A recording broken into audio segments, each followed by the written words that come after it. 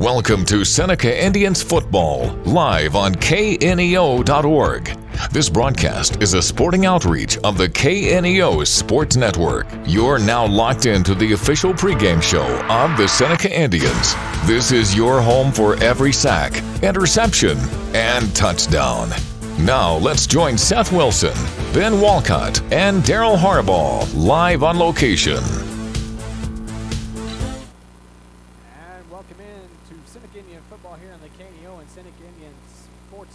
I'm Seth Wilson, joined by Daryl Harbaugh and Ben Walcott. We are in week 2 of the 2024 season here in Seneca, Missouri, where the Indians are going to take on the Mountaineers from Mount Vernon. Seneca comes in with a 1-0 record after defeating Cassville in their home opener last week, 55-16. Mount Vernon also comes in 1-0 after edging past Aurora 7-6 in their home opener. These two teams have a history of meeting where both are ranked in the top 10 in previous years, and they are both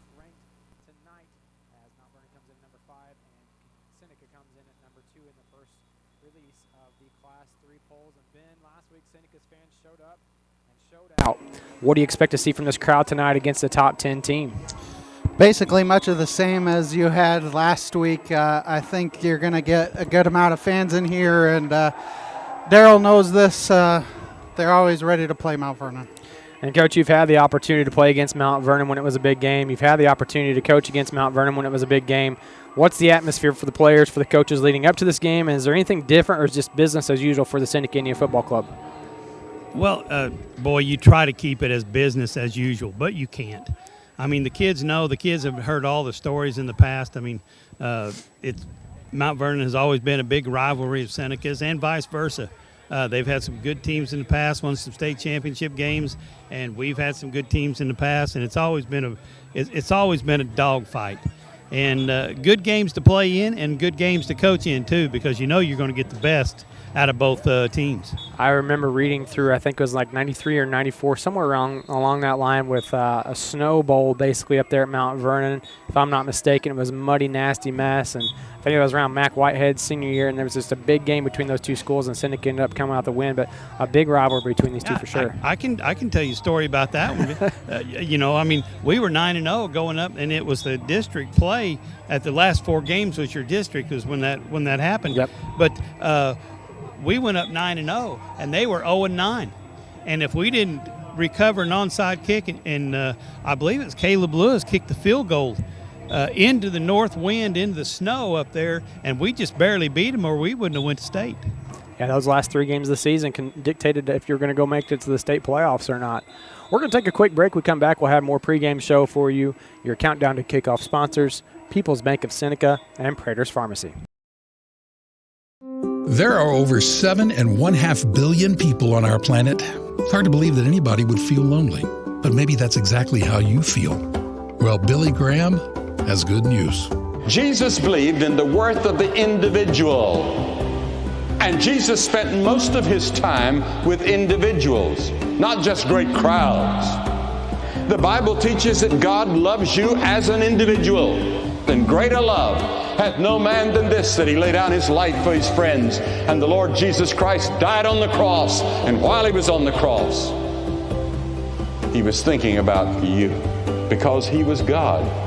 He could look down the centuries and call you by name on that cross and say, I love you, I will forgive you if you will come to me. That's right, God loves you, and he's waiting for you with open arms. Learn more at findpeacewithgod.net. We're the Billy Graham Evangelistic Association.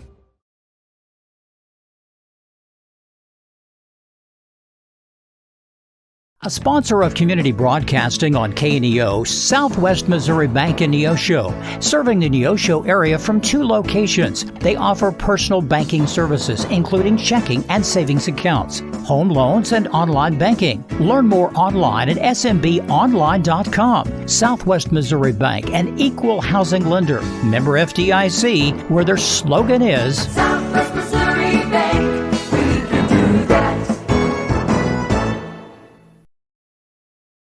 I'm a Missouri Farm Bureau insurance agent.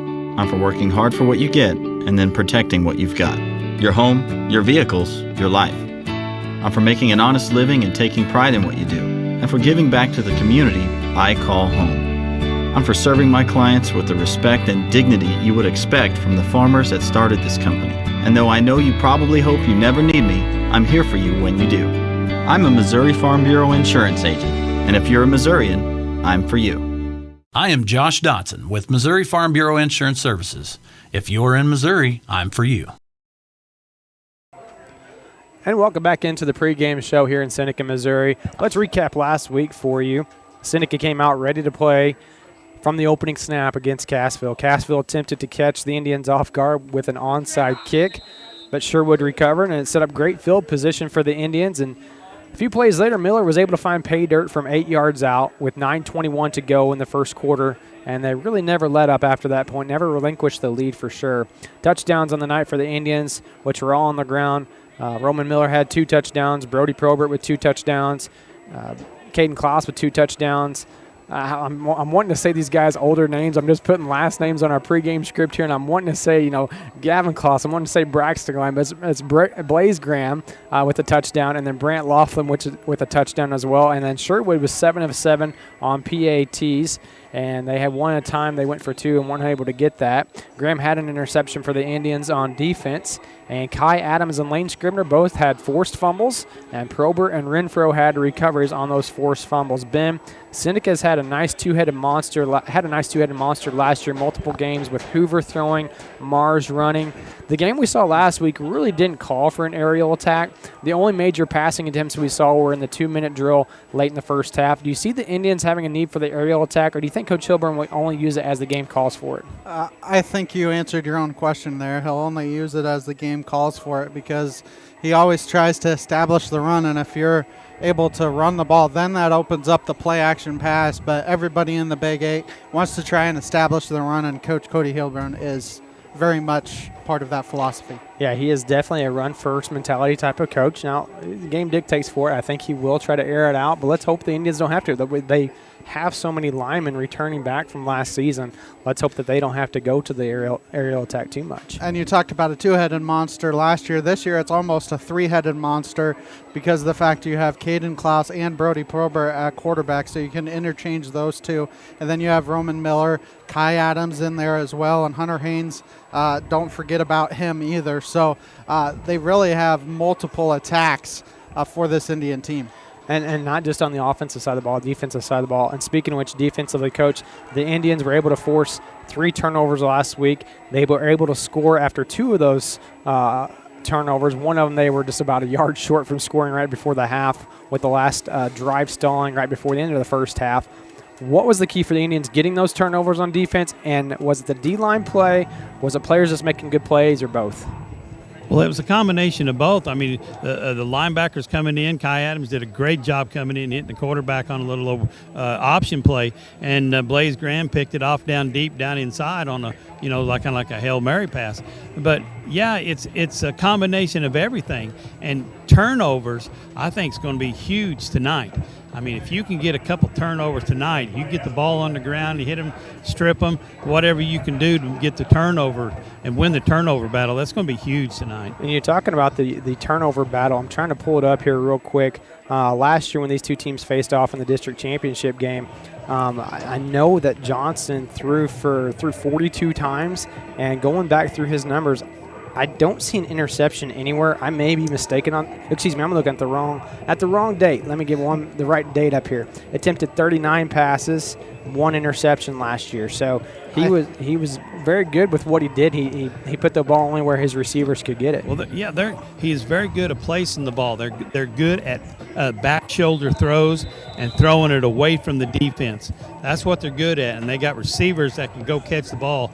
This is what scares me more than anything is their passing attack, and can we cover their receivers? And recalling last week, that was something that Bodie Rose from Castle did. He just put the ball up in the air and allowed his receivers to go get it, and they would go get it over the top of defenders. Now, they're going to put a lot more receivers, more than just a one-man route, so Seneca's secondary has got to be ready to go tonight. And I think one of the helpful things for Seneca is Tyrone Harris will be in tonight. So that's somebody, Hunter Haynes didn't do a bad job last week, but Harris has a little bit more height, and he may be able to help because Seneca doesn't really, they play man on man. Coach knows this, and Coach can go into this more, but they play man on man with no safety help over the top.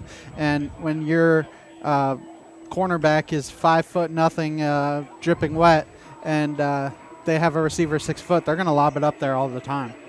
All right, we're going to take a break right here. We come back, we'll have more pregame show for you. Your countdown to kickoff sponsors, People's Bank of Seneca and Prater's Pharmacy. The Seneca R7 School District is proud to support the student athletes and coaches competing in this game. High school activities help students learn life values such as hard work, dedication, and teamwork. The Seneca R7 School District is honored to serve such a great community and wants to thank all the Indian fans for their great support. The Seneca R7 School District, tradition, pride, class. At ProLube Tire and Auto Center, we know what it means to rely on your vehicle. We race all year and know how to get that extra inch out of every part. Precision, quality, and reliability are not just words to us. It's what we do every day. We know you rely on your vehicle to perform for your family. From oil changes to full-on repairs, ProLube gives you the best racetrack team experience, so you can be worry-free. ProLube Tire and Auto Center, where we get it right on the road and the track. Seneca Indian Athletics is sponsored by Prairie Top Chiropractic. Located at 4556 Quince Road in Seneca, chiropractic physician Seth Wilson offers chiropractic services to Seneca and the surrounding areas. For appointment information, their phone number is 417-776-4556 or discover more at facebook.com/Prairie Top Chiropractic. Prairie Top Chiropractic, where their slogan is Better Health, Better You. A proud backer of the Seneca Indians is Campbell Biddlecombe Funeral Home of Seneca. Located at 1101 Cherokee, they are honored to serve the area with traditional service options including church and graveside services. They also have prearranged funeral plans. For more information, the phone number for Funeral Director Mike Steele at Campbell Biddlecombe Funeral Home of Seneca is 417-776-2251 or online campbell-biddlecomefh.com. Dairy Queen Grill and Chill in Seneca is the place to go before or after the game. Check out their amazing menu of fan-favorite blizzards like Oreo or cookie dough. Happy hour is daily from 2 to 5 p.m. That means everything you can drink from a straw is half price, excluding premium shakes. Don't forget to grab one of their $7 meal deals or their signature stack burgers and top it off with a Misty Slush. The Dairy Queen Grill and Chill in Seneca, located at 308 Washington, open daily from 10 a.m. to 10 p.m. Proud to support the Seneca Indians.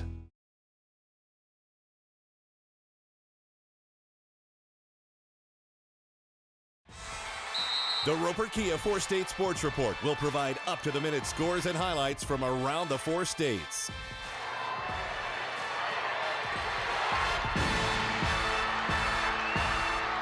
With ultimate local coverage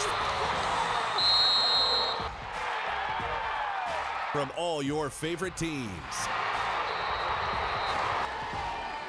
The Roper Kia 4-State Sports Report, weeknights at 6 and 10 p.m. And we welcome you back to Seneca, Missouri, as we are about 31 minutes away from kickoff here against the Mountaineers from Mount Vernon. Last week we started a new segment called Southwest Shoutout. We revealed the district pairings last week in that Southwest Shoutout. Again, this involves anything in Southwest Missouri in regards to football. Well, this week the first polls were released, rankings were released, and 12 Southwest Missouri schools were represented in the poll. Seneca comes in at number 2 in Class 3, just trailing to Blair Oaks. Blair Oaks, what happened to them last night, Ben?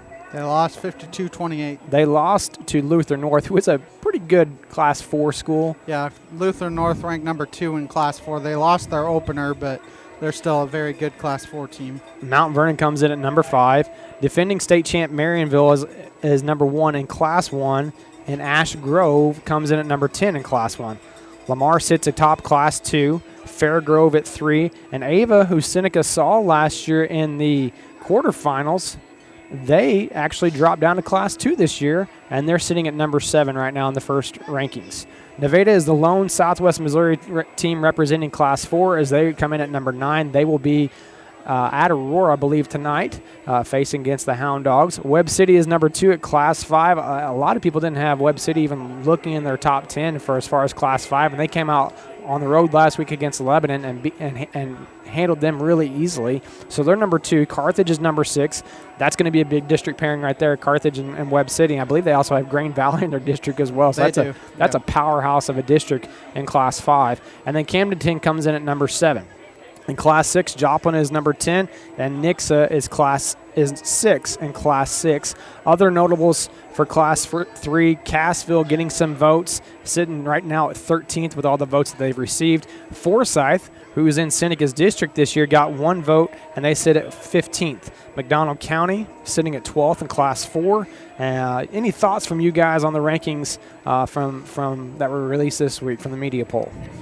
I might have been a little bit surprised just how high Seneca was to start. Everybody knows how much that they lost from last year, and I think maybe some people may have opened some eyes last week with how dominant they were versus Cassville. A lot of people talking about how Seneca needs to rebuild, and I think a lot of the talk around here that may have offended some Seneca players, some coaches, and it's not rebuilding, it's reloading for the Seneca team. Let's hope they can do that. Coach, do you have any thoughts on the top 10 rankings, or for you, does it really matter to you? Don't pay attention to that stuff. It doesn't really matter to me. Why we're there is we were there last year. Right. And we're going to be there until someone knocks us off. Yep. And that's as simple as it. They're going to give us our due, and the coaches around there give us our votes because we got there. Now, when someone knocks us off, then they're going to take it away. Yeah, got to get them ready to play each and every single night. Again, Coach Hilburn talked about it last week that he puts the big goals together, talks about them one day, and then they put those goals away, is to win the conference, win the district, and win a state championship. Talks about those day one, and then after that, it's just 1% better every single day. That's all he wants to focus on, is every single day getting a little bit better. And there were some different things he and I talked about where you saw a certain number of mistakes in a practice one day, and the next day that mistakes numbers dropped a little bit. That's what he's talking about. That's what he's looking for. I don't think any of those guys pay attention to the media rankings. And at this point, I may have even asked Coach Hilburn this on the air, but at this point, it's old hat for them. They've been there before. They know what it's like to be ranked. You were at a state championship game last year. Seneca's had this history for so long of being a top-ranked team in the state of Missouri. So it's kind of old news for them. There's business as usual. Seneca comes in against number 5 this week, and then turn around next week and go on the road to Nevada, playing number 9 at their home, just like we did last year. Had to play them up, and then we wrap up our season against Lamar. 5 of the 9 Big 8 schools getting votes in the polls this week. That tells you how strong the Big 8 conference is, having 5 over 50% being getting some votes some form or another as far as top 10 rankings. Yeah, you think about, we always talked about the Big 8 West and just how dominant it was. It was 3 or 4 teams last year won their district. And, the Big 8 West, they just merged 2 of the better teams from the Big 8 East into the Big 8 West. And this just kind of proves how strong it is. This is a top 10 matchup, number 2 versus number 5. And so it just proves how strong the Big 8 has been, will be, and always has been. That's true. It's a very strong conference. Seneca, by the numbers, last week, 454 yards rushing, 84 passing yards, 50% on third down conversion, 75% on fourth down conversion. We're going to take a 1-minute break. Here we come back. We'll have more pregame show for you, your countdown to kickoff sponsors, People's Bank of Seneca, and Prater's Pharmacy. Being a Lion comes with a reputation for excellence. Whether it's in the classroom, on the court, or in the community, Lions are leading the way. With innovative and immersive academic programs, new scholarship opportunities, and a campus committed to the future, now is the perfect time to find your purpose. Find your pride at Missouri Southern State University. Looking for a bank that puts community first? Look no further than First Community Bank. With our friendly service, convenient locations, and a wide range of financial products and services, we're here to meet all your banking needs. Whether you're saving for the future, buying a home, or starting a business, we're committed to helping you achieve your financial goals. Come experience the First Community Bank difference today. First Community Bank, where community comes first. Member FDIC.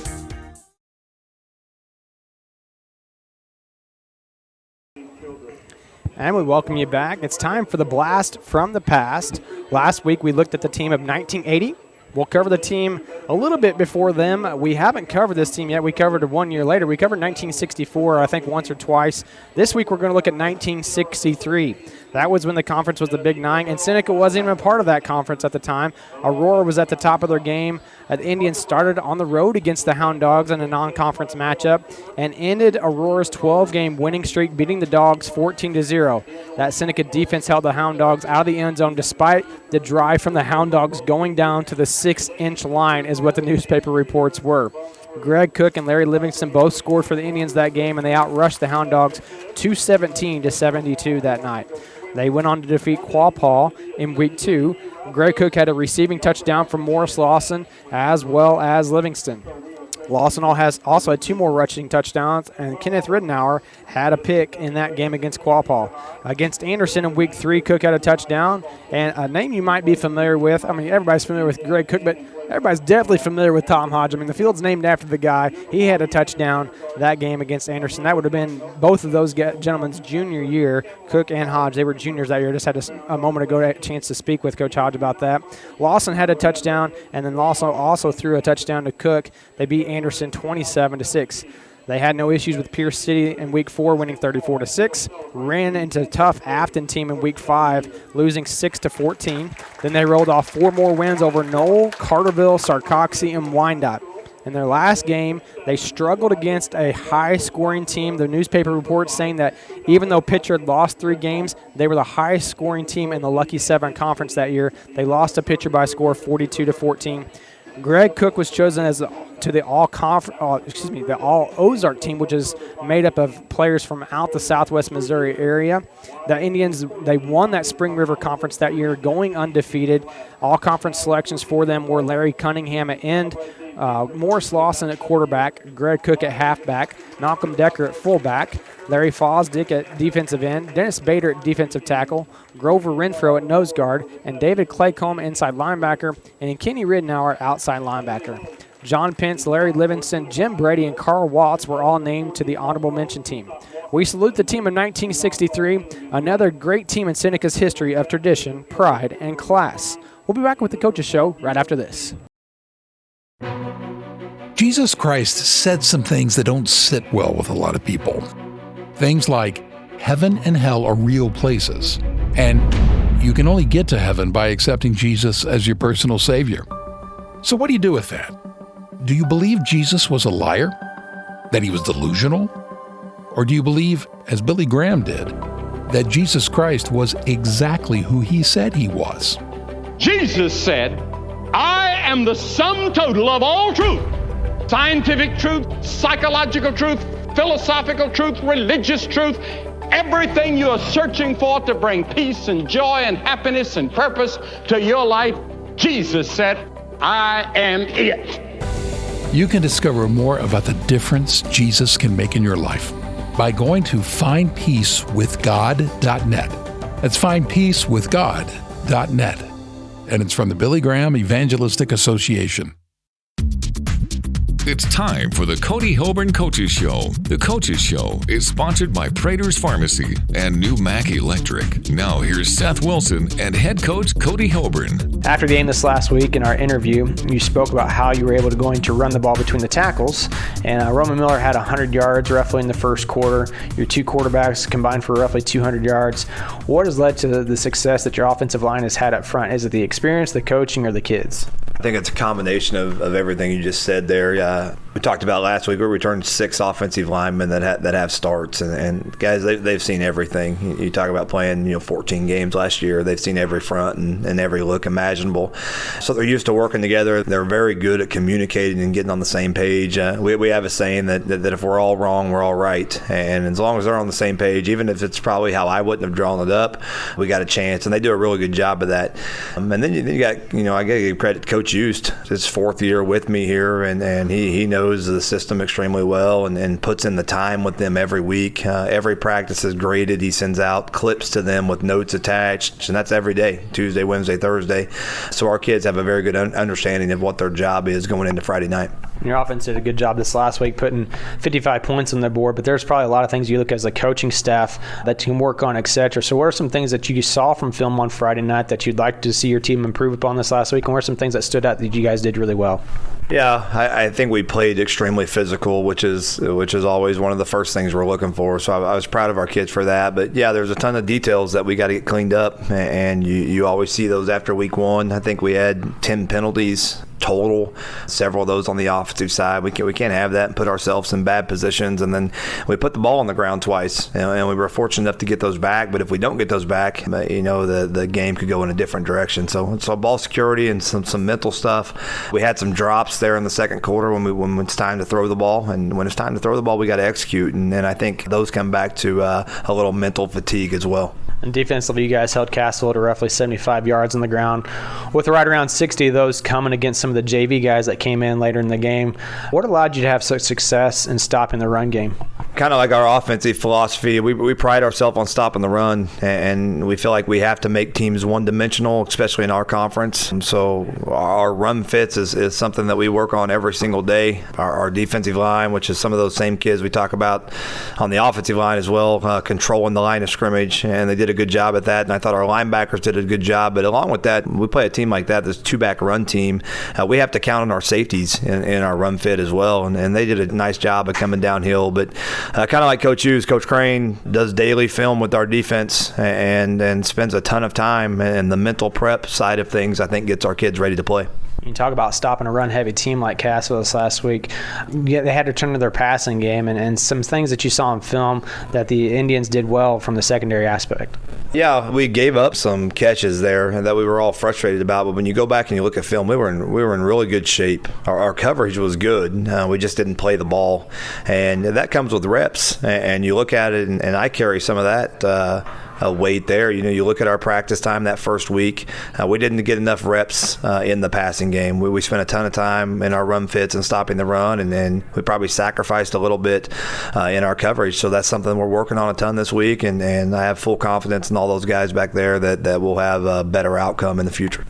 Prater's Pharmacy in Seneca is a proud supporter of the Seneca Indians. The pharmacy is open from 9 to 5:30 Monday through Friday and from 9 to 1 on Saturday. They offer an automatic refill program and internet refill service online at praterspharmacy.com and through their mobile apps. They also have a drive-through window. Prater's Pharmacy at 1711 Cherokee in Seneca, 417-776-8701.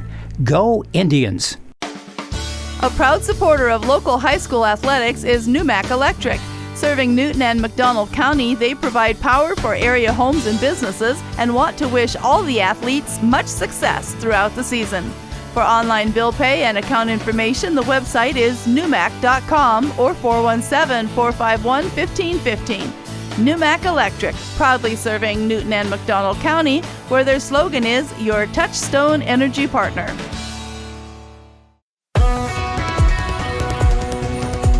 A familiar foe comes to town this week in Mount Vernon. Seneca's only played them in the playoffs the last two seasons, ending Mount Vernon season twice. There's going to be a lot of talk in Southwest Missouri and probably the state too, through the media and through the fans about this game. What do you guys do as a coaching staff to make sure you guys stay focused on that 1%?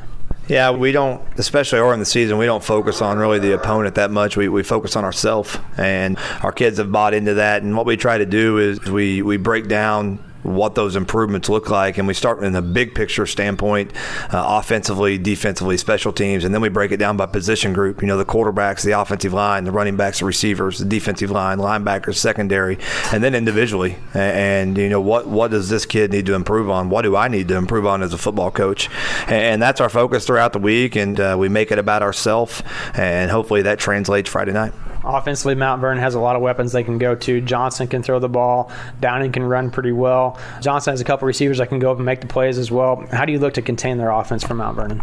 Yeah, you're right. They're very balanced, which makes it tough. And if they're having success doing both things, running and passing the football in rhythm, that's who they want to be. So again, our philosophy doesn't change. We have to make teams one-dimensional, and we have to be really good on first down. So it always starts with us with stopping the run game. And then once we have forced them to pass the ball, we can make some adjustments and get in some of our third and long packages and hopefully get off the field and get our offense back on the field. Defensively, they have a lot of guys in the secondary. They return a lot of guys that played in the secondary last year. Big up front on the defensive line. What do you expect to see from them on defense? Yeah, they're very multiple. They base out of a three-man front, which is where they want to be, and they're very active out of that three-man front. When saying that, I mean they bring a ton of stunts and give you a lot of different looks, but probably different this year. They're really comfortable in their four-man front as well, so they'll bring in another defensive lineman that's the 300-pound kid, and they do a good job of stopping the run out of that front. So it's a tough week for our offensive line, but we have to recognize fronts and get on the same page and hopefully have some success going from there. You've been listening to the Cody Hilburn Coaches Show. The Coaches Show is sponsored by Prater's Pharmacy and New Mac Electric. We'll be back with more Indians football after this on the KNEO and Seneca Indian Sports Network. People's Bank of Seneca is proud to support this portion of the game. They offer banking services including checking and savings accounts, CDs, and loans for individuals and businesses. They have locations in the Seneca and Joplin areas and are online at peoplesbankofseneca.com. People's Bank of Seneca, proud supporters of the Seneca Indians. Member FDIC and equal housing lender.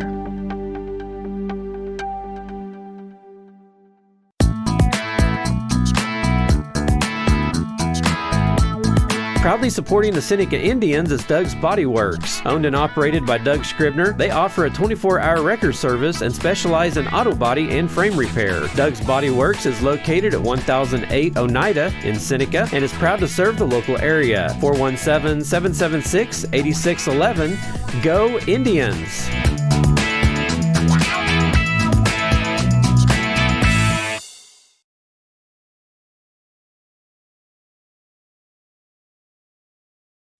You know what fear feels like. Maybe waiting on a medical test, wondering how you're going to make ends meet, or worrying about someone you love. What if those fears could be silenced by two little words? Fear not. When you trust your life and everything in it to Jesus Christ, those two words, fear not, can give you peace over anxiety. In the midst of our world filled with its dangers, hate, and war, the words of our Lord Jesus Christ are more relevant today than they were then. Once more he comes to those who love him and says, fear not. Billy Graham. He comes to you in the hospital room. He comes to you in the midst of a family tragedy. He comes to you in the midst of a business or a physical tragedy. And he says, fear not. I'm with you. I'm there to help you.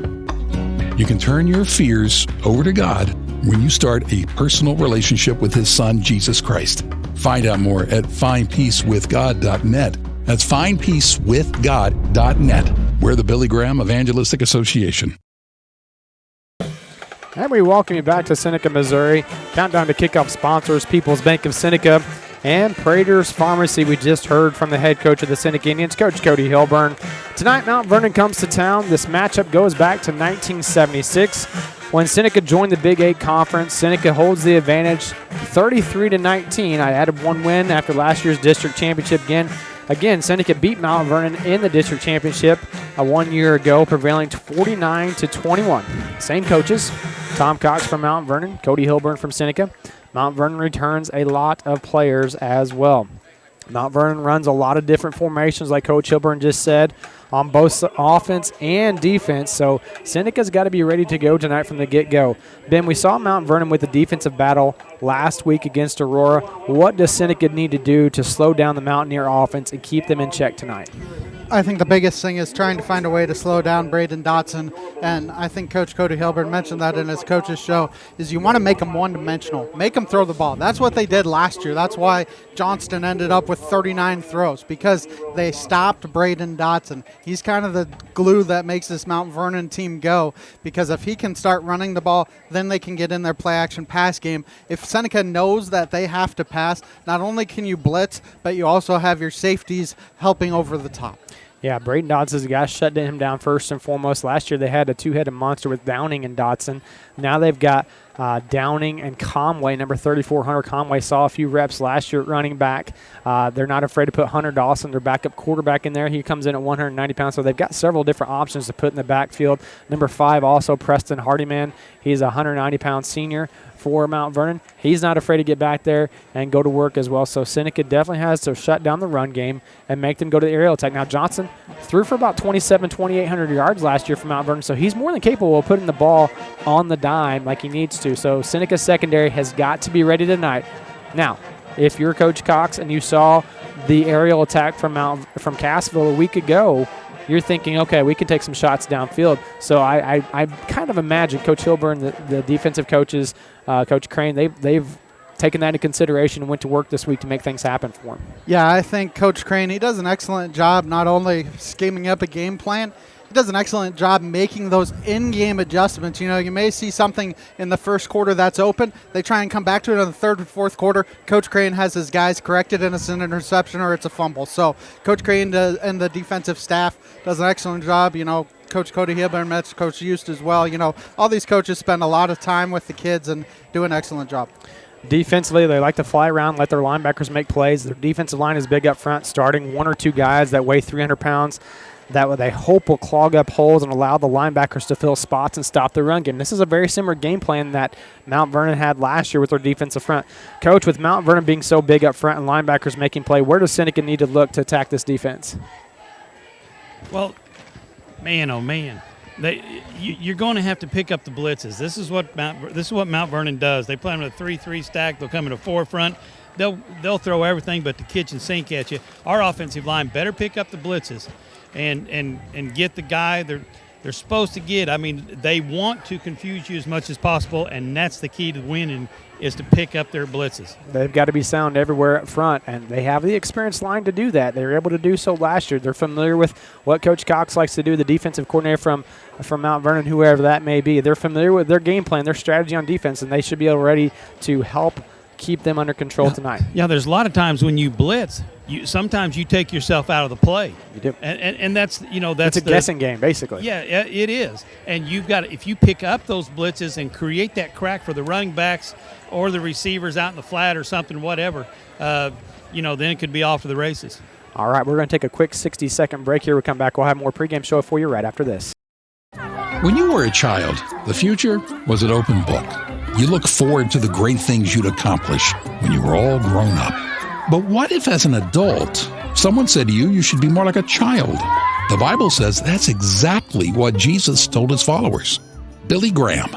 At that time, the disciples came to Jesus and asked, "Who is greatest in the kingdom of heaven?" And he said, "I tell you the truth, unless you are converted and become as little children, you'll never enter the kingdom of heaven. Therefore, whosoever humbles himself like a little child is greatest in the kingdom of heaven." You don't have to do some great thing or go through some great experience to know Christ. You just come like you are. Discover how you can experience Jesus Christ personally. Go to findpeacewithgod.net. That's findpeacewithgod.net. We're the Billy Graham Evangelistic Association. And welcome back to Seneca, Missouri. The Mountaineers have made their way onto the field, and the Indian starting lineup is being announced as well. Tyrone Harris coming out there, the first guy out. He's first numerical order, so he is number 3 coming out ready to go for the Indians tonight. Missed him last week. Ben, keys to victory tonight before we get to the coin toss. Do you have any keys to victory tonight? We didn't get to that last week. I think the big thing is you got to be able to establish this run against the big Mount Vernon team. If you're able to establish the run, you're able to get into the play action pass. And, whether it be Miller, whether it be Probert, whether it be Klaus, between the three of them, they got to have to rush for probably over 200 yards combined. Yeah, they've got to have a big night. Last week, Miller going for 142, Klaus going for 120, 15 to 25, and Probert going for another 85, 200 yards, pretty solid. 300 yards there, pretty solid. So they've got to be, they didn't, between those three guys, they had 300 yards combined amongst them all, but got to be ready to go tonight from the first snap. Coach, you have key players, keys to victory tonight. My keys have always been the offensive line. If you get the offensive line going and you get them keyed up, get their heads up and make sure they're blocking with their heads up, picking up the right guys at the right time, then you can rely on the running backs to make the decisions, the quarterbacks to come off their draw plays and hit the receivers down the field. And key players, Ben, who do you have tonight for key players? I think I already mentioned them. Okay, Coach, who do you have for key players? Key players to me tonight, if anything, would be Hagen Ginger and Don Brown as a tackle and tied in to make sure they're picking up the linebackers, blocking down and sealing off that inside linebacker. A little bit of a different approach. Last year in the district championship, Mount Vernon came out a little bit more fired up. Tonight, a little bit more quiet and calm and making their way to the sideline, which, I mean, it's very interesting. Mount Vernon always travels well to these games, and there aren't as many fans as I thought would make the trip from Mount Vernon tonight. No, and usually they have a group tailgating as well over there in the parking lot. They didn't make it out tonight.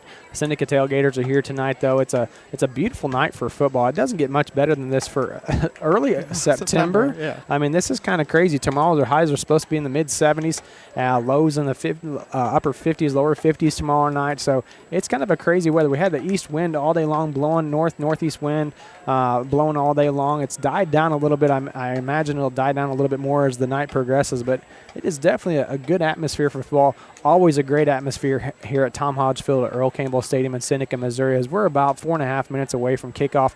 Your countdown to kickoff sponsors, People's Bank of Seneca and Prater's Pharmacy, as the Indians have their captains ready. Hagen Ginger, Don Brown, Ryan Owens, and Nolan Napier, the captains for the Indians. And looks like Mount Vernon's going to send out number 23. That is Dominic Schnelton. He is in crutches. He was supposed to be a big wide receiver target for them this year, and he is unable to participate. Looks like he may have a significant leg injury. Number 5, Preston Hardiman, standing over there on the sideline for them as well. And number 9, Lane Conrad, a wide receiver for them. And I believe number 10 is standing over there as well. That's Grayson Gann, a wide receiver, a big target for the Mountaineers offense. So they've got their guys ready to go. They're just waiting for the official clock to get to the point where they can walk out on the field and have the coin toss. Yeah, everybody, I think, is ready to go, and you're just sitting here waiting on the clock.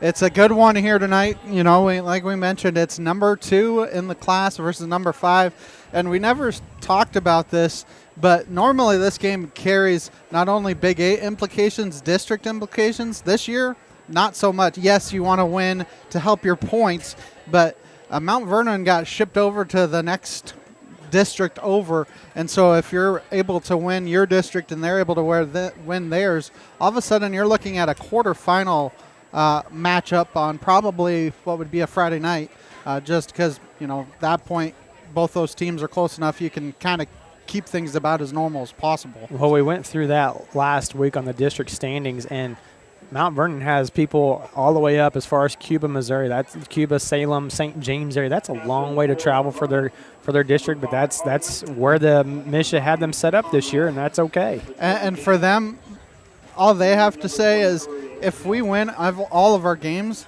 it doesn't matter who's in our district because we're going to be number 1, and everybody's got to come to us anyways. You take care of your own business, and you're able to do that.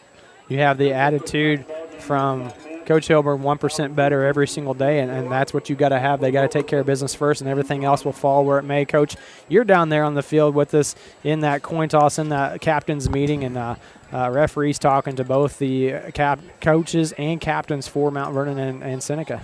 Yeah, Matt Mintz and his crew is here tonight, talking to the captains, and the coaches are giving dismissed, and here we have the coin toss as right now, and Mount Vernon will make the call in the air since they're the visiting team. They called tails.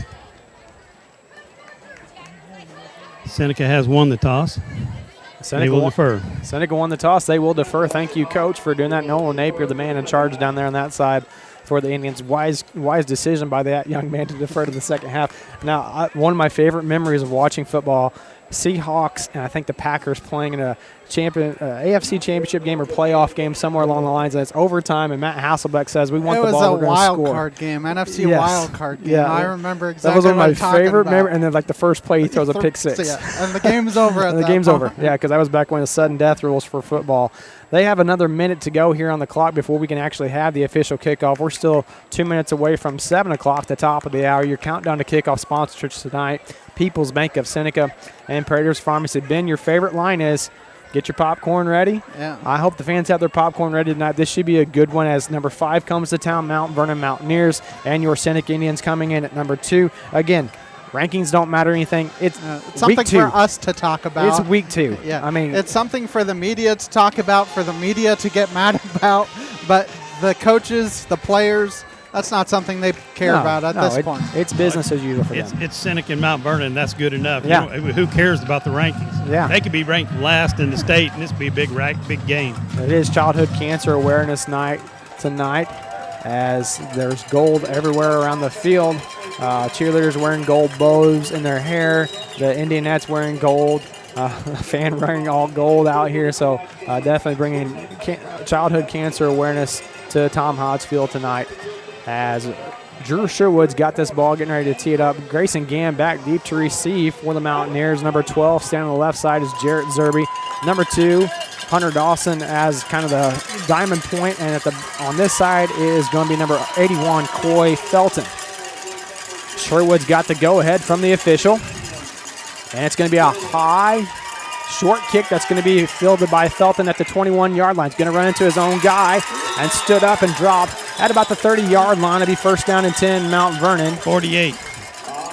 Can't remember his name. Jude King coming in there on the tackle, Yes. number 48. Yep, got first hold of him. And Hunter Haynes did a good job of holding his lane, kind of forcing him back inside there, and they kind of angle that kick on purpose. And you mentioned it in the pregame, Seth, you know, something that Seneca got better at as the year went on last year was PATs. Drew Sherwood really could become an asset for them down the road. Trips to the far side for Mount Vernon, one to the near side. Dotson to the left of Johnson. Going to send a man in motion. Now we got twins. Handoff's going to go. It's going to be Johnson running to the right side. Blaze Graham's going to come up and take out Johnson's knee right about the 35-yard line. So the first play goes to their quarterback. Kind of an uncharacteristic play for Mount Vernon, but they get about 5 yards on the play. Well, and that may be why it's uncharacteristic, is everybody's expecting the handoff to go to Dotson, and you pull it, and a nice play there by whoever tackled him. Blaze Graham. Yeah, up, because if he gets by him, there's a lot of green grass. Same formation once again, trips to the far side, going to send a man in motion. That's Lane Conrad. Now the handoff, so that's going to be Johnson pulling it once again, and Blaze Graham going to come up and make the tackle. Coming up to help out as well is Hagan Ginger. He's got enough for the first down, so Mount Vernon just keeping it basic right now, and I think, honestly, that's a good strategy for them. If you try to get too fancy, sometimes it ends up burning you. Hagan got caught a little bit on the inside that time. He's supposed to set and read that quarterback, and he's getting caught on the inside just a little. Well, it's a little RPO action is what they have going on right now. Trips to the near side this time as the ball's on the far side of the field. Going to send Gann in motion to make twins. And it's going to be a handoff to Dodson. Go ahead. Miller was the first one there. Just a 3-yard carry for Dodson on that one. Yeah, Miller did a good job reading it. Dotson kind of dragged him there for a yard or two until the cavalry came and helped him out. What you're going to find out about Seneca defense, last year we had kids that could make plays in the open field. We're going to have to develop these kids now to find out if they can make the tackle in the open field. Second down and 7. Now you go empty. Let's see if they motion Dotson back into the backfield here. Trips to the far side, one to the near side, empty set this time for Johnson. Going to send a man in motion, and it's going to be a jet sweep to him. Coming up is Roman Miller immediately, and Caden Klaus, as well as Lane Scribner right there to take him down. A gain of about 1 on the play to the 45-yard line. A great job in pursuit by those young men. Yeah, they did a good job of not letting him get to that outside edge. And now third down and medium to long, so it'll be interesting to see what happens here. Yeah, you've got to play your position now. You've got to be smart, play your position, and don't get sucked into all the fakes and the runaround stuff. Third down and 6 for the Mountaineers. Going with the tight set now. You can see a quarterback draw here. And Johnson going to look to pass. First passing attempt for him. It's incomplete as he was looking for the Felton right over the middle. Good job by Graham and Miller to be right there on top of things, making it 4th down. Yeah, even if he catches that, I mean, he's only a yard or two downfield. I'm not sure if it was Ginger on this side. You know, they kind of double teamed him. Dotson had a little bit of a not a crackback block, but double team, and they still were able to get pressure out there on him.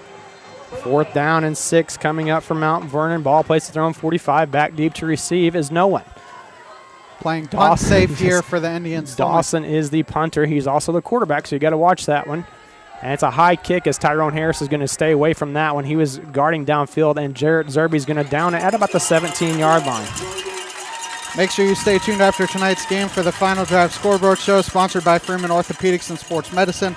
Also, check out our live scoreboard during the game. Go to kneo.org/sports. Click on the scoreboard link to get the latest scores from games around the area as they're happening.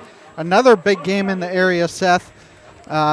Webb City looking for a little bit of revenge as they face Nixa tonight at home. 1st down and 10 for the Indians. Sherwood split out to the near side. Ginger and Graham to the far side. Miller to the left of Caden Klaus. 4 down linemen for the Mountaineers. Now Owens is going to motion out here, making it twins set up for the Indians offense. Graham's going to go in motion. Handoff's going to go to Graham. And he tries to get the outside. Miller missed a block on that one, allowing number 34 Conway to come up and make the play. Yeah, I was going to say that's Miller's block there, and he just whiffed. Lost a yard on that one. 2nd down and 11. And is it me? Does it seem a little flat out here tonight? That's the first play I know, but the crowd kind of seems flat. Both sides kind of seem flat right now, and we've only had one series on offense. 8:57 to go here in the first quarter. Yeah, I think both sets of fans are kind of waiting for something exciting to happen. Yeah. 3 down linemen this time for Mount Vernon. Maybe trying to bring pressure from the outside as Dotson's in the outside linebacker position. It's going to be a pitch to Miller. Miller's trying to make one-man miss, still on his feet, and is going to dive across the 20-yard line. Tripped up a little bit by number 11, Nordic. And they're going to have his forward progress to the 21, so pick up a 5, 3rd down. Oh, man, was he close? I was just thinking he was that. Close. Yeah. He just got tripped up at the last man. If he could got by him and kept his feet, he'd be running still. 3rd down and 5 to go for the Indians. 2 receivers to the far side. Tyrone Harris checks in on the near side. 4 down linemen from Mount Vernon. It's going to be a fake toss to Miller. Now they're going to look back side to Hagen Ginger. He's going to get wrapped up immediately and drop for a loss as the linebacker snuffed that one out from Mount Vernon. Back to the 19-yard line they go. They tried that fake toss and go reverse play. So now it's going to be 4th down and about 8 as they lost 2 on that one. Yeah, one of those linemen were able to get pressure upfield, and they were anticipating that fake toss, tight end screen, basically. They had Hagen man-to-man, so it would have been tough to get him off. In a zone, that might have worked, but not in man-to-man. Jagger Wilson, I believe, is the punter for the Indians. Good snap. High, short kick. That's going to be fielded. No, it's just going to take a roll. And it doesn't take a great roll. It's going to be down at the 44-yard line, so great field position for Mount Vernon with 7:18 to go here in the first quarter of play. First time this year we've seen the Indians punter, so that one looked like it went off the side of his foot a little bit. Was I correct on that number, Coach? Was that Jagger Wilson? I think it was back there. I had a little difficulty seeing his jersey number. It was all scrunched up on the front. Wasn't it Hoover last year that did the punting for Seneca, so you do need a new punter? I'm drawing a blank right now. I mean, they didn't punt a lot, so that's part of it. Twins this time for Mount Vernon. Ball placed on Seneca's 44-yard line. Going to send a man in motion. Johnson's going to look to throw. He's looking over the middle. That ball's going to be in and out of the hands of the intended receiver. That's Felton. Good coverage downfield by Drew Sherwood, making it 2nd down and 10. And I think they heard a little bit of footsteps because Roman Miller was right there on the double team as well, and he could have had a big hit if he was able to hang on to the ball. 2nd down and 10. Seneca Indian football brought to you tonight by Newmac Electric, Prater's Pharmacy, Seneca Church of Christ, Freeman Orthopedics and Sports Medicine, and Christian Healthcare Ministries. 7:13 to go here in the first quarter play. No score. Mount Vernon on their 2nd drive of the night. You notice they have Tyrone Harris on number 12 all the time. That's their go-to guy. They need a big play. Just in a man in motion. Now it's going to be an RPO as Johnson's going to keep it. Roman Miller's going to come up with Phil as well as Lane Scribner. Good tackle by those two. Looking at that RPO, it looks like it's going to be wide open to this side. And Miller and Scribner just take that down so quickly. Only a pickup of 1, 3rd down and 9. Yeah, Scribner did a good job of staying home there and forcing him to go upfield, and he was able to help make the tackle, but also Miller come up and help finish the job. So now you have a passing situation for Johnson and the Mount Vernon Mountaineers. Bunch set on the far side. Zerby over here by himself. Johnson, 3-step drop, now 5-step drop. Going to give chase is Scribner. Pass is completed, but immediately on the stop is Kai Adams, short of the first down, as the intended target was Grayson Gann. He made the play. 4th down. Ball placed at about the 38-yard line. A pickup of 5 on the play, 4th and 4. Interesting there. They had Dotson kind of leaking out of the backfield. If he saw him, that would have been a touchdown. There ain't no punt team coming out either, boys. So a big play here is 4th down and 4 from the 38-yard line. 6 minutes to go here in the first quarter play. And we're going to stop for a water break at 6 minutes. We'll stop for a 60-second break. No score here in the first quarter.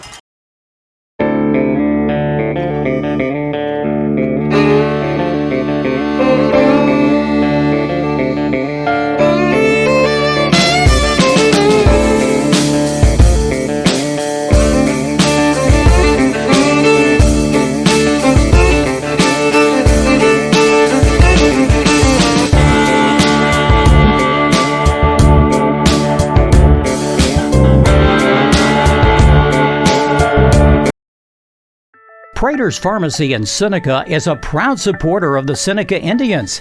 The pharmacy is open from 9 to 5:30 Monday through Friday and from 9 to 1 on Saturday. They offer an automatic refill program and internet refill service online at praterspharmacy.com and through their mobile apps. They also have a drive-through window. Prater's Pharmacy at 1711 Cherokee in Seneca, 417-776-8701. Go Indians. And welcome back to Seneca, Missouri, as there's no score here at the 6-minute mark in the first quarter play. 4th down and 4 coming up from Mount Vernon. Felton on the far side for the Mountaineers. A tight formation, 2 running backs with Conway and Dotson. Zerby lined up tight now too. Got to watch him releasing from that tight end position. He may go on a go route. Just in a man in motion. That's going to be Felton. He comes all the way across, and it's going to be to the second man through Conway. He slips a little bit, and he's going to get stood up. Second effort, I think, is going to get him the first down, though. He got stood up at the line to gain the line of scrimmage. He needed to get to about the 34, and they're already calling for a first down. He got hit hard, but he had the first down just enough on the second effort, the big push. Kind of slipped there, too. You were hoping he would have slipped right and down to the fell. ground. Yeah, just like Miller did a while ago. So he needed 4. He got 4 down to the 34. Now Seneca's defense needs to regroup, come up with a big play now. We saw last week Mount Vernon and Aurora in a field possession game. Only 3 possessions the entire second half. 2 for Mount Vernon, 1 for Aurora. They only got 5 on the play clock as they break the huddle. And they're going to call a timeout. We'll step aside, too, for a 60-second break here on the KNEO and Seneca Indian Sports Network.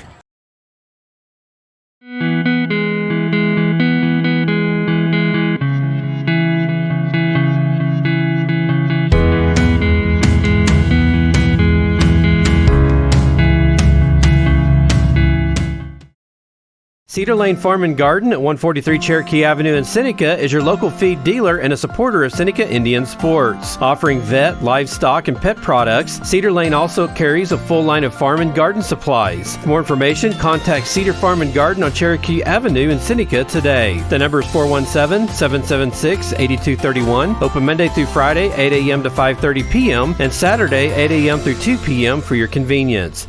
Go Indians! And welcome back as Seneca and Mount Vernon all tied up at 0 here with 5:24 to go in the first quarter play. Mount Vernon converting on a 4th down and 4. They got 4 plus about 3 inches to make it first down. Felton going to be split out to the far side this time for Mount Vernon. Now he's going to come in a little closer. Double tight formation for Mount Vernon. 2 running backs as well. Johnson's going to hand it to the second guy. He's going to look to throw. He's looking deep downfield. That ball's going to be incomplete as he was looking for a corner route on number 9, Lane Conrad. Had play action. Looked like it was going to be a cross-buck play. And then you had the running back slipping out to the flats, and then they went for the deep ball, had crossing routes. He also had a wide open running lane as well. So, he had 3 different options there, and I think he took the worst option. I think right now Mount Vernon's just trying to play the possession game. I think just keep Seneca's offense off the field as much as possible, I think, is what they're going for. Well, like you said, last week it was a 7-6 game, and Mount Vernon scored first, and I think it was the second quarter, didn't score again. Aurora scored in the second quarter and missed their 2-point conversion, and that was it. Johnson under center. It's going to be a fake toss sweep. Now they're going to get back to Felty. He's one-on-one, and Sherwood's going to trip him up just enough. And now they're going to say he's not down. Now he's going to be down. A good job in pursuit. Good job by Sherwood to hold on for that shoestring tackle down to the 32-yard line. Yeah, that was an excellent job by Sherwood because it was one-on-one coverage. And if he doesn't able to stay hold of his ankle, that's probably a touchdown because you have everybody else on one side. That receiver is all alone on that side. Putting him on an island for sure. Well, there's your open field. That's what I was talking about earlier. You got to be able to make plays in the open field, tackles, sure tackles, and hang on like Sherwood did. Sherwood even slipped a little bit. Gaddy to the far side, trips to the near side for Mount Vernon. Now going to send a man in motion. That's Gann. And there's going to be stoppage in play as a penalty flag, legal procedures. Maybe 2 guys went in motion. 1 guy went in motion, the other guy flinched. So it's going to march him back 5 yards. Like you mentioned, Seth, Zerby was on this side, and Harris has been one-on-one with him the entire time, whether he lines up at tight end, whether he lines up at wide receiver, whether he goes to that far side. Harris's responsibility right now is Zerby, kind of like what we saw last year with Ethan Altick and the number 1 receiver. Right now, that's Zerby's responsibility, or that's Harris's responsibility. Coming up on 3 minutes on this time of possession for Mount Vernon. They had the ball for 2.5, 2:38 the first time. Now they're coming up on 3 minutes. Seneca's only had the ball for just 2 minutes and 4 seconds. Trips to the far side this time. 2 receivers on the near side. Empty set for Johnson. He's going to look to throw, dropping back to pass. And Scribner trying to get to him. The ball's going to be caught. I'm going to say he caught it inbounds as Caden Klaus was on the coverage. Good hands downfield by number 24, Gaddy. Gaddy's going to have enough for the first down to the 23-yard line. Yeah, Klaus was trying to push him out and use that sideline as that extra defender and just unsuccessful. So Gaddy gets his first reception of the night. A 14-yard pickup on that play. It's almost like we're trained or been practicing to keep him in the pocket and make him throw. Johnson under center. It's going to be a straight handoff to Dotson. He's going to run it to Kai Adams, and the rest of the cavalry comes in and stands him up and keeps him from getting much of any positive yards. They have him down to the 21. I didn't think he got that far, but Dotson took a shot from Adams. Dotson's coming up slow off the turf as well, so Adams going to keep coming at him. You have to wonder if Mount Vernon is trying to throw to open up the run a little bit, because right now Seneca is doing a good job on the run plug assignments. Gap assignments, I guess is what you call them. 3:30 to go here in the first quarter, no score. Trips to the near side, 1 to the far side this time for Mount Vernon. Conway checks in, he's to the right of Johnson. It's going to be a handoff to Johnson. Conway, he's going to get wrapped up. Good job by, I think it was Renfro on that one, holding on to his shirt tail and just slowing him down enough for somebody else to come and help him out. He's going to be short of the first down, ball placed all the way down to the 15. So pickup of 6 on the play, 3rd down and 2. This is where you would have to expect a Dotson run. However, because they know they have 2 downs, you got to be careful about a play-action pass. Quick on the ball now is Johnson. And it's going to be a turnaround handed off to Dotson right up the middle. He's got to push. And the ball comes free. It's right into the hands of Tyrone Harris at the 10-yard line. Turnover for Seneca. Dotson, they tried to go quick. He ran into a whole scrum if you watch on the replay, and the ball just squirts out right to Tyrone Harris standing there. He tried to take off and go the other way, but good job by him making sure he had the ball. 1st down and 10, Seneca. We always talk about those turnovers, and now can you get points off of turnovers here for the Indians? They were 2 for 3, 14 points off of turnovers last week. It should have been 21 points because they got stopped at the 1-inch line to end the first half. But now you have to, we always talk about take a quick shot, but down at your own 10, you're going to try and run and establish the run here for Seneca. Ginger and Harris split out to the near side in a stacked formation. One receiver to the far side, that's Owens. Two running backs in. Handoff's going to go to Miller to the right side. He slips and falls. He's trying to cut and get upfield. Can't get his footing tonight. Kim Miller, he lost a yard on that play. Back to the 9. You wouldn't think there would be a whole lot of condensation on the field. Not like last week. Last week, there a lot of humidity and everything. Yeah, I mean, Coach is down there. He probably can tell better than anybody, but, I mean, the Indians are just slipping at the moment. Two receivers on the near side, Blaze Graham and Drew Sherwood. Klaus looking over to Coach Hilburn. He's saying run it. Dotson showing blitz. Conway showing blitz. High snap. Klaus is just going to haul it in, and he's going to take off and run up the middle. He's trying to get something out of nothing. Spinning forward, diving forward to the 15. Heads up play by Klaus to keep that from being a big loss, but it's going to make it 3rd down and long now. Yeah, good job there by him to handle the high snap and then just get about 5 yards, it looks like, to make it 3rd and about 6. Well, they got to the 15, so they got to get to the 20 for the first down. Haynes and Ginger to the near side this time. Sherwood like to the far side. Looks like about the 20 and a half. Klaus looking over the defense, talking to Roman Miller. And it's going to be an option play. It's going to be Klaus taking it right up the middle. He runs into a couple guys, makes a stutter step, still on his feet to 25-30. 35-40, giving chase is Gann. Gann's going to try to trip him up, and he makes and miss at the 30. 25, 20, 10, 5. Touchdown, Seneca Indians. Touchdown, Caden Klaus, as he looked like he was dead in the water at 1 yard away. Bounced it to the left side, and he was off to the races. Good job by Klaus. Good job by Hunter Haynes not giving up the play to help make a little bit of a block down about the 15-yard line. That gets the fans up on their feet. We talked about how dead it was. You get a turnover. There's your points off of turnovers, Seth. And on top of that, you get the crowd involved in the game. Big run there by Klaus. Looks like he was just not going to get anything out of that on the option play. Sherwood attempt the PAT for the Indians. Low snap, and it's going to be blocked as it was a low snap as Caden Klaus couldn't handle that one. He hit the block right in front of him, so had a little bit of trouble with that one. Either way, the Seneca scores first. 1:24 to go in the first quarter. Seneca leading 6-0 on the KNEO and Seneca Indian Sports Network.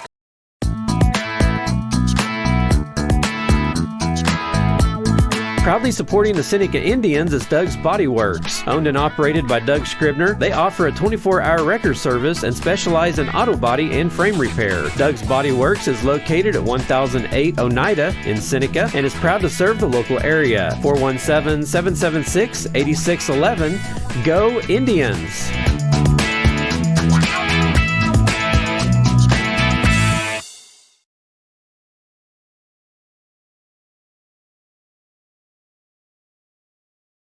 So you hear Coach Harbaugh breaking down that last play there. I don't know if we were back yet from that, but Coach Harbaugh talking about how the outside linebacker went for the pitch man instead of going for the quarterback.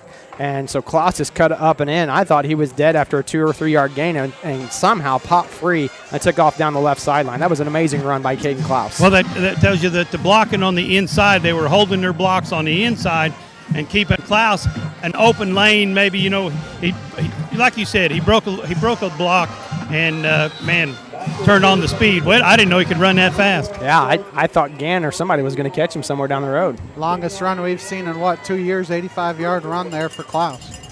Sherwood now on to kick. Gann standing back on his own 20-yard line. He's probably a little bit gassed after trying to chase down Klaus. Short kick.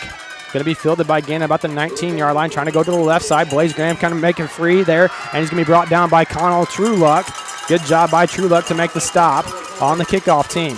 It looks like they're trying to angle it away from him. Unfortunately for the Indians, he was able to catch it and get a good gain there as they'll start at the 42. I didn't think he got that far. Well, they may move it back to about the 40.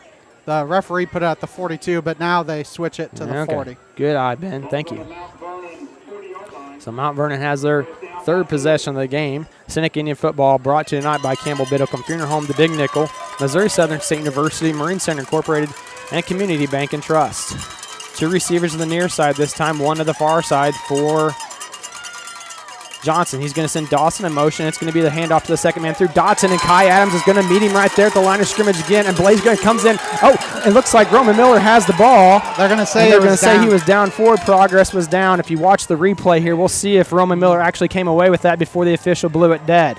I mean, you're not going to be able to hear if it was dead or not. I mean, I think he might have been dead. Yeah, I mean, you're not going to. The far official didn't raise his hand until after Roman Miller had 5 yards, but the near official had the call because the far official was blindsided to it. So a pickup of 1 on the play for Dotson. It's going to make it second down. I was going to say his forward progress was stopped, so I think they blew it dead there. I know the Seneca coaches were mad, but. And quad receivers to the near side this time for Johnson. 1 receiver on an island out there by himself. It's going to be a handoff. Hit to Dotson, and Caden Klaus comes up immediately and takes him down for a big loss. All the way back to the 37. That's what Coach talks about with the one-on-one tackles. You have 4 guys out there trying to block for you, or 3 basically, and he was able to beat the blockers and then an open field tackle. Well, this is what Mount Vernon likes to do. They like to spread you out, they think they've got better athletes than you've got, spread you out, make you play one-on-one out here on the edges, and Seneca's doing a good job so far. And that should do it for the end of the first quarter, and they finally realize that the clock has expired. After 1 quarter play, Seneca leading 6-0 here on the KNEO and Seneca Indian Sports Network.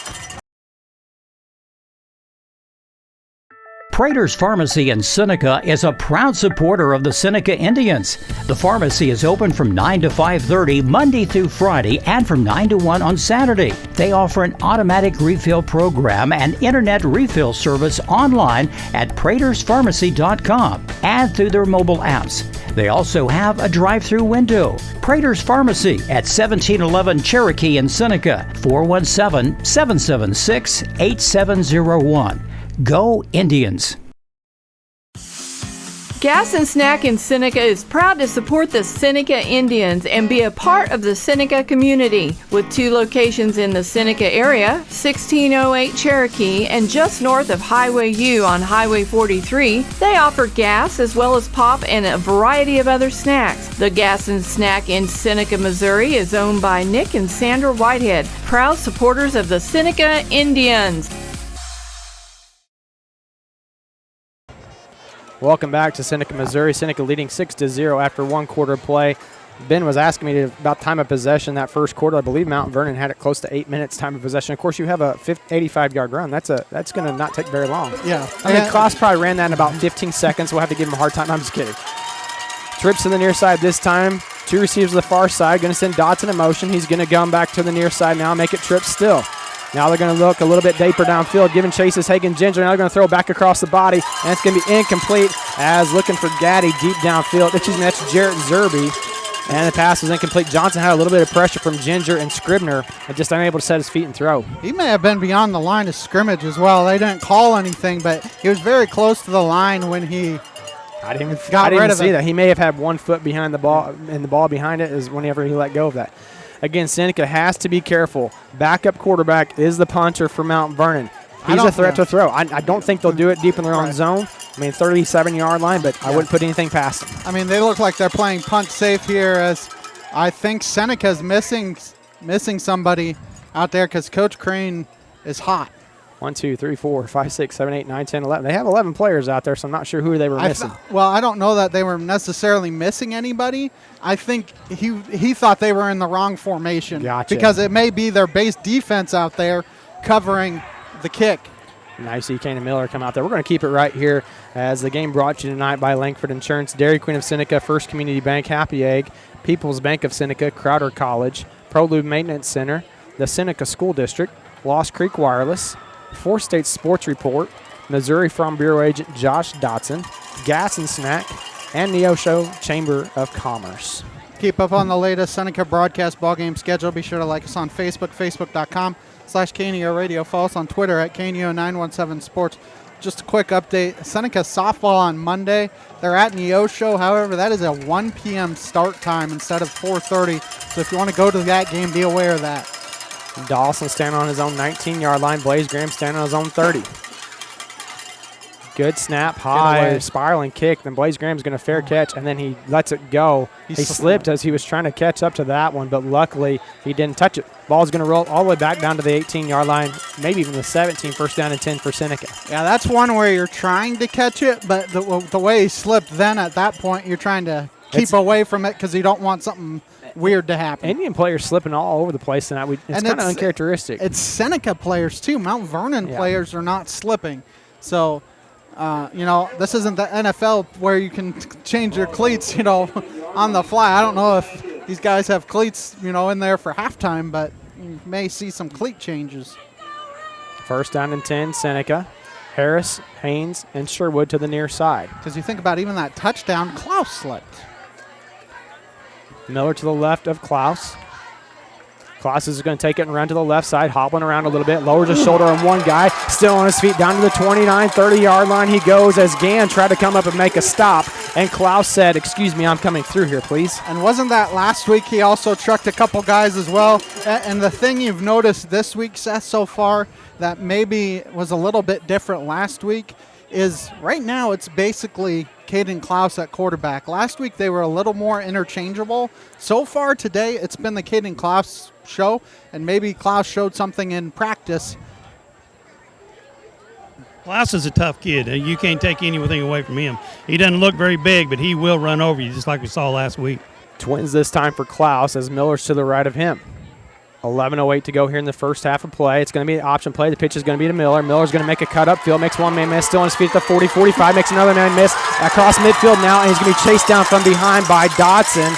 As he gets across midfield, does Roman Miller to the 45-yard line. Excellent play running there by Miller, making guys miss one after another. And Miller gets the big chunky yardage, keeping his footing that time, more importantly. I think that was about 5 missed tackles there by Mount Vernon that you saw on the replay, where he's just able to avoid it's arm tackles that you have to avoid. I know as a defensive coach, that probably drives Coach Harbaugh crazy. Well, you can't get a good shot at him. That's what he's looking at, and that's why he makes a good run back. Now back to their traditional set, and uneven set, two receivers to the far side this time for the Indians. High snap. It's going to be a toss reverse to Harris. Harris has got Klaus out blocking in front of him. Trying to get good cut back there by Harris at the 25, 20, 15, 10, 5. Touchdown Seneca Indians. Touchdown Tyrone Harris on the toss reverse. As you watch it on replay, handoff initially went to Miller. Miller tossed it to Harris. Good blocking downfield by Klaus to open up the seam, as well as Big Dom Brown down there clearing the way. 10-16 to go here, and the Indians add to their lead. Hagen Ginger also had a kick-out block there to really spring him. And like you said, Klaus really got 2 guys there at the end. And I think Seneca is going to try and go for 2 here and make up those 2 points that they missed. Klaus checks out as Probert checks in. Nice run there by Harris. Good blocking downfield by Klaus. He's got to get a breather. The heavy set in now. 2 H-backs and Roman Miller. 2 tight end look for the Indians. Probert. Handoff. No, it's going to be him running to the right side. Ryan Owens opens up the gap for him, and it's a 2-point conversion attempt. Good by Probert. 10-16 to go here in the first half of play. Seneca leading 14-0 on the KNO and Seneca Indian Sports Network. And we'll let the replay wind here for a minute. I think that was a wide open run there for Probert as we take the timeout. Seneca Indian Athletics is sponsored by Prairie Top Chiropractic. Located at 4556 Quince Road in Seneca, chiropractic physician Seth Wilson offers chiropractic services to Seneca and the surrounding areas. For appointment information, their phone number is 417-776-4556 or discover more at facebook.com/Prairie Top Chiropractic. Prairie Top Chiropractic, where their slogan is, better health, better you. Crowder College, your future, our focus. At Crowder College, we have 6 convenient locations in Southwest Missouri and online programs to fit your needs. Flexible scheduling provides a pathway to a career or the opportunity to transfer to a 4-year university in a variety of programs. Cheer for the Rough Riders at athletic events. Use the Missouri A+ Scholarship Program for free tuition and common fees. At Crowder College, your future is our focus. Apply today at Crowder. And we'll welcome you back as the kickoff is an excellent one by Drew Sherwood. I believe his number 81, Felton, retreated to field that on the 15-yard line, and Hunter Haynes comes up and makes a great special team tackle because I think he thought he was going to be able to run over Haynes, and Haynes said, no, not tonight. You're not going to run over Hunter Haynes. You may look like it. You might be able to out-eat him at a buffet, but that's about the only thing you can do. I mean, he is by the smallest kid out there by a good 4 or 5 inches. Probably got the biggest heart. And we'll see if Cody calls a timeout here. He's wandering down towards the official. All kinds of guys moving because Hagen Ginger was a defensive tackle. Then he went to go to the defensive end position, and Mount Vernon just jumped offside. I think Hagen was lined up a little bit incorrect. Maybe that was a scheme play where, like, oh, I'm going to go to the outside to shift here at the last second. Well, I wonder if he was lined up wrong because you had Cody down there about ready to call timeout. Well, what happens is they've been running a 3-front all night, but if they come out in a heavy set, then Hagen's supposed to shift down and go in. I'm not sure they got the call right that time. Going to take it back to on the field anyway. 20-yard line now, 1st down and 15. Dotson in the backfield. It's going to be a handoff to him. He's going to have the first man hit him. He dives, spins out of that one, and gets rid of that one. But Klaus and the rest of the cavalry's right there. 10 guys, 10 hats, 10 red guys to the ball on that one. As you had only one that was downfield was Tyrone Harris covering Zerby downfield, doing his job. Well, look who's getting off the top of the pile. I mean, off of Zerby. It's Caden Klaus. It is Blaze Graham. It is Sherwood. All these guys, the other guys just stopped him up and stuffed him, and they just rolled him over. I was surprised. I honestly thought he got more than 1 yard on that play, but a yard and a half. 9:39 to go here in the first half of play. Southwest Missouri Bank, Neosho Daily News, Doug's Body Works, Prairie Top Chiropractic, and Cedar Lane Farm and Garden are your sponsors of tonight's game. 4 receivers on the far side looking for the backside. They've got him covered up. Now Johnson's going to take off and run. He's going to make a couple guys miss, still on his feet, and then he's going to spin and fall forward across the 30 to about the 31-yard line, short of the first down, making it 3rd down. That was a good job by him making something out of nothing to make it 3rd and manageable. What they were looking for was Zerby on a little flat route to the near side, and they had 2 guys covering that play up. Hagen, even as down lineman as a DN, he came over to guard him. He did. And I'm thinking you're opened up that middle and let the quarterback run for a few yards. And he made a couple nice cutbacks from his lineman because it was a kind of a screen type of pass so they could get a little further downfield. 3 receivers on the near side, 1 to the far side for Johnson. Johnson's going to hand off to Dotson. Now it's going to be Johnson keeping him. First guy misses, but Roman Miller's going to stop him, but I believe Johnson got about a foot across the line to gain. He got enough for the first down. Yeah, Hagen did a good job of forcing him back inside. It was Hagen's responsibility, but unfortunately unable to tackle him before he got the 4 yards he needed. So yeah, Hagen's got to make that play right there. He got out juked out of the outside, and the quarterback cut up inside and just barely made it. 1st down and 10, 8:30 to go here. Now a balance set, 1 receiver to each side, but they do have a tight end on the far side. And it's going to be a handoff to Dotson, makes a cutback, back into the whole entire scrum of guys. Ginger there, as well as maybe Renfro there, as well as Kai Adams there, as well as Blaze Graham there. Seneca wearing their all-red uniforms tonight. Again, we don't have a radio delay, but maybe you're listening audio only tonight.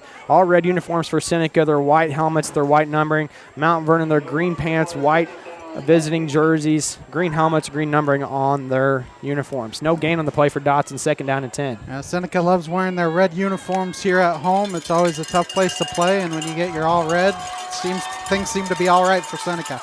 Prober going to switch down. That's going to be Johnson rolling out to the near side. He's looking for the backside home run ball. That ball is going to be caught downfield by number 24, Hudson Gaddy, as there's a penalty flag all the way back at the 35-yard line. You got 1 at the 36 and 1 at the 35. So they may have the same thing. I think they have linemen downfield. Illegal participation downfield because, again, one of those things where you got to watch those linemen going downfield. And 2 officials were on it, too. Two officials were on it, so that's going to be a penalty, bringing them back with 7:38 to go here. Yeah, the umpire had it and the near side judge. Yeah, this near side judge. I'll guarantee you that Cody Hilburn's already talked to those referees about that, seeing those Mount Vernon guys downfield. 2nd down and 15. Is it 2nd down or is it 1st down? 2nd down. Okay. I know you repeat the down. I just couldn't remember what down they had at first. Yeah. Ball placed at the 30-yard line, 7:25 to go here in the first half of play. Seneca leading 14-0. And penalties will kill you because that's the biggest play that Mount Vernon would have had all night. Twins this time for Johnson. Going to look downfield. Now he's going to throw it back over the middle. It's going to be caught by Felton. And he caught that up on his shoulder pad with one arm. Sherwood, great coverage on him. Got a few yards in the play. Still 3rd and long, though. 3rd and about 7, it looks like. Got all the way up to the 38-yard line, we'll call it. Pickup of 8, 3rd down and 7. You're right, Ben. But, Sherwood kept that in front of them, so that's not a terrible play there by Drew. Ginger tried to spin move to the outside, trying to beat his defender, and it left a big wide open lane. But man, I was just going to say that. You got to watch that lane. Yeah, he just Three-man front for Seneca. Johnson going to roll out to the right. Ginger giving chase. Tries another spin. It's going to be batted down by Ginger up front. Good job by the senior defensive end, spinning back to the inside and getting his paw on the ball. We were just talking about him and saying how dangerous it might be, and he spun right. Proved us wrong. Yeah.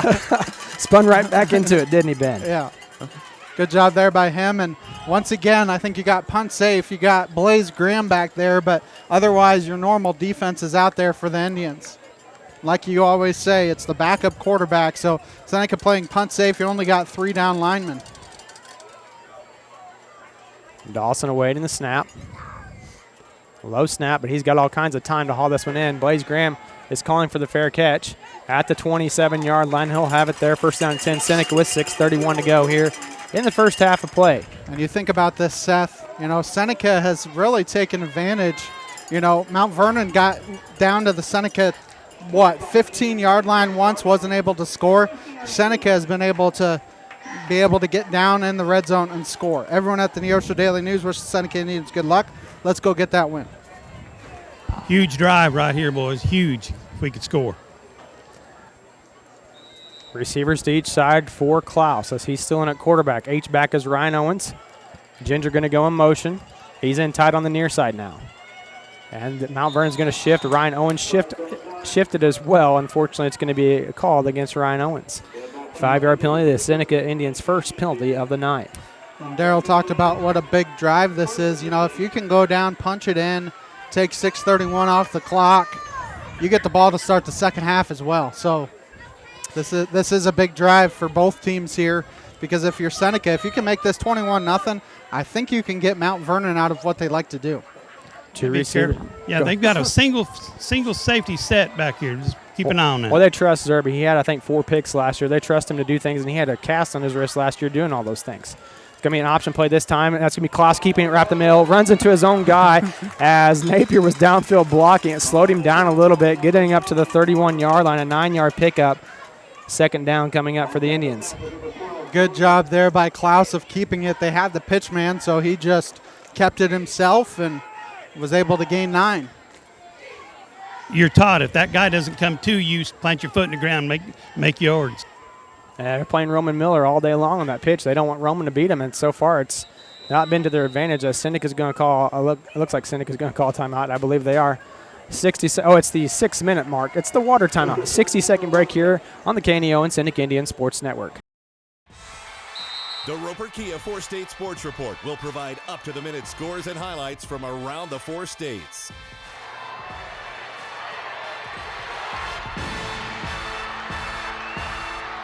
With ultimate local coverage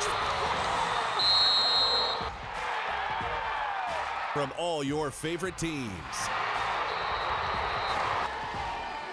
The Roper Kia 4-State Sports Report, weeknights at 6 and 10 p.m. Happy Egg supports the family farmer because they've seen the difference a choice like this can make. Now you can grow for Happy Egg and choose to raise hens the right way, the happy way. When you grow for Happy Egg, you're growing for a family-owned and operated business. You're raising happy hens on 10+ acres who will lay happy eggs. You're working for yourself. As a Happy Egg grower, you'll receive new flock cost support and yield-based compensation. Visit happyegg.com/grower to apply today. And we welcome you back as it's second down coming up for the Indians. We're getting used to this no producer thing this year. Ben trying to give me a warning that they're back in play. Now Seneca going with a little bit different set. 2 quarterback system as Probert checks in with Klaus and Miller all in a straight line across the backfield. And it's going to be a handoff to Probert. Probert trying to go to the right side. He's at the 35. Makes a man miss at the 40. And he's going to be dragged out of or pushed out of bounds across the 40-yard line. Good blocking downfield. He's going to get to the 45. I like that look. Yeah, Probert's a bruiser. Klaus is a bruiser. Why not have them both in there and give Miller a little bit of a break? Yeah. I mean, Miller was the lead blocker there, but, all 3 of them can run the ball, so why not? 14-yard pickup there for Probert. 5:52 to go here in the first half of play. Seneca leading 14-0. And I think right now Seneca has been able to establish what they want in the run. They've been able to establish it. At some point, I would not be surprised if they try and do something over the top. Harris checked out to the far side with Sherwood on the far side in the slot. Hunter Haynes on the near side. He's being covered up. Now they're going to send Haynes in motion.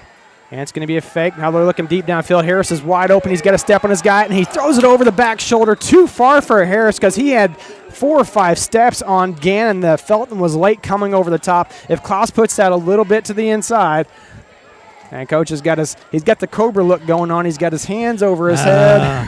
I guarantee you Caden Klaus would love to have that back. He just slipped out of him, or he just missed him, and he knows it. And maybe he ran that route a little bit more inside. He flattened it out a little bit instead of going just straight downfield.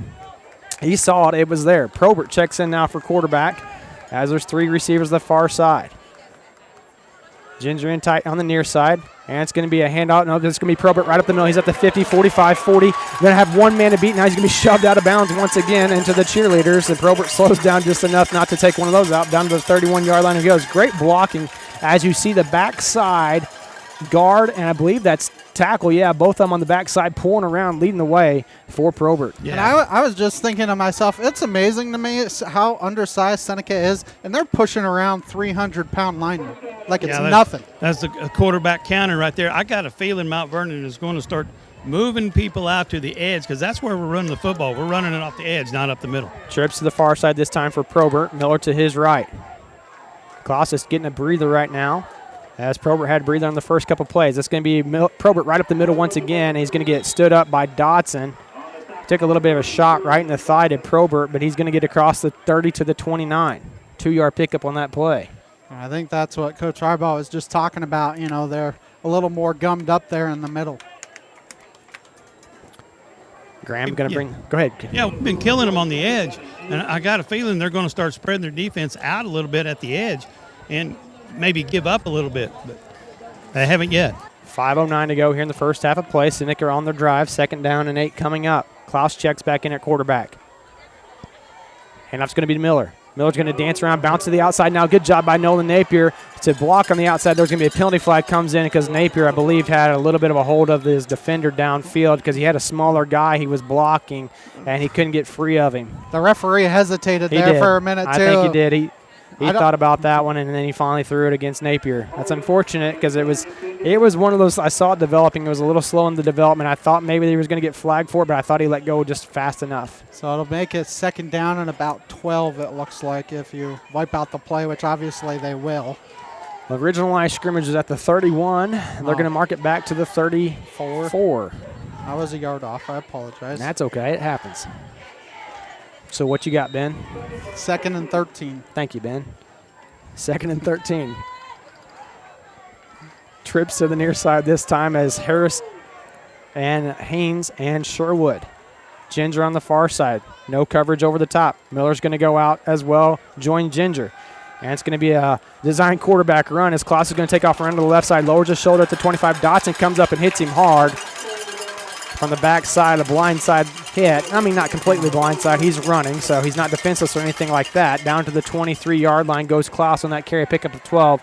It's 3rd down and a long 1. Yeah, it looks like 3rd down and 1. And I was thinking to myself when they went empty, I was like, don't be surprised if they decide to do a quarterback draw here. It looks like about 1.5, Seth, because they have to get to about the 22.5. Yeah, I was going to say he maybe got 11 on that play. He needs to get 2 more right here on this one. Probert checks back in. 4 minutes to go. 14-0 Seneca. Got the heavy set in front. Handoff's going to go to Miller to the right side. Good blocking downfield by Ryan Owens. He spins off that block, makes another man miss. Penalty flag comes flying in on the backside, laying at the 20-yard line.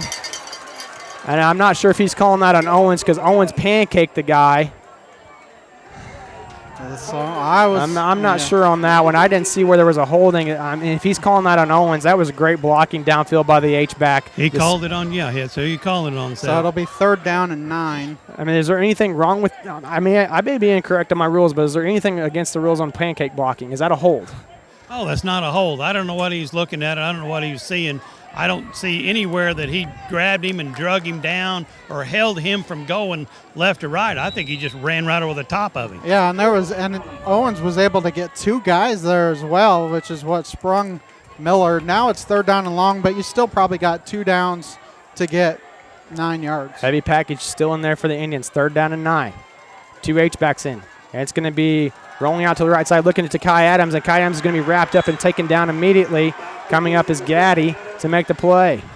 Yeah, that play hasn't been open. You know, one of those ones I think you just have to kind of tuck it and run, because then you have a guy that's a lead blocker for you, because he threw the ball before he turned around. Luckily, he caught the ball, but there was a defender right there. 3:26 to go here in the first half. Seneca leading 14-0. Probert still in at quarterback. 2 receivers to the far side. Haynes to the near side. Watch the in route by Blaze Graham. Probert going to look to throw. Still looking, going deep downfield. That ball is going to be intercepted. No, in and out of the hands again. He just threw it up to the end zone. And Coach Hilburn's got some words for him. I mean, it's a good thing it didn't get intercepted. If you're a Mount Vernon fan, yeah. Mount Vernon fan, you're happy that it didn't get intercepted, because, you know, instead of the ball at the 30, you'd have it at the 20. And was it Class that threw that or Probert? Probert, like you said, he just threw it up for grabs.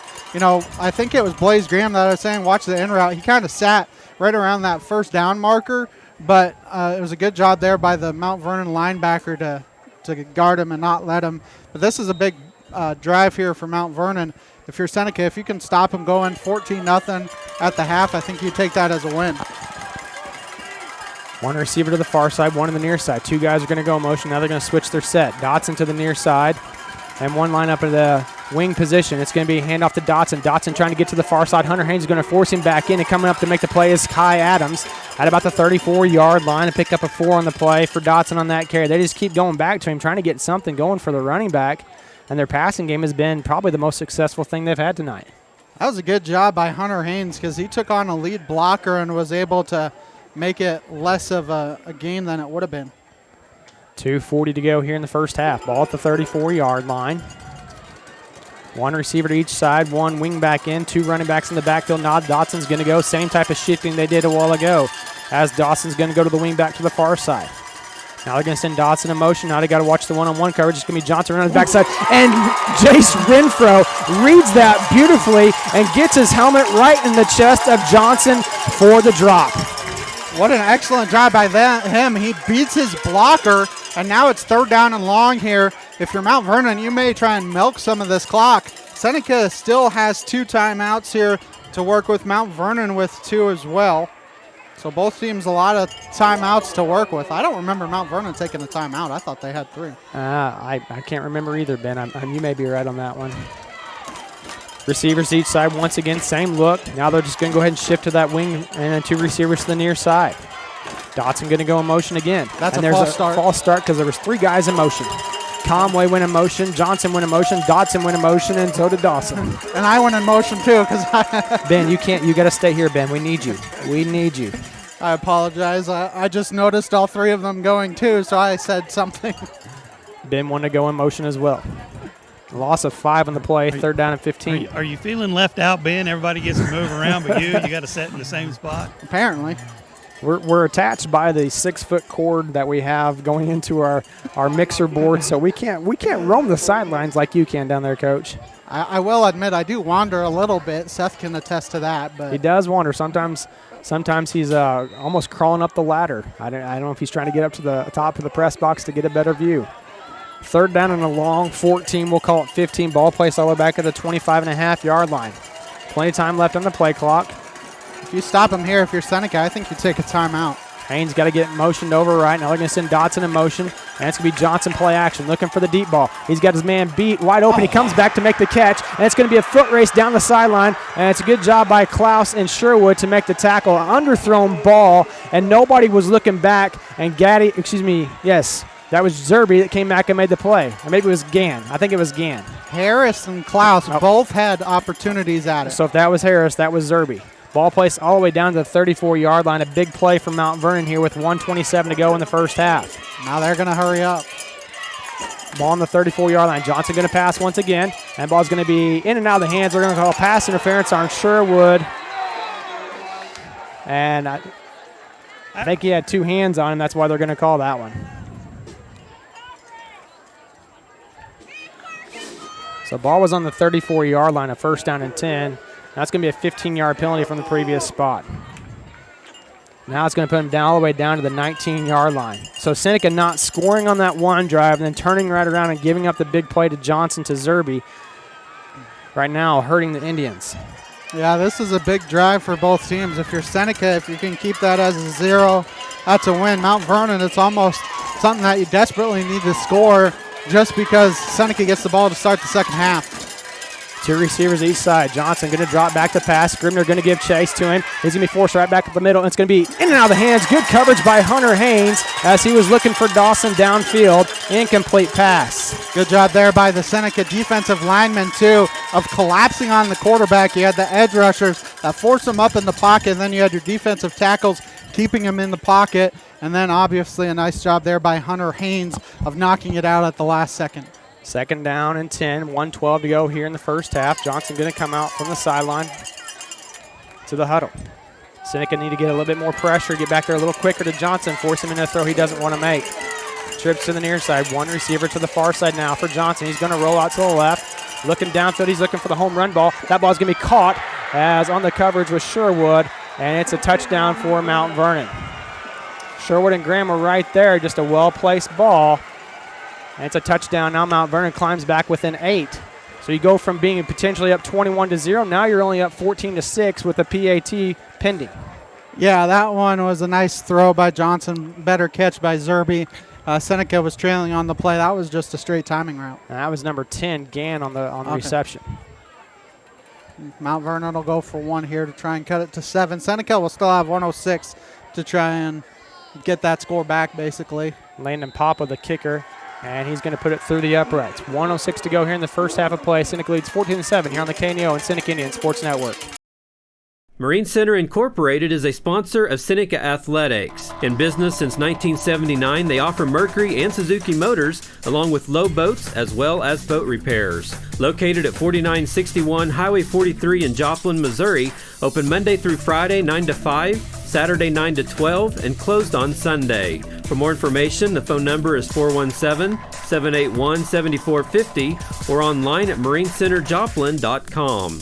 The Marine Center Incorporated, where the slogan is, your family boating headquarters. Singing is my career and my calling, but I'm also a mother of 4. And as entrepreneurs, we weigh the cost of every decision. Medical bills are no longer a worry for our family, so I can focus on my calling. And our family. Joining Christian Healthcare Ministries was one of the best decisions we ever made. We're the Blair family, and this is our CHM story. Choose your doctor without network restrictions, all at an affordable price. Enroll anytime at chministries.org/enroll. Back deep to receive for the Indians, number 3, Tyrone Harris, and number 23, Hunter Haynes, as Mount Vernon has scored to make it a 1-score game. Are they missing one? I think they are. There's 4 on one side and 5 on the other, so Mount Vernon going short here. As it's a high kick by Papa. That's going to be fielded by Hunter Haynes at about the 14-yard line. He's got blockers in front of him, lowers his shoulder. Ooh, that's a horse collar. How do you not call that? That is a horse collar penalty. I apologize. As Haynes lowers his shoulder, and all the defender could do was grab onto his back of his neck as Haynes put on the boom. So that should be sitting at about the 43-yard line of Mount Vernon. Good return by Haynes. 1 minute to go here in this first half. Seneca Indian football brought to you by People's Bank of Seneca, Crowder College, Prolu Maintenance Center, Seneca School District, Lost Creek Wireless, 4-State Sports Report, Missouri Farm Bureau Agent Josh Dotson, Gas and Snack, and Neosho Chamber of Commerce. I may have called it from the 40, which would put it at the 45. Yeah, that's what they did, Seth. They called it from the 40, so it'll be 1st and 10 at the 45, and Mount Vernon was short a guy there. Number 10, I don't know who it was, name-wise, but number 10 for Mount Vernon is the one that spotted it, and apparently nobody else did. Coach Hilburn, the near sideline official, saying no, the flag was placed at the 40-yard line. And the flag they had originally at the 42, so I think Cody wanted it where they said the flag was. 2 receivers on the near side, 1 to the far side for the Indians. Seneca still 2 timeouts to work with. 3-man look here for Mount Vernon. Klaus going to wind up, throw the deep ball once again. That ball is going to be too deep, luckily, and right now Coach Hilburn having some words with both of his quarterbacks. They keep trying to find Harris on that deep route, and it's just not there, and they keep trying to force that. That was one-on-one coverage, and the defender did a good job there of that. I think you got to run the ball I know there's only a minute left, but you got to run the ball here. You got plenty of time with 2 timeouts to run it. Well, what's been your big play? Quarterback counter. Quarterback counter has been your big play. Do you go back to that right now as Mount Vernon's only got 3 guys on the defensive front, letting Dotson come out to the far side wide to make a play. Oh, Dotson's going to take off and run.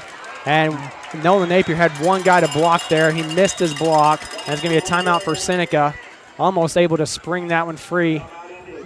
Down to the 39-yard line.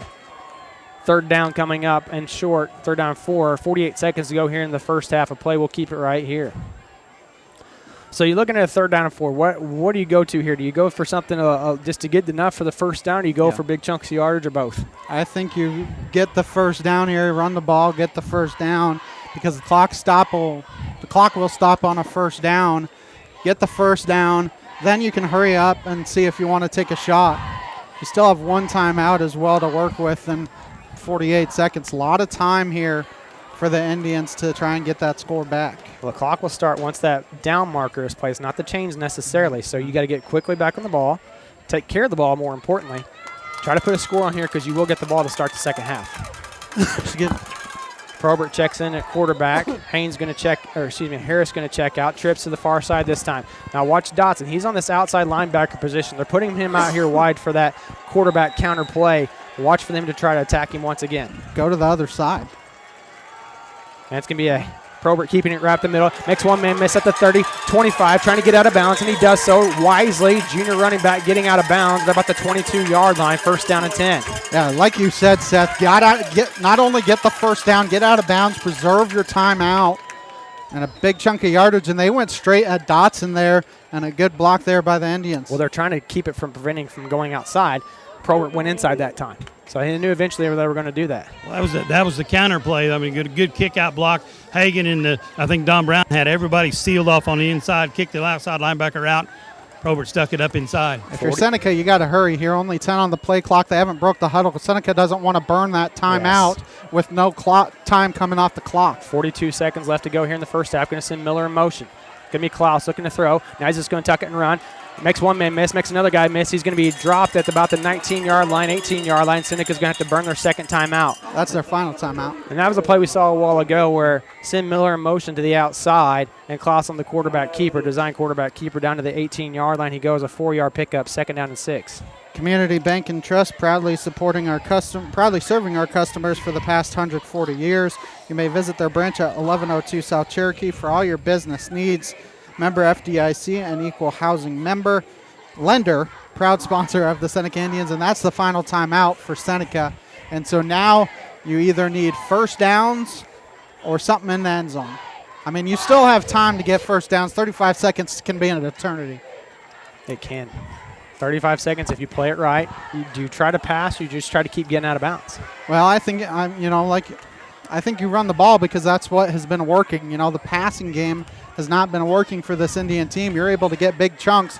Just know, maybe in that huddle there, Cody gives them 2 plays. This is your first one. This is your second one. Hurry up and get on the ball if necessary. An empty set here for Klaus. Trips to the far side. Watch the quarterback draw with an empty set. 2 receivers on the near side. 3 down linemen for Mount Vernon against Seneca. Klaus going to look to throw. That ball's going to be intercepted as he threw it to the backside shoulder of Hagan Ginger and going to be wrapped up and taken down as that was just read all the way. He threw that way to the backside shoulder of Ginger, and it's going to be a turnover for Seneca. And Mount Vernon has all the momentum. I don't know if they bother trying to take a shot here. 27 seconds left in the half. You don't get the ball to start the second half. You're going to take a shot. They moved that ball down the field efficiently on that last drive as there's 27 seconds left here in the first half. That ball was intercepted by Gaddy as he was covering up Ginger. Brock Pendergraph going to check in and give Ginger a breather. Trips to the far side, empty set for Johnson. 2 receivers on the near side. Blaze Graham going to play deep over the middle now. And it's going to be Johnson going to take off and run, trying to get downfield. He's going to be wrapped up and taken down from behind by Adams. They got enough for the first down to the 38. The clock will stop for a minute. 18 seconds left. And do they call a timeout? I think they called a timeout, Seth. They did. We're going to take a quick 30-second break. We come back. We'll have the rest of the first half for you here on the KNO and Seneca Indian Sports Network. Hey, it's that time of year again. On Friday nights, you can come out and watch the Seneca Indians play football. And then on Sundays, let me invite you to come right next door to the Seneca football field to the Seneca Church of Christ. On Sundays, we have Bible classes for all age groups at 9 a.m. and worship services at 10 a.m. and 6 p.m. On Wednesdays, we have Bible classes at 7 p.m. And on Tuesday mornings during the school year, we have Devo and Donuts at 7 a.m. for all junior high and high school students. We love to have you come visit us. We are proud supporters of the Seneca Indians. Go Indians! And we welcome you back here. There's 18 seconds left in the first half play. Seneca Indian football brought to you by Newmac Electric, Prater's Pharmacy, Seneca Church of Christ, Freeman Orthopedics and Sports Medicine, and Christian Healthcare Ministries. Mount Vernon still one timeout left. Look for them to look for a fake screen on the far side, come back to the backside with a go route. You got safety help over the top on both sides.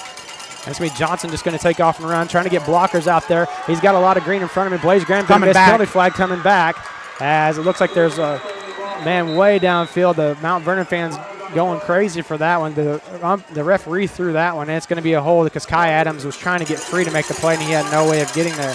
Penalty flag on the 42-yard line. Take it back to the 32. So that would make it first down and about 18 if it's from the 32. First down and long coming up for Mount Vernon. All depends if it's actually from the 32. 9 seconds left. Oh, 42, excuse me. Yes. 9 seconds left in this first half. Game sponsors tonight, Langford Insurance. And the clock will wind. Langford Insurance, Dairy Queen of Seneca, First Community Bank, and Happy Egg. Be first and 17. The clock will wind. I wonder if they realize that. If they're going to have to call a timeout or if they're just going to be happy to go to the half because the clock winds there, and I think they're just going to take it to halftime, Seth. 4, 3, 2, 1. After one half of play, Seneca leads 14-7. They will get the second half kickoff. We'll be back with the halftime show right after this. Modern man does not like to think of God in terms of wrath, anger, and judgment. He likes to make God in his own idealism and give God the characteristics he wants him to possess. So, what's so bad about that? Well, Billy Graham explained. This modern God has the attributes of love, mercy, and forgiveness, but without justice. This means an absence of judgment and punishment for sin. To have meaning, man's life must be based upon law and a lawgiver. The Bible teaches that God is going to judge man. Today, Christ is our lawyer, our Savior, willing to forgive and to cleanse and forget. Secondly, you must receive Christ as your Lord and Savior, and you can receive him right now and trust him. If you'd like to know more about that, go to findpeacewithgod.net. We're the Billy Graham Evangelistic Association. Welcome to the KNEO Sports Network Halftime Show. Once again, here's Ben Walcott. Welcome back to Tom Hodge Field at Earl Campbell Stadium here in Seneca as we're here at the half, and the halftime show is brought to you by Prairie Top Chiropractic and Langford Insurance. Coming up at the half, I'll talk with Superintendent of Seneca Schools, Dr. Brandon Eggleston, as part of our Indians Minute, and we'll have an interview with a Freeman trainer as part of our Freeman Sports Health Minute. You're listening to Seneca Indian Football here on the KNEO and Seneca Indian Sports Network. Seneca Indian Athletics is sponsored by Prairie Top Chiropractic. Located at 4556 Quince Road in Seneca, chiropractic physician Seth Wilson offers chiropractic services to Seneca and the surrounding areas. For appointment information, their phone number is 417-776-4556 or discover more at facebook.com/Prairie Top Chiropractic. Prairie Top Chiropractic, where their slogan is Better Health, Better You. The Indians Minute is sponsored by Missouri Farm Bureau Insurance Agent Josh Dodson. His office is located at 809 South Neosho Boulevard in Neosho, Missouri. Welcome to today's edition of the Indians Minute here on KNEO. I'm Ben Wolcott. Today we're joined by the Superintendent of Schools at Seneca. It is Dr. Brandon Eggleston. And Dr. Eggleston, I know it seems like the past 3 years it's been project after project for you, but it just seems like everything that you've put together has been been well worth the investment. You think about the track and field, it seems like that's probably paid for itself at this point. The new turf on the baseball, softball complex, you've got turf on the football field. Just, it seems like everything that you've done really has kind of spruced up the campus at Seneca and the surrounding area. Yeah, I really think it has. And, with all of our stadiums and, we've refinished the gym floors. We did that. And, the addition to the softball and baseball field, the track, the new bleachers at the football field too. It definitely showcases our district to people from surrounding communities that come.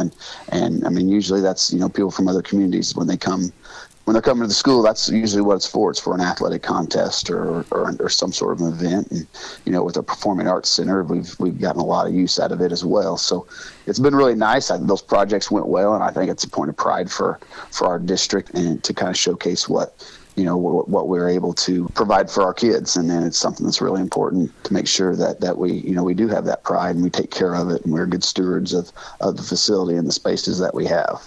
And I know, you mentioned the new seats in the football stadium came in last year, and you were finally able to get permanent seats for baseball, softball complex, and finally get a press box up as well last year.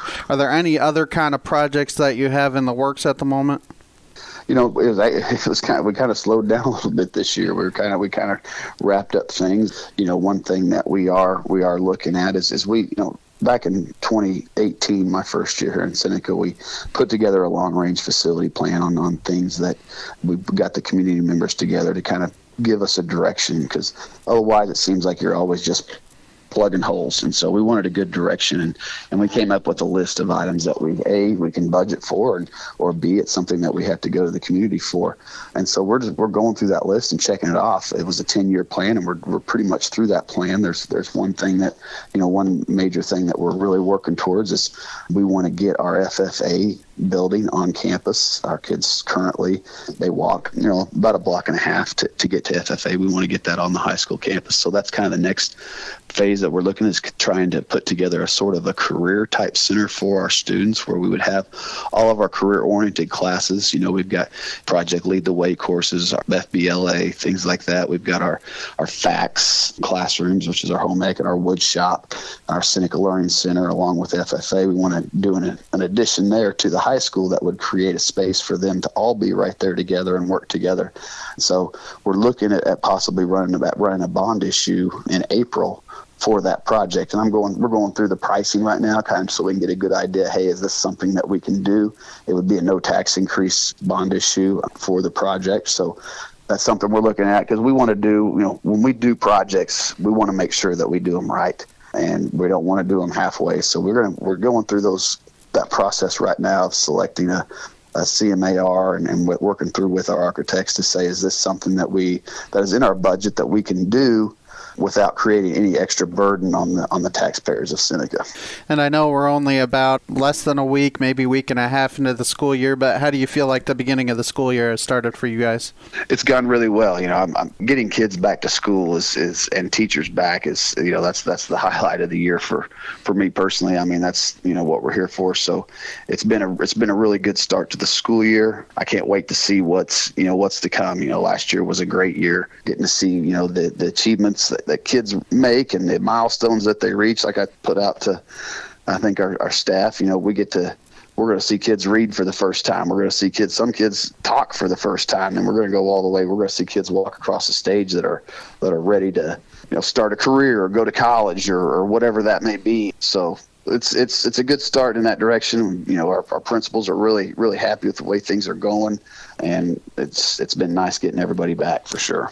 And it seems like, the past couple of years that Seneca really has grown a little bit. Have you noticed that as well, that the population is increasing a little bit, people coming into town? I think it kind of ebbs and flows. We're kind of right now for this year, we're kind of holding steady, but it'll ebb and flow. But I think there's definitely excitement around Seneca, and I think that this is a place that people would want their kids to come to. So it kind of comes and goes. So we're kind of where we were a little bit last year.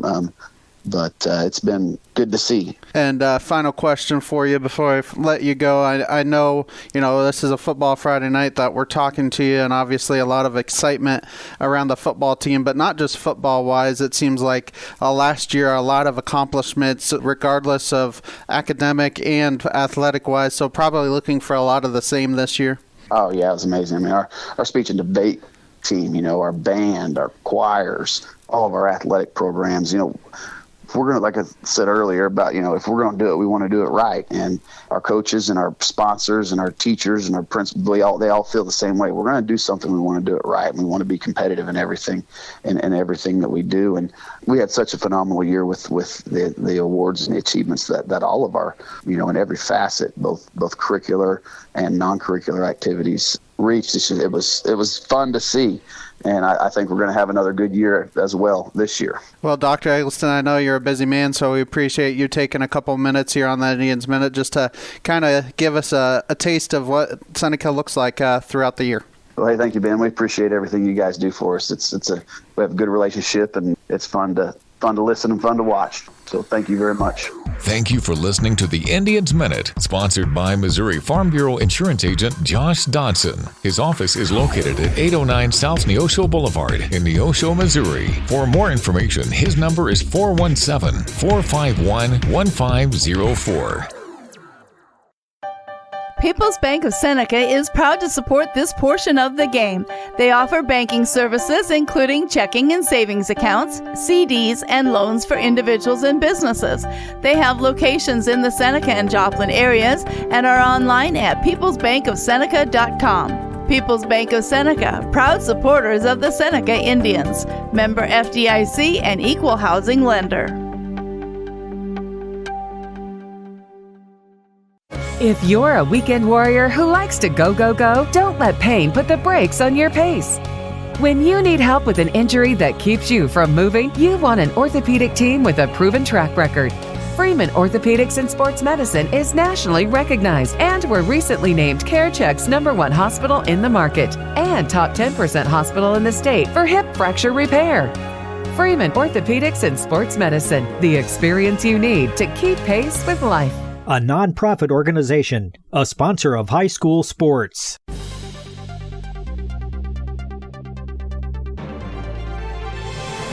It's time for the Freeman Sports Health Minute. The Freeman Sports Team is proud to serve as the official sports medicine provider for over 20 area high schools and colleges. Welcome to another Health Minute here on KNEO. We're joined by Mylene Ray with Freeman Orthopedics and Sports Medicine. Today's topic, when you apply ice to an injury or when you apply heat to an injury. Okay, ice is good for those acute injuries. Those are the new injuries. You just ended up rolling your ankle on the basketball court. You want to make sure you ice it. Ice is good for the first, I'd say, 24 to 72 hours. That's when the injury is fresh. There's swelling going on, so that helps with the recovery. Heat is good after that. If you have chronic injuries like a sore back that you may have tweaked weeks ago, it's okay to go ahead and apply heat at this point because it's not going to increase the swelling and make things for the recovery worse as it would if you put heat onto a new injury. Well, how long should you apply the ice to an injury?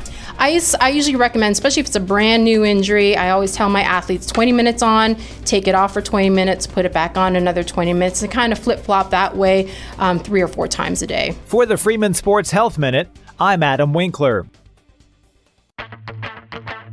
Thank you for listening to the KNEO Sports Network Halftime Show. The teams are headed back out on the field. Seth Wilson and Ben Walcott are ready to go in the broadcast booth, and Daryl Harbaugh is returning to the sideline. The third quarter is almost here. Back with more Indians football after this on the KNEO and Seneca Indians Sports Network. Lost Creek Wireless in Seneca, Missouri is proud to support the Seneca Indians. Owned and operated by Clayton Driscoll, a Seneca Indian alumni, they offer high-speed internet to Seneca and other surrounding areas. To learn more information about the areas they serve or plans offered, their website is lostcreekwireless.com or by phone at 417-553-1959. Lost Creek Wireless, where their slogan is, your hometown choice in internet. Happy Egg, based out of Rogers, Arkansas, has been a local business for many years with their free-range farms. They are now taking applications for prospective growers to raise hens. If you have 10 acres of land and are interested in learning more information about becoming a Happy Egg grower, their website is happyegg.com/grower or by phone at 479-925-8855. A supporter of community broadcasting on KNEO.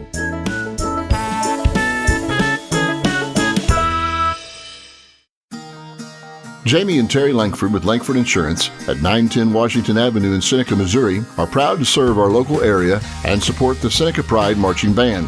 Langford Insurance specializes in life, agribusiness, and personal insurance needs. For more information, their phone number is 417-776-5433 or online at www.midaminsurance.com. Go Indians!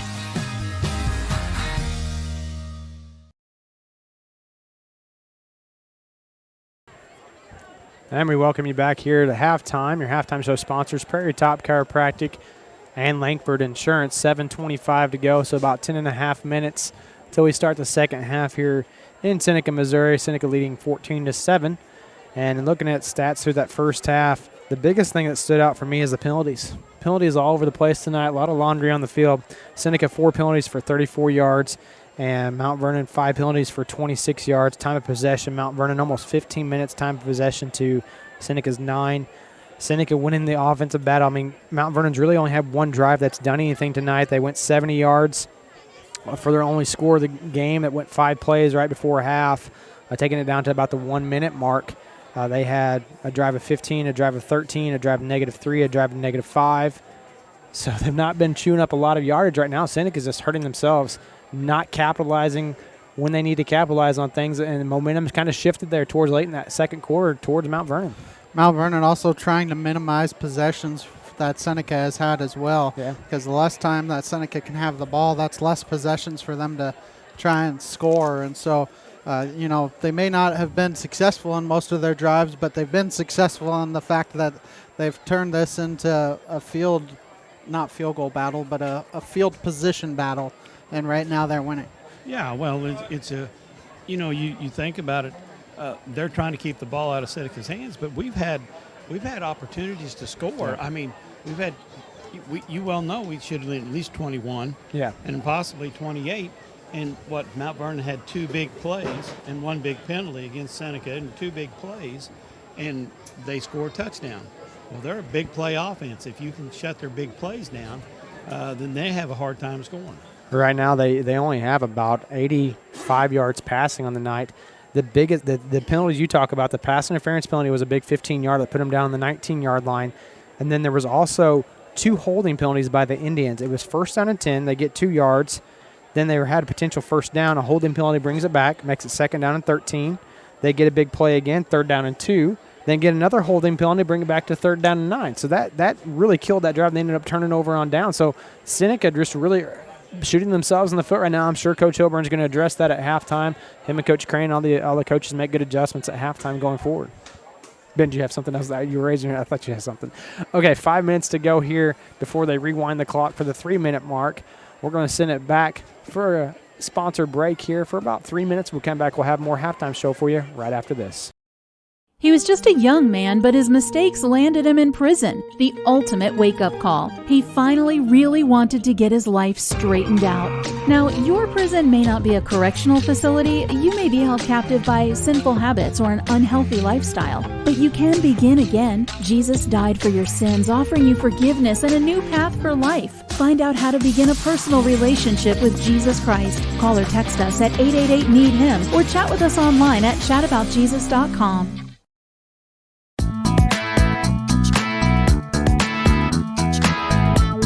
Proudly supporting the Seneca Indians is Doug's Body Works. Owned and operated by Doug Scribner, they offer a 24-hour wrecker service and specialize in auto body and frame repair. Doug's Body Works is located at 1008 Oneida in Seneca and is proud to serve the local area. 417-776-8611. Go Indians!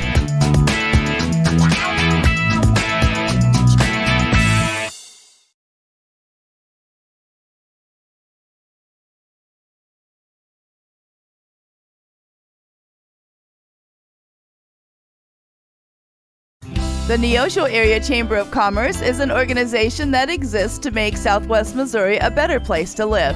That is why they are proud supporters of high school athletics. They understand that the life lessons learned from sporting competition teaches responsibility and discipline and makes our student athletes better citizens for tomorrow. Learn more about local area events online at neoshocc.com. Proud supporters of local school athletics. KNEO would like to thank the Big Nickel for sponsoring this portion of broadcasting on 91.7 FM. The Big Nickel is an advertising shopper for thousands of different items, from automobiles and livestock to help wanted and real estate. It covers a 70-mile radius in the four-state area and is available in area businesses each week. Located at 1931 East 20th Street, Suite 103 in Joplin, Missouri. Their telephone number is 417-624-4100. The Roper Kia Four-State Sports Report will provide up-to-the-minute scores and highlights from around the four states.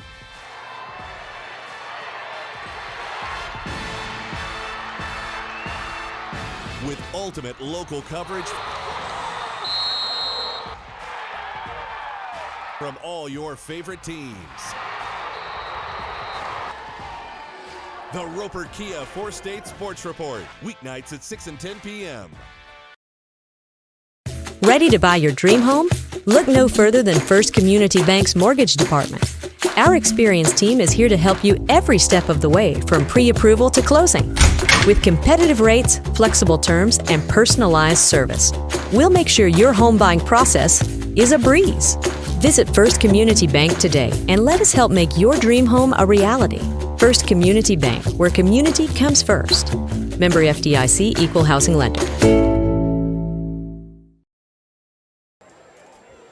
Welcome back here at the halftime show. Sponsors Prairie Top Chiropractic and Langford Insurance. Seneca leading 14-7. Looking through some stats in that first half for the Indians. Brody Probert 1 of 2, no positive yardage. Caden Klaus 1 of 4 for -2 yards. Harris has 1 carry for 45 yards. Blaze Graham has 1 carry for -1. Roman Miller 3 carries for 28. Probert has 4 carries for 57, and Klaus has 7 carries for 134 yards, 1 completed pass to Ginger, and I believe the other completed pass, I'm trying to think back here to who that was that Probert threw it to. He got hit immediately at the line of scrimmage, and I'm drawing a blank now. It may have been Miller on the far side. Either way. That sounds right. Either way, Seneca 263 yards on the ground, -2 in the air. They've got to get their passing game going, but honestly, if you've got 263 yards on the ground, right, keep going to it. Yeah, that's kind of what I was saying there. You know, they throw that interception with about a minute left, and I was thinking to myself, you got plenty of time. You were out of timeouts, but you still had plenty of time to get a first down, stop the clock, run the ball some more. I think they threw it with about 35, 40 seconds left in the half, and there was time there for probably 3 or 4, not possessions, but 3 or 4 plays. Yeah, and right now, the time of possession game in favor of Mount Vernon. Seneca is going to get the ball to start the second half, so I'm sure Coach Hilburn and all of his staff know that, and they may try to do a little bit of the same thing, try to take some long drives here, because 9 minutes isn't that long to hold the ball, have the ball in your possession over, I believe, 5 drives. So less than 2 minutes of drive. They've scored. They've been able to score a couple times. A big, long 85-yard run by Klaus in that second drive to kick things off on the second drive on the 4th play. But just right now, they've got to get some good positive yards. They've got to keep their penalties in check tonight. If they don't, we got a long second half to go here. A lot of football left to be played. Yeah, a lot of football left to be played, and don't be surprised if this Mount Vernon team, they have all the momentum. They carried the momentum into halftime, even though that holding call at the end of the half really kind of stymied them from wanting to go for the end zone. Don't be surprised if they try an onside kick here to start the second half. Yeah, I wouldn't be surprised at all. Wouldn't put anything past them, as they saw Seneca had trouble handling one of them last week, and Mount Vernon's got a little bit of momentum riding into the half, as they had the late score with 1:06 left, and then they had the interception as Seneca was trying to drive. Had great field position, did Seneca, after the horse collar. I forgot that penalty. I missed that penalty. So there's another penalty against Mount Vernon. So for a lot more yardage there for add 15 to what you got. Yeah, so 15 on top of that makes it to 41 yards against Mount Vernon. So pretty much even on penalties. Mount Vernon with a few more false starts. I mean, that's That's not a judgment call. Those are just, they're there. They got to call them. 1:36 to go before we start the second half. We're going to take a quick 60-second break. We come back. We'll have the start of the second half for you here on the KNEO and Seneca Indian Sports Network. Locally owned, operated, and here for you. Check out the new face of the Neosho Daily News, covering Newton County, highlighting area residents, businesses, school news, sports, and more. Find us on Facebook at Neosho Daily News or call 417-451-1520. Go get 'em, Indians! A proud supporter of local high school athletics is Numac Electric. Serving Newton and McDonald County, they provide power for area homes and businesses and want to wish all the athletes much success throughout the season. For online bill pay and account information, the website is numac.com or 417-451-1515. Numac Electric, proudly serving Newton and McDonald County, where their slogan is your touchstone energy partner. And we welcome you back here to Tom Hodge Field. About 30 seconds to go before we start the second half. Seneca will be receiving the second half kickoff. Your halftime show sponsors, Prairie Top Chiropractic and Langford Insurance. Big drive to start the second half. Seneca's got to take care of the ball, secure the ball. Fortunate right now to only have the one turnover, as there's been a couple balls that have sailed a little far. Now they've got to really bear down and make some good plays here on offense. The difference in the game, Seth, is points off of turnover. Seneca converted the turnover that they gave up, that they had, the fumble that Mount Vernon gave up, into 6, whereas Mount Vernon wasn't able to do with the interception that they had. Yep. Seneca will be going left or right across your dial, I guess, across your screen. We don't have a radio dial because we're not on the radio anymore, but it is a left to right possession here for Seneca. Seneca looks like they brought out their hands team here, thinking what we did, that maybe anticipating an onside kick. So yeah, they've got Kanan Miller, they've got Jude King, Ryan Owens, Jagger Wilson, and Brant Laughlin on the front line. Back deep to receive Tyrone Harris and Hunter Haynes. Second half of football ready to go here at Tom Hodge Field. They're talking to each other. They're giving the signal. Here is the kicker, Papa. And it's going to be a high end-over-end kick this time that Haynes is going to come up and field at his 20-yard line. He has trouble with it. Now he's just got to jump on it. He's able to do so. Got fortunate there. He's able to get back on top of that one. First down and 10 for Seneca. Yeah, nice boot there by the Mount Vernon kid. High end-over-end, hard to grab. Seneca a long ways. It's about 72 yards to pay dirt. That's probably what they had planned. Let your gunners get downfield. He's good at making those high kicks. 2 receivers on the near side this time for the Indians, 1 to the far side. Roman Miller was quiet in that first half after about that first drive, maybe 2. Only 3 carries for him on the night. Going to send Owens in motion. It's going to be the option play, and it's going to be Koss taking it right up to the right side. He's going to get tripped up right about the 30-yard line. It's only a 2-yard carry for Klaus on that play, just a design quarterback sweep to the right side. Hey, Seneca, you got to find something, maybe an explosive play, something to get the crowd back into it, because right now the Seneca crowd is pretty quiet. Haven't had anything to cheer about real time for probably 35 minutes. 2 receivers to the far side this time for the Indians. Klaus going to look over to the sideline, talking to Coach Hilburn. Now Klaus is going to relay the information. And it's going to be the option play. And he's going to pitch it to Miller. Miller trying to get to the outside, makes one man miss, still on his feet at the 40. Taking defenders with him down to the 47-yard line he goes. Finally tripped up by Dotson on the backside pursuit, but not before Miller can get to the 47. That's exactly what I was talking about, Seth. You got to get Roman Miller involved. He had some good carries there in the first half, but kind of went away from him. Good blocking downfield, too, by Ryan Owens, I believe, was on that side. Go ahead, Coach. Yeah, well, last time the Mount Vernon defense switched it up. This time they took Caden Klaus on that option play. Caden pitched it to Roman. 2 receivers the far side. Ginger on the near side by himself. You got a mismatch a little bit height-wise if you go to Ginger. Klaus going to look to throw. He's going to throw it to Ginger. Ginger's able to haul it in.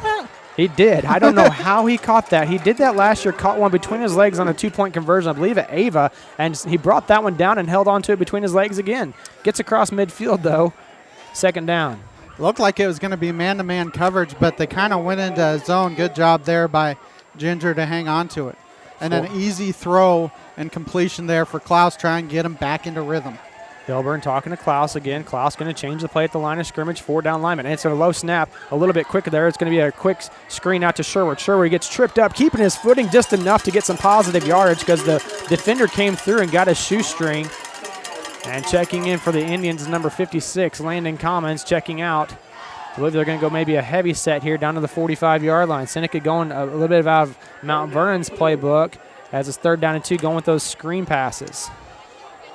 Yeah, I mean, Klaus was not expecting the snap, so a good job by him to hang on and a good job by Sherwood to make a guy miss and get positive yards because that's open field tackling, open field trying to make a guy miss. Jumbo package. It's going to be Probert running to the right side. He's got enough for the first down. Lowers his shoulder, gets to the 40-yard line, across the 40 to the 39. Zerby coming up as well as Gaddy to stop Probert at the 39-yard line. Pick up of 6, 1st down and 10. I think Coach Hilburn had a message for his team at half saying, hey, we're going to run the football here, and we're going to try and ram it down their throats.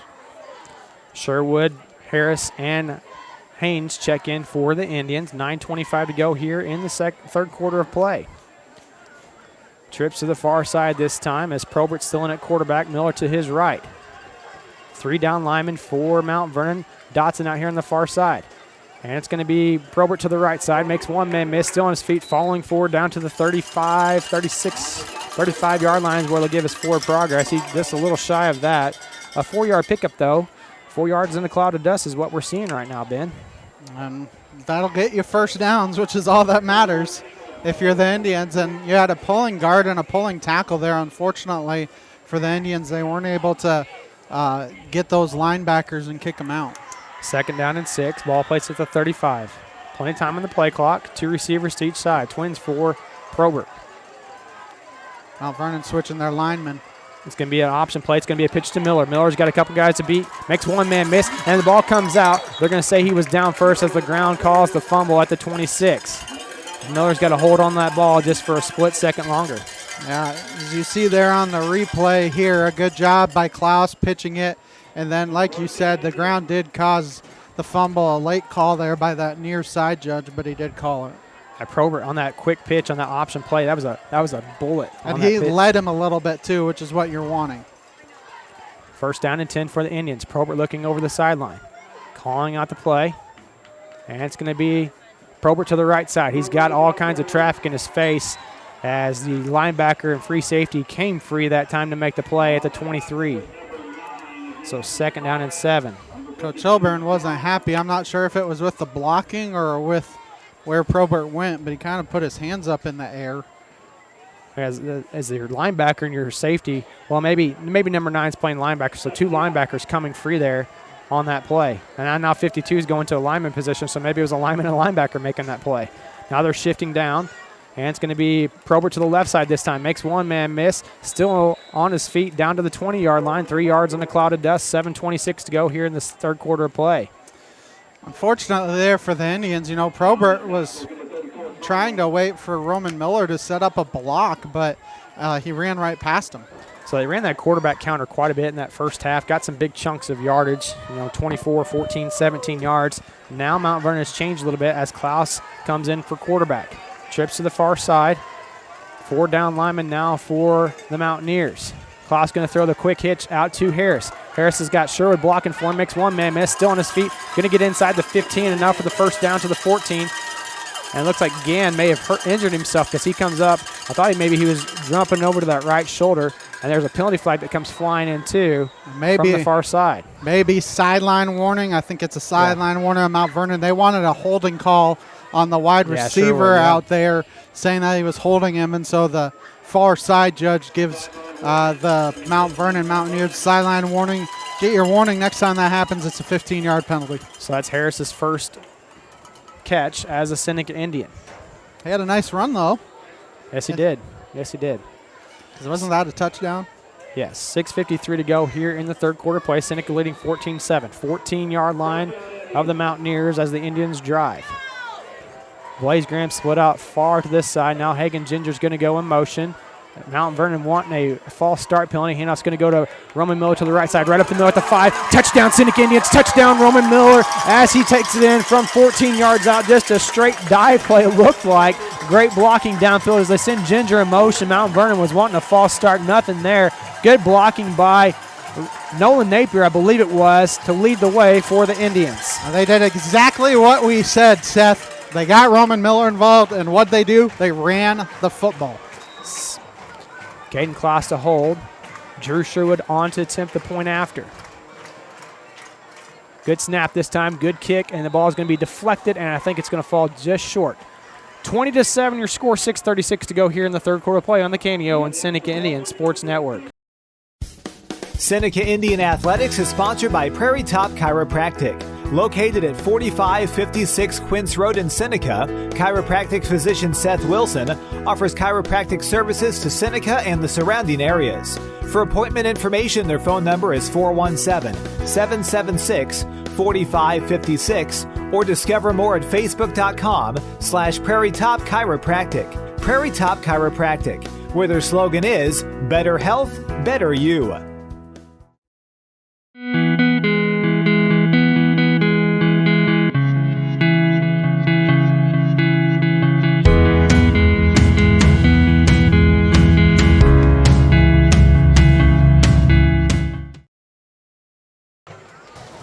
And welcome back to Seneca, Missouri, as the Indians lead 20-7 here in the third quarter with 6:36 to go.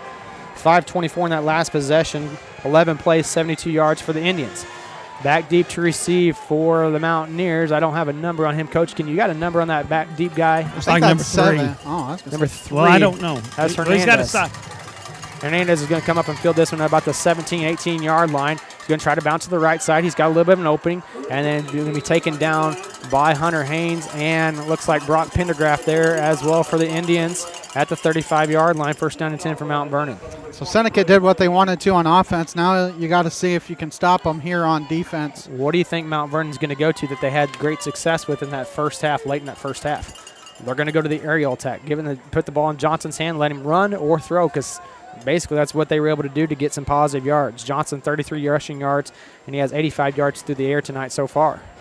Seneca's going to have to be wary of the quarterback draw, quarterback. Maybe they'll switch and go to a little bit of a quarterback spy here in the second half. Let Roman Miller spy on Johnson. Now Kai Adams is going to switch and go to middle linebacker. Going to send a man in motion. That's Dawson. And it's going to be a second man through, hand off to Conway. He's going to actually lose a yard on that play. Great job by the Seneca front line to stand up Mount Vernon's offensive line, 2nd and 11. Yeah, Seneca has done a good job stopping the run. It's when you get into those play action pass that they sometimes have issues. Now they're trying to run the counter that time, and they're trying to run it to Hagen's side.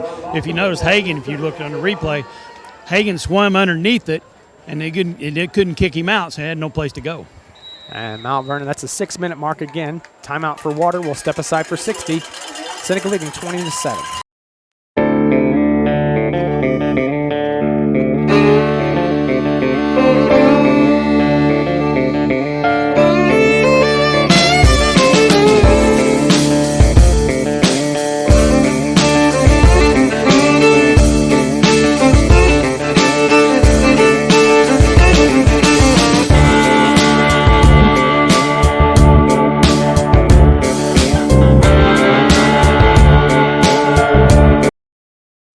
I am a Missouri Farm Bureau insurance agent, and I'm here to talk about life, your dreams, your work, your family, and how you can protect it all with a company that will talk to you with the honesty of a farmer and take care of you with the integrity of a neighbor.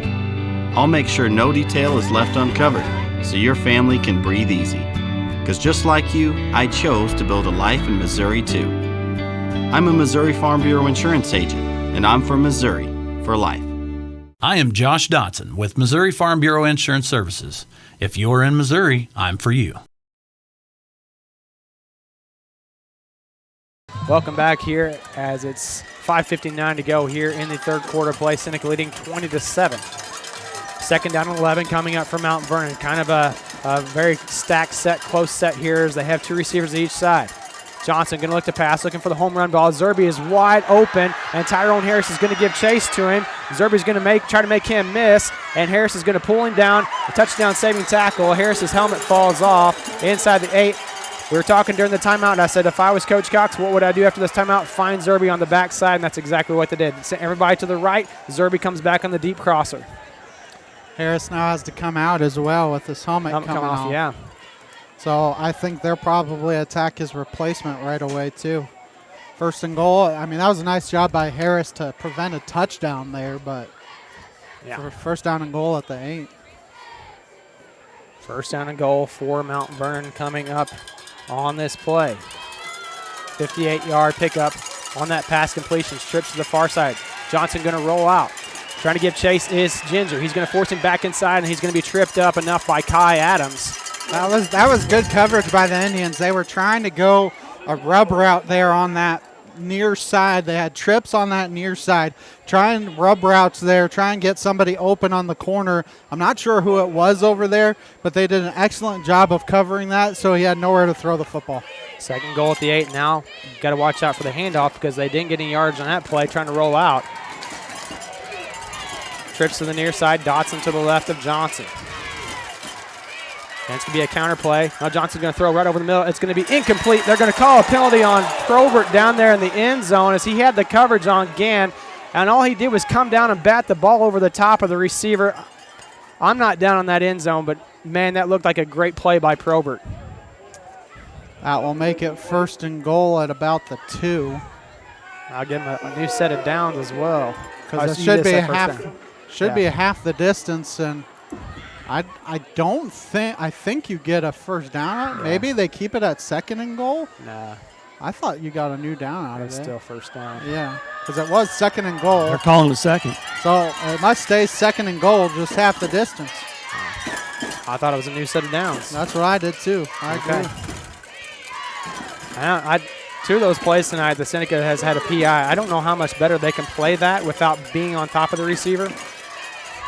4:47 to go here in the third quarter. Seneca leading 20-7. Probert getting some mixed signals here. Johnson going to look to run probably up the middle. He's going to spin out contact. No, he's not. Not from Jace Renfro as he takes him down with a loss on the play. I was just going to say, when they went empty set there, I was wondering if he was going to try with the quarterback draw, and he did. Good job there by Seneca. 2 more big downs here for the Indians. Now Mount Vernon going to check out all their wide receivers. Felton, go heavy. Hernandez, Zerby, and Gann all check out. They may be missing somebody, and they may have to burn a timeout here because they don't have. I think they brought everybody in. They don't get the play call until 8 seconds to go. They may have to burn a timeout here. Shotgun formation. Heavy setting now for Mount Vernon. And they're going to have to burn a timeout, and they do. 3:59 to go here in the third quarter. Timeout Mount Vernon on the KNO and Seneca Indian Sports Network. If you're a weekend warrior who likes to go, go, go, don't let pain put the brakes on your pace. When you need help with an injury that keeps you from moving, you want an orthopedic team with a proven track record. Freeman Orthopedics and Sports Medicine is nationally recognized and were recently named CareCheck's #1 hospital in the market and top 10% hospital in the state for hip fracture repair. Freeman Orthopedics and Sports Medicine, the experience you need to keep pace with life. Third down and goal, ball placed at the 5-yard line. 3:59 to go here in the third quarter of play. Mount Vernon had to burn a timeout because they didn't have the right personnel in. They were slow to get the play in as well. And that timeout could come into play in the fourth quarter. Let's hope Seneca defense stops them here, gets a turnover, and that away, it doesn't come into play. Mount Vernon came out looking with their heavy package a while ago.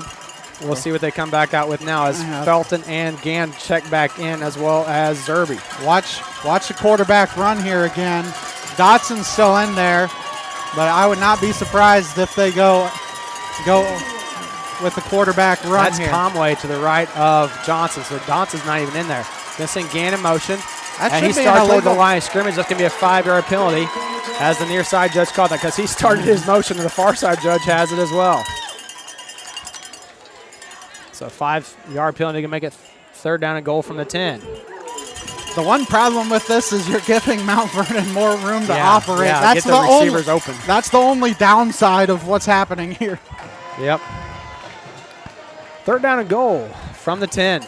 I think you got to watch again. Still, you got to watch for that quarterback run because if they go empty, they go one running back. Conway checked out. Dotson does check in. Twins to each side. Twins now for Johnson.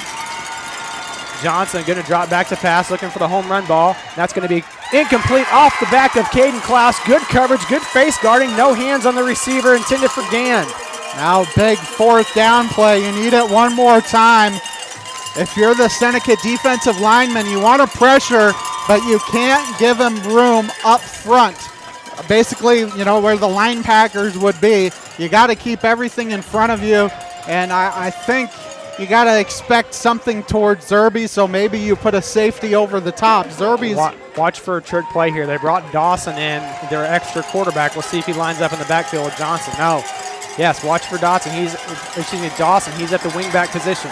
Two receivers on the near side. Dotson's going to go in motion. Johnson going to look to throw, looking for the backside screen, and it's going to be picked up by Conway, and it's going to be stood up at the 5-yard line. Ball comes free. Ball comes free. Seneca's recovered. I think they're going to say he blew it dead. Doesn't matter. But Seneca's got the ball one way or the other.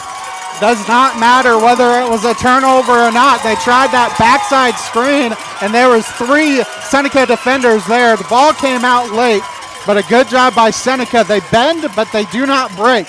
And now you go back to the run here if you're the Indians and try and ram it down their throat.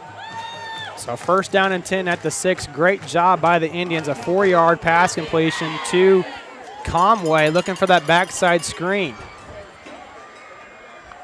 Seneca take care of the ball, get some positive yards upfield, gives yourself some breathing room. Yeah, you got to be careful of the snap here. Harris and Sherwood to the split to the far side. It's going to be Caden Klaus going to be wrapped up immediately by Dotson. Back in the backfield, a loss on the play. Back to about the 2, Coach, where they got it at. Oh, they got it at the 3-yard line. It shot the gap that we didn't block down. We didn't take care of the blitz.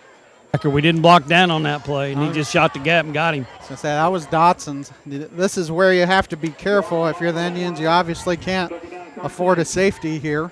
And what was it, last year, a couple years ago? You're able to force a 4th down, and then Gavin Hoover fumbled a snap. Yeah, that was down there. So I can't remember who. Maybe in Nevada that game 2 years ago here at home. I know it was at home. I'm drawing a blank. Let's on get Hoover. those bad thoughts out of here. 2 receivers on the near side, 1 to the far side. Going to send Haynes in motion, and it's going to be Klaus looking to pass. He's looking for the home run ball, and he overthrows Graham by about 5 yards. Graham had 5 or 6 steps on his guy, and those balls we got to have from our quarterbacks tonight. Several overthrown balls tonight, and then when we underthrow too much, and our receivers don't have a chance. 3rd down and 13. He was wide open. That potentially could have been a touchdown. That would have been a 97-yarder. Now, if you're Indians, you need to run the ball here, take care of it. Obviously, you'd love to somehow break one, but you got to give room for your punter now. You do. Get a little bit of room. Probert's going to check in at quarterback. Trips to the far side. Harris, Sherwood, and Haynes. See if one of your guys can break something. Good snap. That's going to be Probert run to the right side, lowers his shoulder. He's going to get a positive yardage, but, man, that guy came up and put a hit right on Probert's thigh. And it's going to make it 4th down. Of course, Seneca's probably going to punt this one away.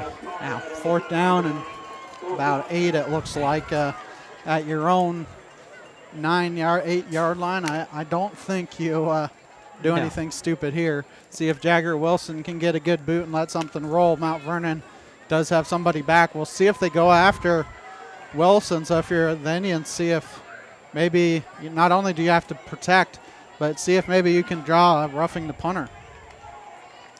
Mount Vernon's going to bring the heavy guys in, and Hernandez is going to field it at the 37-yard line. Got blocker set from him, trying to get to the right side. Runs into his own guy, and it's going to be driven backwards. Good job by Haynes, I believe, was that one on the stop.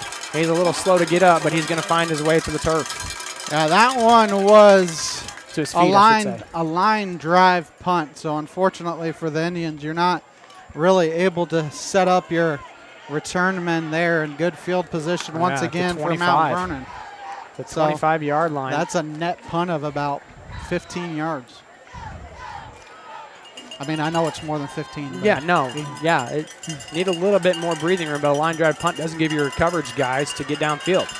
Johnson going to go under center, and that's going to do a fake toss sweep, going to look for the backside screen, going for the backside home run ball, and Blaze Graham's going to what a catch. Get that one. A great catch by Jarrett Zerby going over the top of Graham.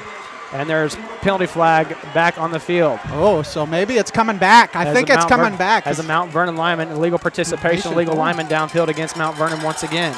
And it's it's number 74, because he is the one that was saying, cannot believe that they called him downfield. So he must be going more than, you're allowed one or two, you're allowed one. But the ball's got to be behind the line of scrimmage. It doesn't matter. If you're downfield at all on a deep ball, that's going to come back. 5-yard penalty, make it first down and 15.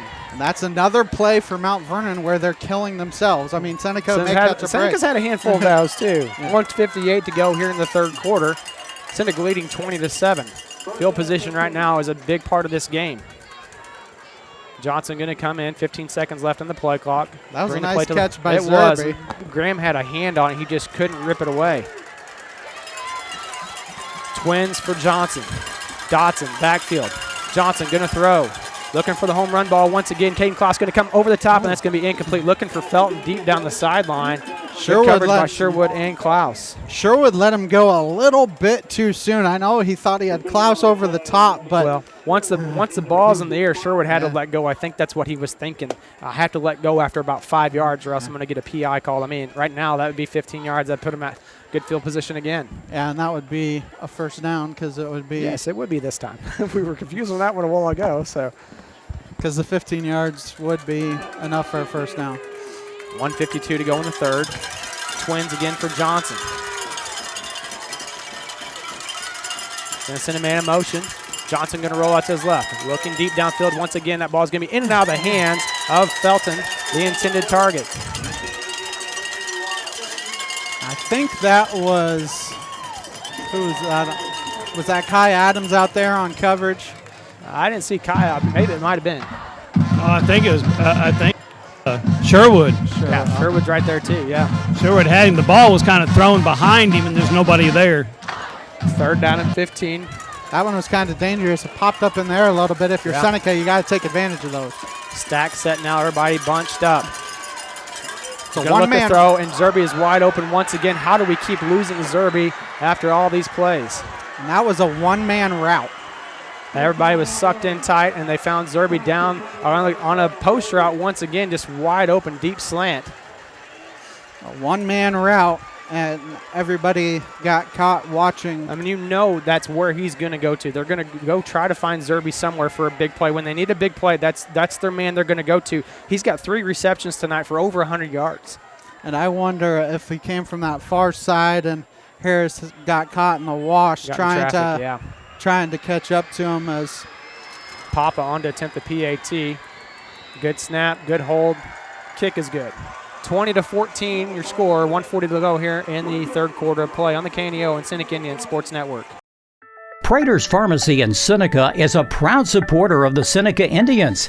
The pharmacy is open from 9 to 5:30 Monday through Friday and from 9 to 1 on Saturday. They offer an automatic refill program and internet refill service online at praterspharmacy.com and through their mobile apps. They also have a drive-through window. Prater's Pharmacy at 1711 Cherokee in Seneca, 417-776-8701.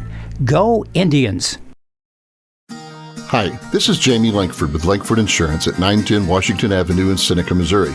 My wife Terry and I are proud to serve our local community and support local high school student athletes. Lankford Insurance specializes in life, agribusiness, commercial, and personal insurance needs. Please stop by and see us at our office or call us at 417-776-LIFE or visit us at www.midaminsurance.com. Back deep to receive for the Indians, Harris and Haynes. Papa's going to give a low line drive kick that Haynes is going to retreat and field on about the 8-yard line. Trying to get blocker stuff from him, makes a couple guys miss, spinning out of contact, still on his feet. They're going to say the far side judge called him down. I'm not sure how the far side judge calls him down, and the play is right here in front of him. I question that one a little bit. Either way, first down and 10 for Seneca. Make sure you stay tuned after tonight's game for the Final Drive Scoreboard Show, sponsored by Freeman Orthopedics and Sports Medicine. Also, check out our live scoreboard during the game. Go to kneo.org/sports. Click on the scoreboard link to get the latest scores from games around the area as they're happening. Seneca has to go back to their running game. That was what was successful their first drive. They're going to have to do it here. We'll find out what we're made of right now. 1:32 to go here in the third quarter. Seneca going to come back to the huddle as there may have been some miscommunication as Probert's in there at quarterback. Still had plenty of time on the play clock when they re-huddle. Graham and Ginger to the far side, Sherwood to the near side. Mount Vernon putting some more guys in the box now. Probert going to look to throw, and he's going to take off and run. He's going to get positive yards upfield, lowers his shoulder, gets across the 25 to about the 28. I think maybe he was looking for Sherwood on a release downfield, and there was nothing there, and he just took off running. So Probert gets up to about the 20. Looks like the 28. 28-yard line, pick up a 4, 2nd down and 6. Seneca Indian football brought to you tonight by People's Bank of Seneca, Crowder College, Prelude Maintenance Center, Seneca School District, and Lost Creek Wireless. That was a good job by him of pulling it down and getting anything positive. Klaus in now at quarterback, going to run the option. Pitch is going to go to Miller. Miller's got blockers downfield, a lot of green, lowers his shoulder at the 32-yard line, gets across the 35 to the 37, a pickup of 9, 1st down and 10. You have that wide receiver on that far side using him as the lead blocker. He's able to crack down and grab one of those linebackers and give a little bit of a lane there for Roman Miller. I'm not sure what wide receiver that was, but he was able to crack down. 40 seconds left here in the third quarter of play. Clausen at quarterback, 2 receivers to the near side. Hopefully they don't have each other covered up because it kind of looks like they do. Low snap, handoff's going to go to Miller to the right side. Makes the first man miss. Still on his feet, spinning out of contact across midfield. Now at the 45, taking defenders with him for 10 yards on that one as Gaddy jumped on Miller's back at about the 45, and Miller got all the way down to the 36. 1st down and 10 for Seneca. A pulling tackle there, able to get a block, and then Sherwood able to get a block downfield as well, and Roman Miller just taking guys with him. Seneca does not have to snap it here if they don't want, but it looks like they're going to try and get one more play in. 2 receivers on the near side. Handoff's going to go to Miller once again to the right side. Gets in a scrum of guys. This keeps his feet churning. Going to get down to the 31-yard line, and that's going to do it for the third quarter. We go to the 4th. Seneca leading 20-14 here on the KNEO and Seneca Indian Sports Network. A swimmer was caught in a strong current and close to drowning. Suddenly, a life jacket was thrown within reach. He grabbed the life jacket and it saved his life. Sometimes we feel like we're drowning in the problems of life. Maybe it's financial, marital, or job related. Where can we find hope? Jesus is our rescuer and wants us to reach out to him. Learn more. Call 888-NEED-HIM or chat with us live at needhim.org.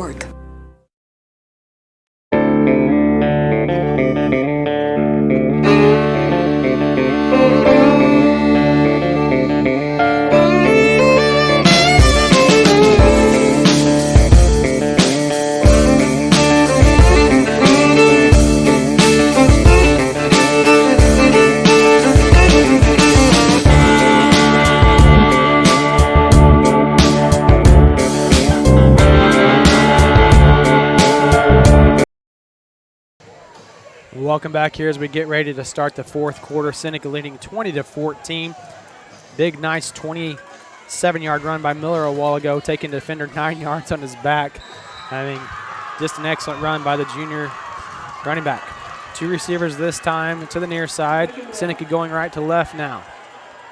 Klaus, shotgun. There's going to be a design quarterback run to the left side. Makes one man miss. Still on his feet at the 25, and he's going to be spun down by Zerby coming up from the safety position to save a touchdown.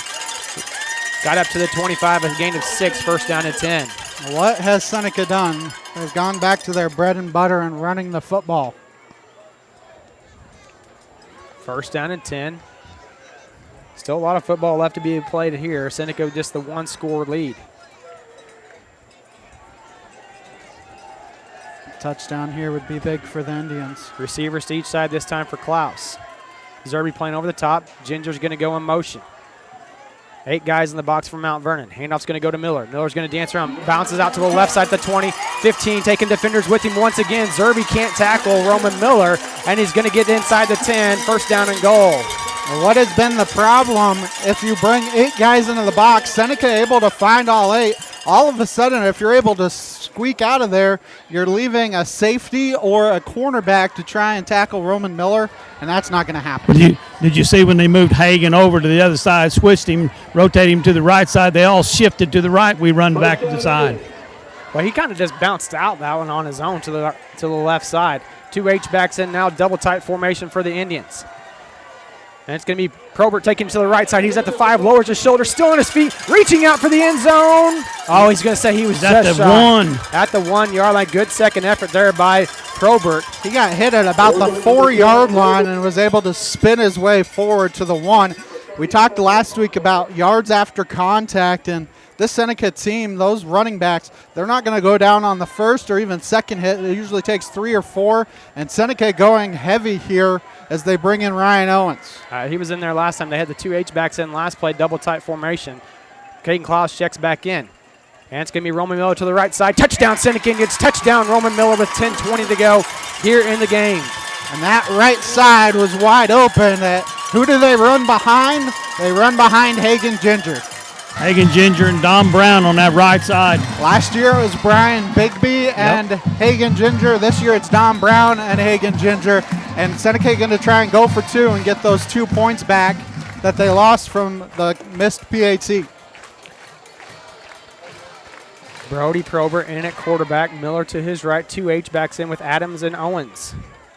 And it's going to be Probert going to the left side. Spins out of contact. He's into the end zone. 2-point conversion is good. 28-14 with 10:20 to go here in the game on the KNEO and Seneca Indian Sports Network. At ProLube Tire and Auto Center, we know what it means to rely on your vehicle. We race all year and know how to get that extra inch out of every part. Precision, quality, and reliability are not just words to us. It's what we do every day. We know you rely on your vehicle to perform for your family. From oil changes to full-on repairs, ProLube gives you the best racetrack team experience, so you can be worry-free. ProLube Tire and Auto Center, where we get it right on the road and the track. Cedar Lane Farm and Garden at 143 Cherokee Avenue in Seneca is your local feed dealer and a supporter of Seneca Indian sports. Offering vet, livestock, and pet products, Cedar Lane also carries a full line of farm and garden supplies. For more information, contact Cedar Farm and Garden on Cherokee Avenue in Seneca today. The number is 417-776-8231. Open Monday through Friday, 8 a.m. to 5:30 p.m. and Saturday, 8 a.m. through 2 p.m. for your convenience. Go Indians! Welcome back here as Seneca getting ready to kick this one off after the drive of 76 yards by the Indians, capped off by the 1-yard touchdown run by Miller. Sherwood's got the go-ahead. It's going to be a high kick that's going to be fielded, I believe, by Felton at about the 21-yard line. He's going to have a burst of energy right up the Miller, and Hunter Haynes wraps up his legs and takes him down as he was in full speed, and Felton is slow to get off the turf. Good tackle by Hunter Haynes, because if he doesn't do that, it may be a touchdown. You got to watch Kai Adams, too. Kai Adams limping a little bit. I think he was just coming in to fix his sock. Oh, okay. It looked like he might be limping. Yeah, you're right. It did look like that at first. I thought so as well. But you think about it, Seth, what are Seneca's 2 touchdown drives? Not only are they all running, they're time-consuming, 72 and 78 yards. Now you got to find a way to get a stop because you know Mount Vernon's going to go to the air because Seneca has not been able to prove that they can stop it. Trips to the far side. Seneca doesn't have enough guys on the far side as Caden Klaus is going to finally go over there. Empty set for Johnson. Now Dotson's going to go in motion behind him. Johnson going to look for the backside screen. The ball's going to be tipped to the line and immediately brought down by Probert, I believe it is. No, is that Sherwood or Probert? Oh, that's Probert. That is Probert. Their numbers get kind of ruffled up there. Kind of hard to tell who it is. Good tackle by Probert. Yeah, loss of 1 on the play. Ginger almost tipped it. Yeah, if he had been able to tip it to himself, that would have been a pick 6. Thought he had a hand on that one. But a good job there by Probert to wrap up. I'll try to get him to jump a little higher next time. Loss of 1 on the play. 9:45 to go here in this one. Seneca leading 28-14. Second down and 11 coming up for the Mountaineers. Seneca defense got to stand strong. Trips to the near side this time. Got to keep an eye on Zerby as Klaus is late to get to this near side. Johnson's just going to be a quarterback run. And first guy missed, second guy misses. Roman Miller going to come up, still running out of guys. And finally, Blaze Graham's going to bring him down to 49. Going to make it 3rd down after a pickup of 7. Good tackle there. First few guys missing him on that one. Yeah, that was a straight quarterback run, and he just missed him. And we got, I don't know if it's cramps for Jace Renfro. Yeah, he hardly comes off the field ever. And I think they're trying to give him something for a cramp. Yeah, I think he's cramping. He's trying to walk it off, and he's telling the trainer, he's telling the trainer, get away from him. 3rd down and 4 coming up for Mount Vernon. 8:55 to go here. Trips to the far side, one receiver to the near side. That's Zerby over here on the near side. And it's going to be Johnson going to look for the quick pass over the middle, in and out of the hands of the intended target. And there's a penalty flag that comes flying in. Maybe a legal man downfield once again, but it comes flying in late from the far side judge. You got a cramp there on Mount Vernon receiver. We're going to say it's against Seneca, it looks like. Coach Crane wanting a legal man downfield. Against Seneca? How do you call a legal man downfield on Seneca? Oh, wrong way. There we go. That's better. So do you decline it and make it 4th down and 4? I think you take it back. They're declining it. They're making it 4th down. Okay. And what that does, too, for Mount Vernon, they had a guy with a cramp.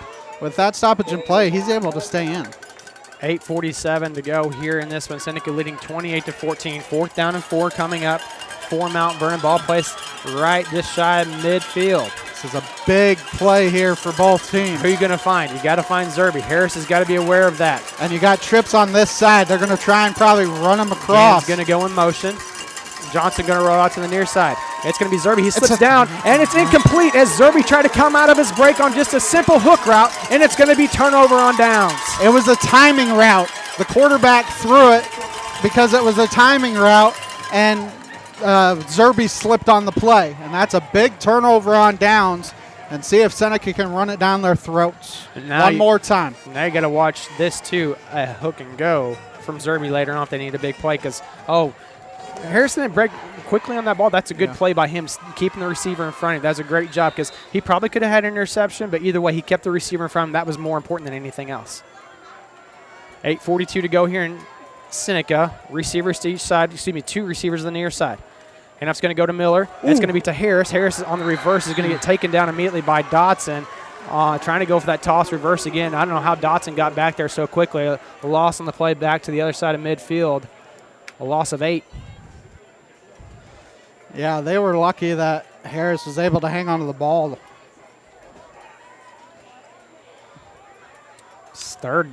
Second down and very long here for the Indians on this play. Keep up on the latest Seneca broadcast ball game schedule. Be sure to like us on Facebook, facebook.com/KNEO Radio. Follow us on Twitter at KNEO917 Sports. 8 minutes to go here as this play is going to be snapped. Probert checks in at quarterback. 9-10 guys in the box now for Mount Vernon. Probert's going to run to the left side. Makes a cut off one guy's block. Still on his feet. Taking defenders with him across midfield down to the 48-yard line. So a little bit past the original line of scrimmage. Got about 10 because it's going to be 3rd down and 8. And what do they do when they get in the box? You got 10, 11 guys in the box. All of a sudden, that second level, there's no one there. So a 2nd down and 18. Probert got 9 on that play. 3rd down and long, 7.5 minutes to go here. Seneca taking their time in the huddle. 15 seconds left. Caden Klaus checks back in. Want to milk the clock, too, with the clock running. Heavy set in now for the Indians on a 3rd down and long. Mount Vernon showing all kinds of pressure. And it's going to be Roman Miller dancing around to the right side. Lowers the show at the 45. Diving forward to about the 42, 43-yard line. Looks like about gain of 5, 4th down and 4. And somebody else is hobbling off here for the Indians. And that's Commons. Not sure if it's a knee issue. I think he got rolled up on. Yeah, he's not even putting any weight on that at all. Seneca are going to go for it here as the ball is placed at the 43-yard line. So a 5-yard carry by Roman Miller makes it 4th down and 4. Back in now is Caden Klaus, maybe trying to get the defense to jump off sides. Hilburn's just going to let the play clock continue to wind here, and he's going to call a timeout. 6:40 to go here in the 4th quarter. Seneca leading 28-14 on the KNEO and Seneca Indian Sports Network. The Seneca R7 School District is proud to support the student athletes and coaches competing in this game. High school activities help students learn life values such as hard work, dedication, and teamwork. The Seneca R7 School District is honored to serve such a great community and wants to thank all the Indian fans for their great support. The Seneca R7 School District, tradition, pride, class. A proud backer of the Seneca Indians is Campbell Biddlecombe Funeral Home of Seneca. Located at 1101 Cherokee, they are honored to serve the area with traditional service options including church and graveside services. They also have prearranged funeral plans. For more information, the phone number for Funeral Director Mike Steele at Campbell Biddlecombe Funeral Home of Seneca is 417-776-2251 or online campbell-biddlecomefh.com. 4th down and 4 for the Indians. Klaus in there at quarterback. Miller to the right of him. 6:41 to go here as Mount Vernon showing pressure. It's going to be Klaus thrown out to the right side. Fakes the throw. Now he's going to take off and run with it. He's got enough for the first down. Keeps his feet churning. Down to the 35-yard line he goes. I don't know if that was an RPO, but it worked as well as an RPO there. I think he was looking for Owens on the flat there, and Owens was covered up immediately. Yeah. So he just, I'm just going to take off and the defender covered him, but he turned his back to Caden Klaus, and Klaus was like, I can get it running, and so that's what he did. 6:24 to go here in this one. 1st down and 10. 2 receivers to the near side. Now Mount Vernon not showing as many guys in the box, but the handoff's going to go to Miller to the left side. He jumps around, makes the first guy miss, lowers his shoulder down to the 31-yard line. He goes, a gain of 4, 2nd down and 6. Right now the Indians are trying to melt clock, but also continue to run the football, and Mount Vernon, I think, is going to have to burn it. Water time out here at the 6-minute mark. We'll step aside for 60 seconds. We'll be back right after this.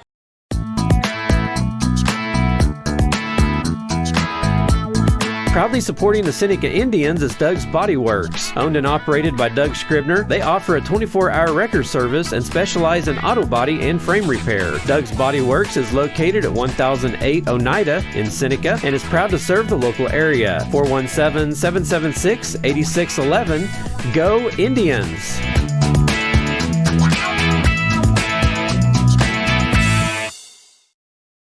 Dairy Queen Grill and Chill in Seneca is the place to go before or after the game. Check out their amazing menu of fan-favorite blizzards like Oreo or cookie dough. Happy hour is daily from 2 to 5 p.m. That means everything you can drink from a straw is half price, excluding premium shakes. Don't forget to grab one of their $7 meal deals or their signature stack burgers and top it off with a Misty Slush. The Dairy Queen Grill and Chill in Seneca, located at 308 Washington, open daily from 10 a.m. to 10 p.m. Proud to support the Seneca Indians.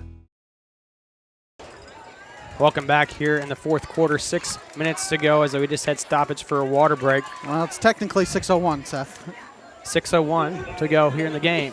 2nd down and 6 coming up for the Indians. Now they're going to spread things out a little bit. Twins for the Indians as Dotson going to come out here to the far side, probably looking to make a play on Miller. He's probably going to be coming in hard on the play. And it's going to be Probert taken to the left side. He's going to get wrapped up and taken down inside the 30 to about the 27-yard line to pick up a 4, making it 3rd down and short. The Indians, the big thing here, not only are you gaining yards, but you're milking the clock as well. 5:38 to go here. Game brought to you tonight by Campbell Biddlecombe Funeral Home. Big Nickel, Missouri Southern State University, Marine Center Incorporated. As you see some Jude King checking in as the tight end on this near side, replacing Skylar Comets. Probert in at quarterback, Double H back in. And it's going to be a handoff. No, it's going to be Probert taken to the left side. He's going to dive forward, have enough for the first down inside the 25 to the 24. 3-yard pickup, 1st down and 10. Game brought to you tonight by Missouri Southern State University, Marine Center Incorporated, Community Bank and Trust, Southwest Missouri Bank, Neosho Daily News, Doug's Body Work, Prairie Top Chiropractic, Cedar Lane Farm and Garden. 4-State Sports Report, Missouri Farm Bureau Agent Josh Dotson, Gas and Snack, and Neosho Chamber of Commerce. This kind of drive is demoralizing for a defense. 4:52 to go here in this one as the Indians taking all their time in the huddle. But you got to punch it in because this is a very explosive Mount Vernon offense. Klaus and shotgun, trips to the far side. And it goes through Klaus's hands, and he's just going to pick up and try to take off and run. He gets a few positive yards, still on his feet at 30. 25, and he gets tripped up just enough. So it would have been a loss of about 12 to 15 on the play. Dotson was the first guy there. He missed him, and Klaus took off running, stumbling, bumbling, fumbling. Oh, not fumbling, but down to the 20-yard line he goes. He got a 4-yard pickup out of after all that. I think he ran about 40 yards to get 4. So that is what's demoralizing to a defense right there. Yes, whenever you have a bad play and you still get positive yards. You get him in a bad play and you can't make the tackle. 4:05 to go here in this one. Next play will be under the 4-minute mark. 12 seconds left in the play clock. Seneca is going to break the huddle. Klaus still at quarterback, trips to the far side. And there's a penalty flag as maybe Seneca was slow to get to the ball, and Renfro was saying, hey, we need to snap the ball. False start on the Indians. Let's go march them back 5 yards to the 25, make it 2nd down and 11. Evan at the Neosho Daily News. Wish the Seneca Indians good luck. Let's go get that win. And Community Bank and Trust, proudly serving our customers for the past 140 years. May visit their branch at 1102 South Cherokee. For all your banking needs, member FDIC and equal housing member. Lender, proud sponsor of the Seneca Indians. Yeah, so Landon Commons, I said Skylar Commons a while ago. It's Landon Commons that came off the field hobbling, getting checked out by the trainer.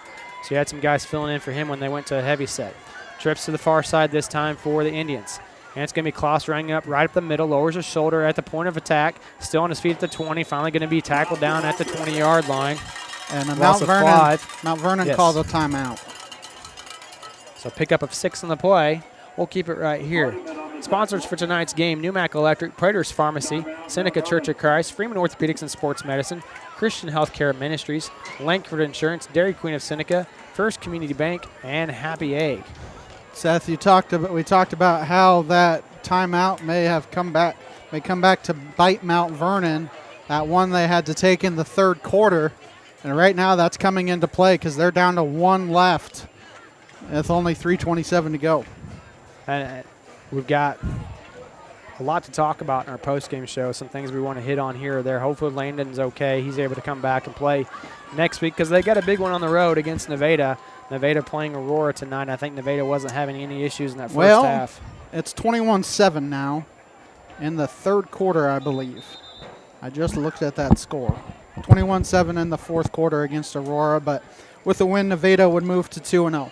Cassville does win, hosting McDonald County tonight 20-7. But we have our Final Drive scoreboard show coming up after our post-game show a little bit later on. 3:27 to go here in the 4th quarter. 3rd down and 5. And it's going to be Klaus taking it to the right side. He's going to get tripped up from behind. He's going to dive forward to about the 16-yard line, so he's going to be a yard short. It's going to make it 4th down and 1. But the clock will continue to.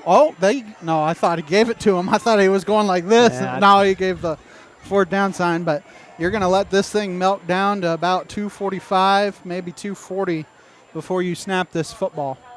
So they're going to say he only got 2 yards on the play, making it 4th down and 2.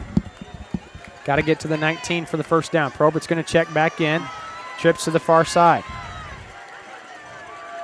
3 down linemen from Mount Vernon. It's going to be Probert. He looked like maybe a busted play. He's going to get enough for the 1st down. As he was looking to hand it off to Miller. Miller wasn't there, so Probert just said, I'm just going to take off and run.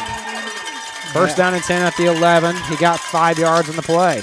And Seth, I think Seneca has only, what I remember, they've only passed once, maybe twice. They had the play where Blaze Graham was open, couldn't get it. They had a completion.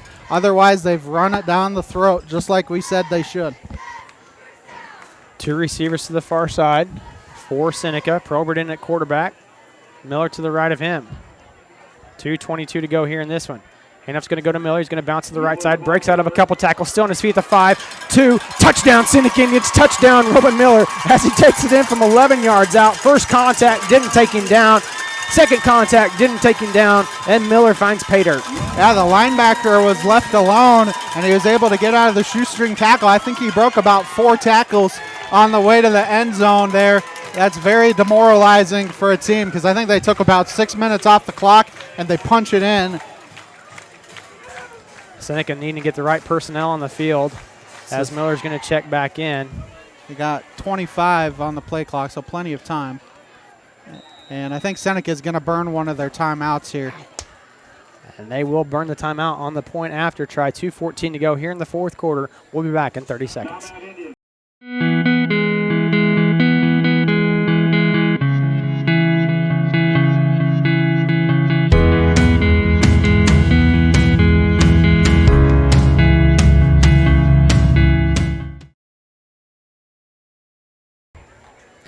And we welcome you back here. Seneca had a burner timeout, didn't have the right personnel in them for the point after try. Keep up on the latest Seneca broadcast ball game schedule. Be sure to like us on Facebook, facebook.com/KNEO Radio. Follow us on Twitter at KNEO917Sports. Our next Seneca softball broadcast will be Tuesday afternoon as Seneca travels to Mack County for Big 8 play. Seneca does play on Monday afternoon at Neosho. However, that's a 1 p.m. start time if you want to go watch some softball. John Ball and Jim Jackson will have the call of that one on the Neosho portal if you can't get there and watch it. Point after try coming up for the Indians. Sherwood waiting the snap. Klaus holding. Good snap. Good hold. Kick is good. 2:14 to go here in this one. Seneca leading 35-14 on the KNEO and Seneca Indian Sports Network. We Christians ought to be lights in the midst of darkness, and our lives should exemplify peace and joy in the midst of frustration, confusion, and despair. But that's not always the case, is it? Billy Graham understood why it can be hard for followers of Christ to be different from the world around them. Every possible pressure is being brought to bear upon the Christians to conform to the standards of the world. The greatest need in America and in the Western world at this hour is not a new organization. It is not more money. It is more revival among God's people. And we're never going to have a revival unless Christians discontinue their conformity to the world. If you want to be different from the world around you, we have some resources that can help. Stop by our website, findpeacewithgod.net. That's findpeacewithgod.net. We're the Billy Graham Evangelistic Association. 2:14 to go here in the fourth quarter play. Seneca leading 35-14 as they're going to tee this one up and back deep to receive for Mount Vernon is Hernandez. A wobbly kick that's going to bounce down at the 27-yard line and go out of bounds. It'll be first down and 10 Mount Vernon unless they want to have Seneca re-kick. Yeah, it'll be at the 35 unless you want to re-kick, and that's what they're talking about. And I think they're going to take it at the 30. Nope, they're going to re-kick it. Make them re-kick it. So, well, they saw a little something after Felton took that one last time and was almost able to break it for a touchdown. That's what they're looking, something quick. So is this then going to be kicked off from the 30? 35. 35. It's a legal procedure, legal procedure because you kick it off out of bounds. So false start. So take them. I mean, you can't say false start because nobody jumped off sides, but legal procedure, whatever. They got a different kicker. It's 5-yard penalty. Different kicker. Drew Sherwood's coming out. Tyrone Harris going to kick. Tyrone Harris going to do it. Coach Hilburn talking to Drew Sherwood, and it's a very calm conversation, so it's not bad. But just saying, hey, we're trying to angle something, or talking to him about what they did. So get a different kicker out there. I mean, Drew Sherwood's been out there a lot tonight, so give him a little bit of a break as well as Harris gets this one teed up. Hernandez back deep to receive. He's going to the left side. That's a high end-over-end kick. Good kick. Hernandez is going to feel this on the 22-yard line. Coming downfield as Blaze Graham just misses him and finally going to be brought down. Looks on the far sideline. First one coming off the pile is Brant Laughlin as well as Brock Pendergraft for the Indians. Ball placed at the 37. So they got 2 yards out of that. I was going to say, yeah, they gained 2 yards on it. 2:08 to go. You still have to be wary of them taking shots here. Try and score quickly and then get onside kicks. Stranger things have happened, Seth, so. Well, your Seneca's defense, you just got to be sound in what you do right now. Don't lose anybody in coverage. Don't try to get too big of a push upfield. Just keep them contained. Keep them in front of you. Yeah, just let that clock wind. If you keep looks like they're subbing out 200. Dawson going to come in for Mount Vernon and run the. I mean, you got your first team defense still out there if you're Seneca. And Seneca will probably sub out. Now, Zerby's still out here. Gaddy's still out here. Dawson is the quarterback. And then Hardiman is checking in at running back. Now they're going to go to a bunch formation now. Stack formation for Mount Vernon. Dawson going to throw. Looking for the home run ball. He's going to hit as he throws, and that goes in and out of the hands. Looking for, I believe it's 24 Gaddy downfield, and it's going to be incomplete. I wonder if Dotson is their better deep ball thrower, and so that's why they may bring – because I think they did this last year where Dotson came in when they had to throw the football. Second down and 10, 2:03 to go here in this one. Zerby near your side now with Conrad. 2 receivers to the far side. Dawson going to send a man in motion. That's going to be Gann. Dawson going to look downfield. Now he's going to tuck it and run. Brock Pendergraft giving chase. Makes one guy miss, makes another man miss. He is a bigger quarterback, but he's finally going to be brought down, I believe, by Blaze Graham. Yes, Blaze. No, that's Roman Miller coming up to make the play at the 46. So third down. And it keeps the clock running, too, because they did not get a first down there. Good run, but yeah, the 9-yard run. The clock's going to continue to wind here for Mount Vernon, and I think they've kind of thrown in the towel here with how long they're taking. 1:30 to go in this one. Trips to the near side this time with Zerby and Conrad and Gann. Gaddy to the far side. Going to send Hardiman in motion. Dawson going to look to throw. Now he's just going to take off and run once again. Coming up to make the plays. Don Brown wraps him up but lets him go, and he's going to dive forward. He's tripped him up just enough. Dawson able to get a first down as Connell Trueluck checks in for the Indians to the 48-yard line, a pickup of 6. Maybe coming in for Don Brown. So right now Dawson is 190 pounds, so he's got a little bit more weight than Johnson. Dawson looking to throw once again. Dropping back, looking for the home run ball. Probert's got to turn around. There's going to be a penalty flag on that one. That one was obvious pass interference. Probert took him down to the ground, 15-yard penalty. It's going to be about right at the spot of the foul. Yeah, and Probert wasn't looking at the ball either, so that's part of it. So first down and 10 from the 33. Mount Vernon, they got to be a little bit careful, though. Lane Conrad came up and was kind of giving a earful to the officials. So he's got to be a little bit careful as Hagen Ginger will come in. Right now, this Seneca defensive line, they know they have to pass. So they're getting all kinds of pressure on the quarterback. They haven't been able to get home, but they have gotten a lot of pressure on the quarterback here. One of these times you're hoping they can get home and affect the play. 59 seconds to go in here in this one. Got Dawson weighs 190. Johnson weighs 155. So you're got a little bit of a heavier runner out there in Dawson. Trips to the near side, one receiver to the far side for Mount Vernon. Hardiman to the right of Johnson. Dawson's going to roll out. Now he's going to look for the home run ball. That's going to be intercepted by Blaze Graham at the 18-yard line. He's going to stay in bounds, lowers his shoulder, and it's going to be first down and 10 for Seneca with 51 seconds to go. Yeah. Read that one the entire way, Seth. I did catch it there at the end for you. They had him cut underneath it. They had over-under coverage, and he was able to cut it off. And if you're Seneca, you just need 2 kneel downs, and you improve to 2-0.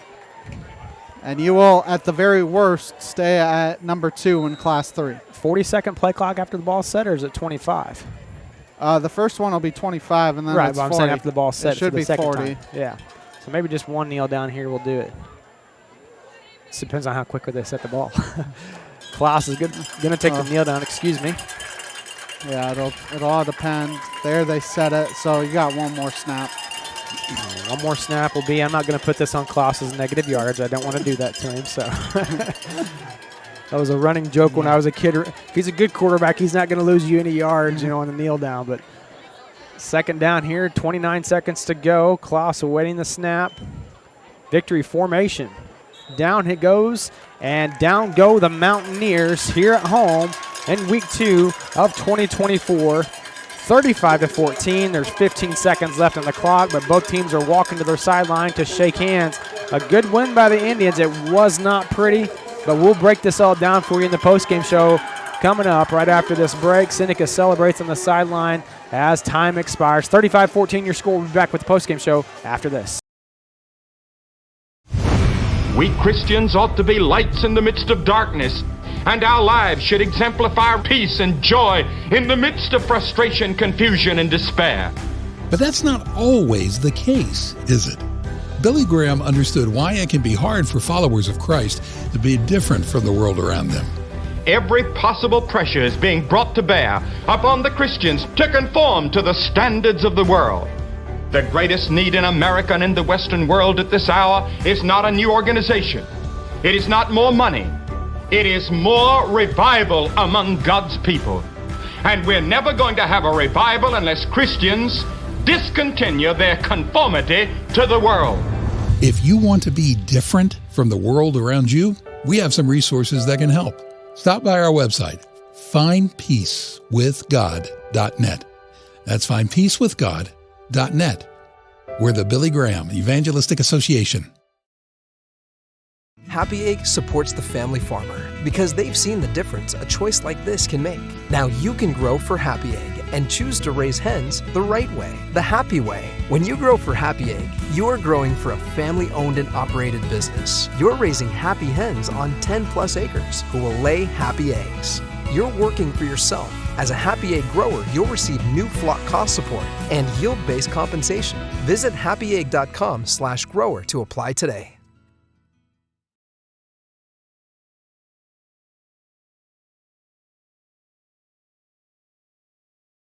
Crowder College, your future, our focus. At Crowder College, we have 6 convenient locations in Southwest Missouri and online programs to fit your needs. Flexible scheduling provides a pathway to a career or the opportunity to transfer to a 4-year university in a variety of programs. Cheer for the Rough Riders at athletic events. Use the Missouri A+ Scholarship Program for free tuition and common fees. At Crowder College, your future is our focus. Apply today at crowder.edu.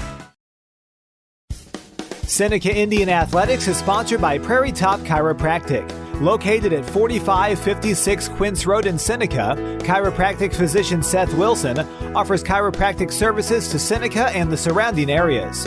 For appointment information, their phone number is 417-776-4556 or discover more at facebook.com/Prairie Top Chiropractic. Prairie Top Chiropractic, where their slogan is better health, better you. The Seneca R7 School District is proud to support the student athletes and coaches competing in this game. High school activities help students learn life values such as hard work, dedication, and teamwork. The Seneca R7 School District is honored to serve such a great community and wants to thank all the Indian fans for their great support. The Seneca R7 School District, tradition, pride, class. A sponsor of community broadcasting on KNEO, Southwest Missouri Bank and Neosho, serving the Neosho area from 2 locations. They offer personal banking services, including checking and savings accounts, home loans, and online banking. Learn more online at smbonline.com. Southwest Missouri Bank, an equal housing lender. Member FDIC, where their slogan is Southwest Missouri Bank. We can do that.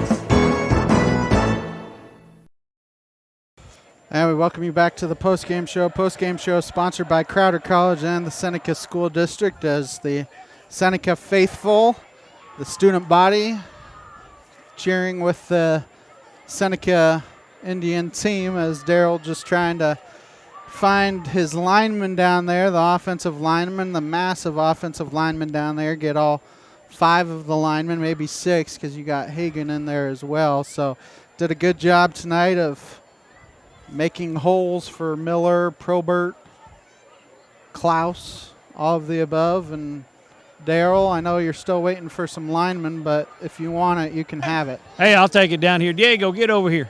Get where you're supposed to be. We'll get Jason. I don't know where Winfrow's supposed to be here in the middle. Get over here big time. Here you go. Start here. Don Brown. Pull it right there. What's it feel like to be senior year, 2-0, beating Mount Vernon here? Mount Vernon's some big old kids tonight. Yeah, our coaches prepare us great for this, and I think our physicality up front is a great factor in this win. Hey, I tell you what, Diego, like I said, we ran the football down their throat and pretty much dominated the line of scrimmage on both sides, defense and offense. Yes, sir. I think we had really good adversity tonight. We had a couple mistakes there, and we overcame it, and we couldn't get any better with conditioning or anything. We could work on it next week and come back better. We got Napier here. He's playing guard here. Hey, Nate, I'll tell you what, that number 74 was pretty good size out there. They had a few of them 300-pounders out there and blitzing linebackers. How's it feel like picking up them blitzing linebackers? Oh, I mean, we work it every single day. It's nothing new to us. Honestly, our scout team's feels better than the teams we play. So, we get a really good look. We're blessed to have them. Lane Scribner here playing the quick tackle. And, Lane, really, you're not the biggest dog in the hunt here, but I'm telling you what, you play a good – I mean, you fight till the last dog dies. I'm telling you, you look good out there tonight. Thank you, sir. Yeah, it's just about being mentally tough, and I couldn't ask for any better guys up front to do it with. These guys, they have no quit, and I love them to death. We run the football down their throat, and we're sitting there talking about it, and just pound it. And Hagan, you're big on the outside, out there, offensive or when you line up them offensive tackles, you down block, pick up some linebackers, and pick up the guys on the outside. Looked like you pretty well coached and had a good game plan tonight. Yeah, like Dom said, we were way better prepared than they were, and me and Dom get on the same page and we go to work. Well, I tell you what, you guys did a great job tonight. I don't know who you got next. You got Nevada? Nevada. At Nevada. Hey, let's go have a good week of practice this time, okay? And get ready for Nevada. Guys, I'm going to send it back up to you.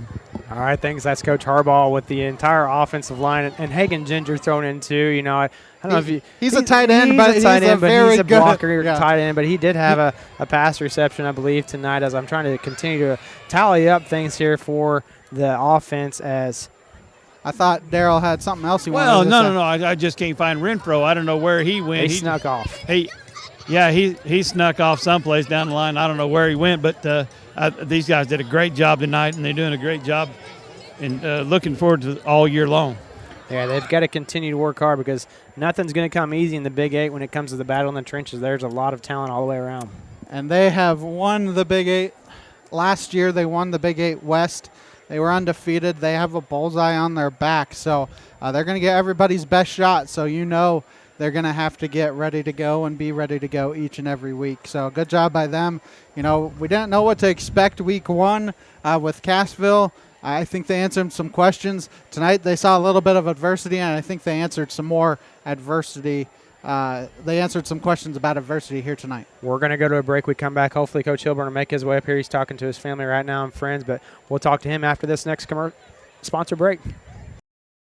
Prater's Pharmacy in Seneca is a proud supporter of the Seneca Indians. The pharmacy is open from 9 to 5:30 Monday through Friday and from 9 to 1 on Saturday. They offer an automatic refill program and internet refill service online at praterspharmacy.com and through their mobile apps. They also have a drive-through window. Prater's Pharmacy at 1711 Cherokee in Seneca, 417-776-8701. Go Indians!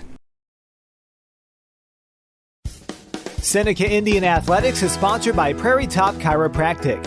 Located at 4556 Quince Road in Seneca, chiropractic physician Seth Wilson offers chiropractic services to Seneca and the surrounding areas.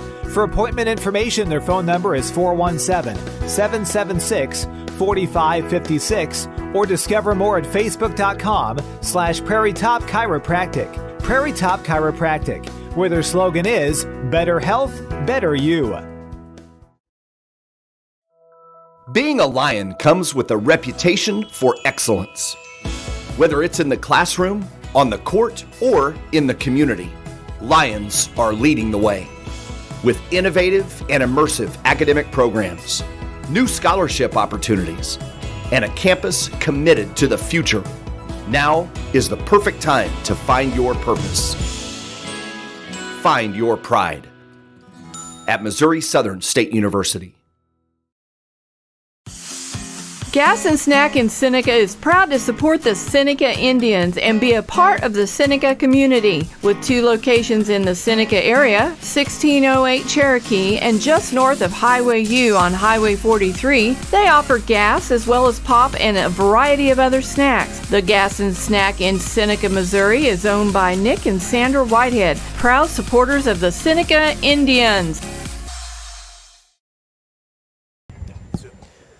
And we welcome you back here to the Tom Hodge Field in Seneca, Missouri. I'm joined by the head coach of the Seneca Indians, Coach Cody Hilburn. And first off, congratulations on a big win. And we kind of said this, maybe you feel the same. It wasn't pretty, but you guys got the job done tonight. Yeah, that's what I told our kids, man. I was so happy because we finally had our adversity moment. And at the time, I probably didn't want to see it, but now that it's over, that's so good for us, man. There wasn't a whole lot going right. We weren't in any rhythm. And a lot of that's credit to Mount Vernon. I think sometimes we forget that when we say we're going to come out and everything's going to be perfect. But that's the number 5 team in the state, guys. I mean, they're pretty good. And so we had to battle some stuff. They came out in a whole different front. We worked 4 fronts, and they played none of them. So that's fantastic. So they came out so we had to scramble a little bit early on, and our offensive line got a little frustrated in the first half trying to get on the same page. And then the second half, I thought we settled in and did a much better job. Yeah, offense a little slow to start out. First possession, had a 3-and-out in the second possession. Had a big run by Klaus. Looked like he was going to be stopped after about a 2 or 3 yard gain on 3rd down and 5, and then sprung to the left side, and he was gone for an 85-yard touchdown. Yeah, that's 2 weeks in a row he's done that, and that's a kid that he probably doesn't look massive in his pads, but he's a weight room kid. He's changed his body, and he's done some nice stuff and got himself ready to do that kind of things. Mount Vernon's game plan, you could see in that first half, was ball control. We talked about how in that second half against Aurora last week, it was ball control. I think there was like 3-4 possessions that whole entire second half. Tonight, in the first half, Mount Vernon tried to come out and do the same thing. That first half for Mount Vernon, almost 15 minutes time of possession by them, and 31 plays, not moving the ball a whole lot. Your defense was out there on the field a whole lot, but they stuck to it and stuck with it and were able to get the stops when they needed to in that first half for sure. Yeah, that's when we were a little frustrated because we feel like we can defend the run really well. And saying that, we were playing a 5-man box, so we were light in the box, but we trust our 5 in there to get it done. And they were milking the clock a little bit, and then we didn't help out by going 3 and out. So it's tough to get things figured out up front when you have so limited plays. You need to be able to run plays, and we weren't able to do that, and that added to the frustration a little bit. But again, to see the way our kids responded when we came in at halftime, our kids are just sitting there ready to get it fixed. There's no bickering. There's none of that stuff. And for me as a coach, now that we got the job done, like that's my biggest takeaway from the night. We had some adversity, and our kids handled it really, really well. Well, you guys flipped the script in the second half. You guys got control of the ball, and you didn't relinquish that first drive, taking 5:24 off the clock, 11 plays, 72 yards, capped off by the touchdown run. I believe it was by Miller to start the third quarter and putting you guys back up with a 2-score lead, 20-7, and just really ball control, winning the battle in the trenches on both sides of the ball really tonight. You talk about those front 5, you're going light in the box to be able to stop the run. Those guys were dominating on both sides of the ball tonight. They had a much bigger defensive line, much bigger offensive line, and they got the job done up front.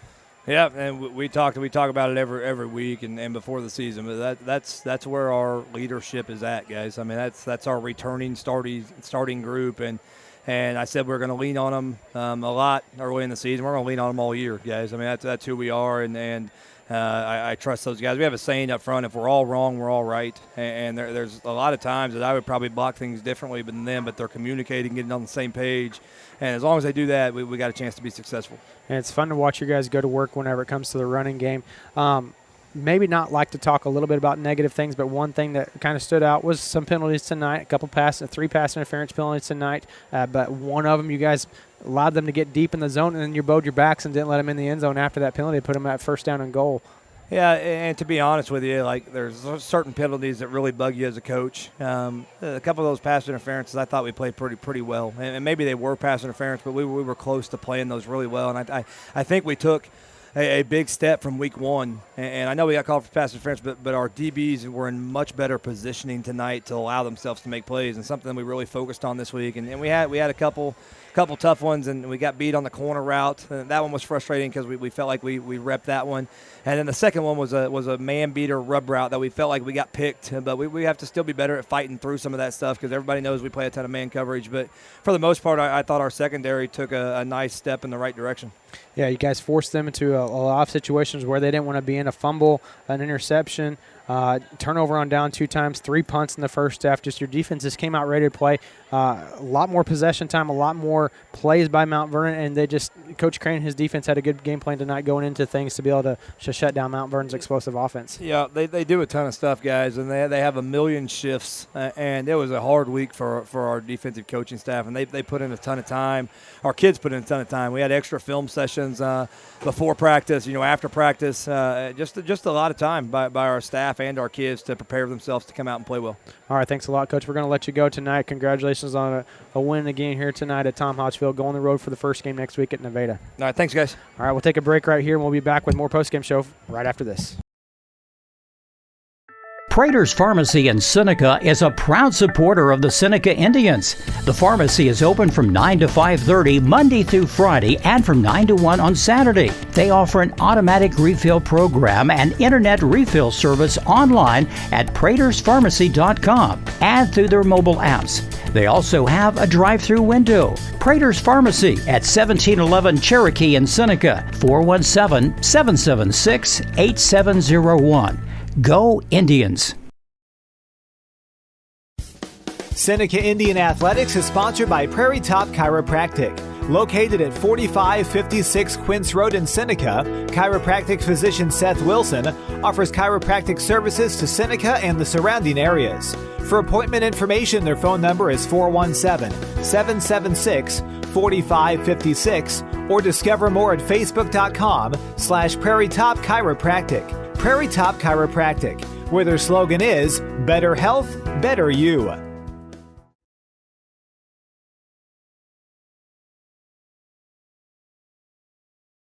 I'm a Missouri Farm Bureau insurance agent. I'm for working hard for what you get and then protecting what you've got. Your home, your vehicles, your life. I'm for making an honest living and taking pride in what you do, and for giving back to the community I call home. I'm for serving my clients with the respect and dignity you would expect from the farmers that started this company. And though I know you probably hope you never need me, I'm here for you when you do. I'm a Missouri Farm Bureau insurance agent, and if you're a Missourian, I'm for you. I am Josh Dotson with Missouri Farm Bureau Insurance Services. If you're in Missouri, I'm for you. Dairy Queen Grill and Chill in Seneca is the place to go before or after the game. Check out their amazing menu of fan-favorite blizzards like Oreo or cookie dough. Happy hour is daily from 2 to 5 p.m. That means everything you can drink from a straw is half price, excluding premium shakes. Don't forget to grab one of their $7 meal deals or their signature stack burgers and top it off with a Misty Slush. The Dairy Queen Grill and Chill in Seneca, located at 308 Washington, open daily from 10 a.m. to 10 p.m. Proud to support the Seneca Indians. And we welcome you back into the postgame show here in Seneca, Missouri. Postgame show sponsors Crowder College and the Seneca School District. Again, the Indians victorious tonight, 35-14. Running through some stats for you this evening. Trying to get my stats real quick for Johnson because he had quite a few passing attempts, but looks like he was about 11 of 24 tonight for 176 yards. Gann had 3 receptions for 23. Zerby, the big target for them, 3 receptions for 129. Gaddy, 1 for 14. Dotson, 1 for -4. Conway, 1 for 4 yards. And Felton, 2 for 10 yards on the ground tonight. I think what we're forgetting, Daryl. I'm Seth. Yeah, yes. That's okay. I think what we're forgetting is there was probably 5 or 6 pass plays that came back due to penalties. That is true. So that is true. Legal participation downfield. Yeah, he did throw the ball a lot, but there was 5 or 6 that came back due to penalties because we were talking during the break and going, man, it doesn't seem like he threw the ball more than that, and I think that's why is because there was more penalty yardage there. On the ground tonight, Hernandez 1 carry for 1 yard. Johnson, 10 carries for 39 yards. Dotson, 6 carries for 11 yards. Conway, 3 carries for 10 yards. And Dawson coming in, the second leading rusher, is the quarterback for 15 yards. So that's Mount Vernon stats. Let's turn the page over to Seneca stats. Through the air tonight, Caden Klaus completed 4 of 8 passing for 12 yards. Brody Probert, 2 of 3 for 9 yards. And I may have missed some guys on receptions late in that game, and I do apologize for that. So I think we had right at 21 yards through the air tonight. On the ground tonight, Harris had 2 carries for 37 yards. Graham had the 1 for -1. Miller had 13 carries for 137 yards. Brody Probert, 15 carries for 111 yards. And Caden Klaus, 15 carries for 162 yards. Harris had a reception for 6. Miller had 1 for 0. And Ginger had 2 for 2 yards. And again, I do apologize. I missed a couple receptions there by the receivers. So total tonight for the Indians, 446 on the ground. You have 3 guys that rushed for over 100 yards. That's not a bad night. I was joking with Coach Hughes and Coach Napier. Hey, I'd like to see 1 more. Let's get 4 guys get 100 yards next week against them. Throw Kai Adams in there. Let him get 100 yards as well next week against Nevada. But no, it's going to be a tough road contest next week for the Indians. Time of possession tonight for each team. Looks like Seneca had the ball for about 23 minutes and 45 seconds. And excuse me, go ahead. I mean, I think we talked about there in the second half, Seth, we talked about at halftime that Seneca was going to have to run the ball, and I think they only threw 2 times there in the second half. So they did a good job of running the ball down their throats because Mount Vernon wasn't able to stop them. 24-15 time of possession. Thank you, Ben. 24-15 time of possession for Mount Vernon in the game. Mount Vernon running 48 plays, 236 yards from drive chart yardage, which about adds up to what they had according to my stats. Seneca running 58 plays tonight and roughly about 443 yards on my paperwork as far as drive chart yards. Now, you got to remember the players will each get a little bit more positive stats because of the penalties, so they get extra rushing yards. We don't like those penalties, but they do get extra yards for their stats. They're padding their stats kind of like you do in basketball. You miss your shot, you get your own rebound, then put it in. So you get the rebound. You don't get your assist necessarily, but I digress. So a good game tonight by the Indians. Both teams having 8 penalties tonight. Mount Vernon 8 for 51, Seneca 8 for 58. You know, I think, Seneca does a good job of flushing it out of the system because, last year what happened in week 9, Seth, we went to Nevada. It was a tight game. It came down to a touchdown with about 40 seconds left to win it on their home turf. They're going to remember that. They're going to want to change that factor next week, and Seneca is going to have to be ready for their best game because guess what? You're in the Big 8. It's going to be another – I can't remember pregame if Nevada was in the top 10, but, it's going to be another top 10 battle. Seneca will get some bonus points for playing up. Nevada in Class 4. But like we said, district-wise, just win. Everything else will take care of itself. But next week, another big challenge and opportunity in front of the Indians. Yeah, just let everything – take care of business. Let the chips fall where they may because, you can't dictate what everybody else is going to do. All you can control is your own destiny. As a great team effort tonight by the Indians, a great defensive effort, holding Mount Vernon to just 75 yards rushing on the entire night. So, and that's kind of what Mount Vernon wants to do is they want to run to open up the pass. And Seneca, we talked about trying to make them one-dimensional, and they were able to do that. Unfortunately, Mount Vernon had some excellent plays, and sometimes you just get beat. That corner route to Zerby was about as beautiful as you can get. Or maybe it was Harris, for the touchdown. That was about as beautiful as you can get. But for the Indians, they made them one-dimensional, and that makes it a lot harder to beat them when you can make a team one-dimensional. That is, and Seneca really didn't need to be we talked about the aerial attack before the game. They really didn't need to go to the aerial attack because the ground game was working so well thanks to those offensive linemen opening up a lot of running room for those 3 rushers. Yeah, I think they went to the aerial attack a little bit sooner than they probably needed to or should have, and we kind of saw them correct that there in the second half because they were running the ball. They were able to run very well, and, they were throwing the ball, and that's where they had their mistakes. Throw a pick down there. So maybe run the ball, it's 42-14 instead of 35-14. Right. So it felt like the Lamar game last year where we just couldn't get any type of rhythm, and that's what a good defense will do to you. Mount Vernon is a good team. Like Coach Hilburn said, they are a good team. They're number 5 in the state for a reason. They're a great team. Yeah. But a good job by the Indians to be able to get through the adversity and walk away with a 35-14 win here tonight at home. And you love to see adversity in week 2. Last year it didn't seem like you saw it till week 9. So just get the adversity in and see how you react. Get it over with. Yeah, get it over with. Well, we'll take a break right here. Your post-game show sponsors tonight have been Crowder College and the Seneca School District. We take a break. We'll come back with the Final Drive Scoreboard Show sponsored by Freeman Orthopedics and Sports Medicine. If you're a weekend warrior who likes to go, go, go, don't let pain put the brakes on your pace. When you need help with an injury that keeps you from moving, you want an orthopedic team with a proven track record. Freeman Orthopedics and Sports Medicine is nationally recognized and were recently named CareCheck's #1 hospital in the market and top 10% hospital in the state for hip fracture repair. Freeman Orthopedics and Sports Medicine, the experience you need to keep pace with life.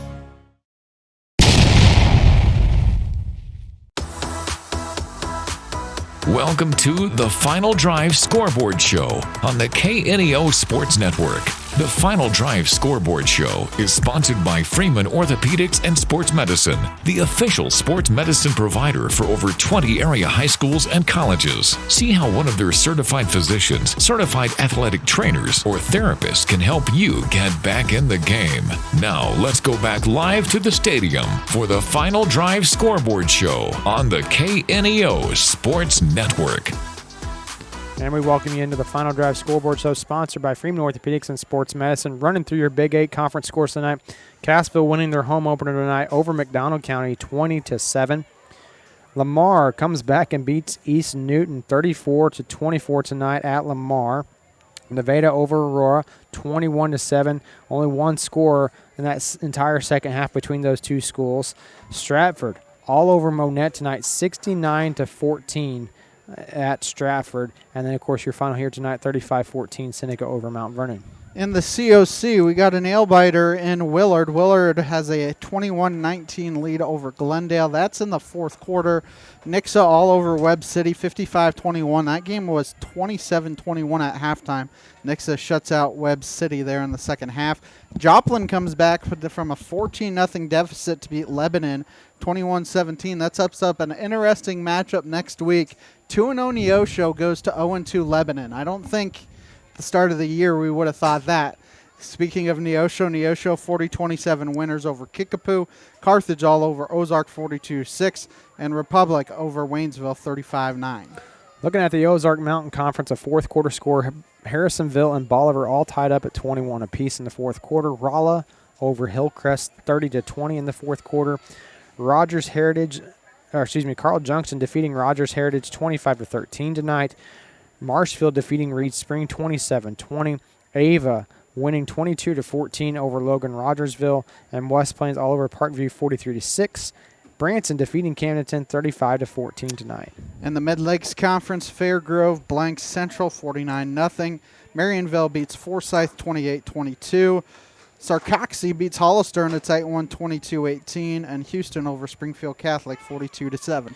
We'll take a break right here, and we'll come back with more Final Drive Scoreboard Show sponsored by Freeman Orthopedics and Sports Medicine. If you're a weekend warrior who likes to go, go, go, don't let pain put the brakes on your pace. When you need help with an injury that keeps you from moving, you want an orthopedic team with a proven track record. Freeman Orthopedics and Sports Medicine is nationally recognized and were recently named CareCheck's #1 hospital in the market and top 10% hospital in the state for hip fracture repair. Freeman Orthopedics and Sports Medicine, the experience you need to keep pace with life. And welcome back into the Final Drive Scoreboard Show, sponsored by Freeman Orthopedics and Sports Medicine. In the Southwest Conference, Ash Grove over El Dorado, 14-6 tonight. Beer City having no trouble with Diamond, 56-0. Excuse me, we've already covered those scores. Well, maybe not. They're just crossed. It's just Marionville Forsyth crossed, but that was like, man, I thought we just went through that score. And same with the Sarcoxie Hollister, but Stockton Miller. Stockton over Miller 48-20 tonight, and then Sarcoxie over Hollister 22-18. 8-man and independent scores 8-man football. Rich Hill beat Jasper 40-6. New Heights improves to 2-0 with the 62-32 win. You move over to Kansas. Pittsburgh beats Emporia 56-13, and back to 8-man football in Missouri. Lockwood beats Drexel 62-24. In the SEK Conference, Labette over Parsons 24-8. That's in the third quarter.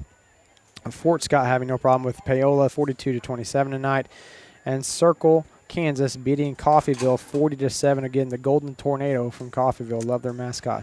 In the CNC, St. Mary's beats Girard 21-14. Riverton over Baxter 32-10. Frontenac blanks Galena 27-0. And in Oklahoma, Commerce over Fairland 37-9. Grove having no problem with Vanita Knight 42-0. Miami over Noah Homeschool 50-13. And Highland Park over Wyandotte 52-0 tonight. And one final update for you. That Willard-Glendale score went final, so Willard beat Glendale 21-19. Special thank you to Daniel Moore for keeping you up to date on all those scores. Make sure you get that KNEO app so you can have the Final Drive Scoreboard Show right there at your fingertips every Friday night. Daniel Moore keeping us up to date on all those. So for Daniel, Landon Reiser, our cameraman, Coach Darrell Harbaugh, and Ben Wolcott, I'm Seth Wilson saying so long from Tom Hodge Field at Earl Campbell Stadium in Seneca, Missouri, where the Indians were victorious 35-14 here on the KNEO and Seneca Indian Sports Network. You've been listening to the Final Drive Scoreboard Show on the KNEO Sports Network. The Final Drive Scoreboard Show is sponsored by Freeman Orthopedics and Sports Medicine. See how one of their certified physicians, certified athletic trainers, or a therapist can help you get back in the game. Join us again after the game next week as we will once again bring you all the latest scores right here on the Final Drive Scoreboard Show, sponsored by Freeman Orthopedics and Sport. Welcome to Seneca, Lady. This has been a live production of KNEO Sports. This broadcast may not be reproduced or retransmitted without the express written consent of KNEO Sports Network. This has been a sporting outreach of KNEO Sports Network, reaching into communities to make a difference for eternity.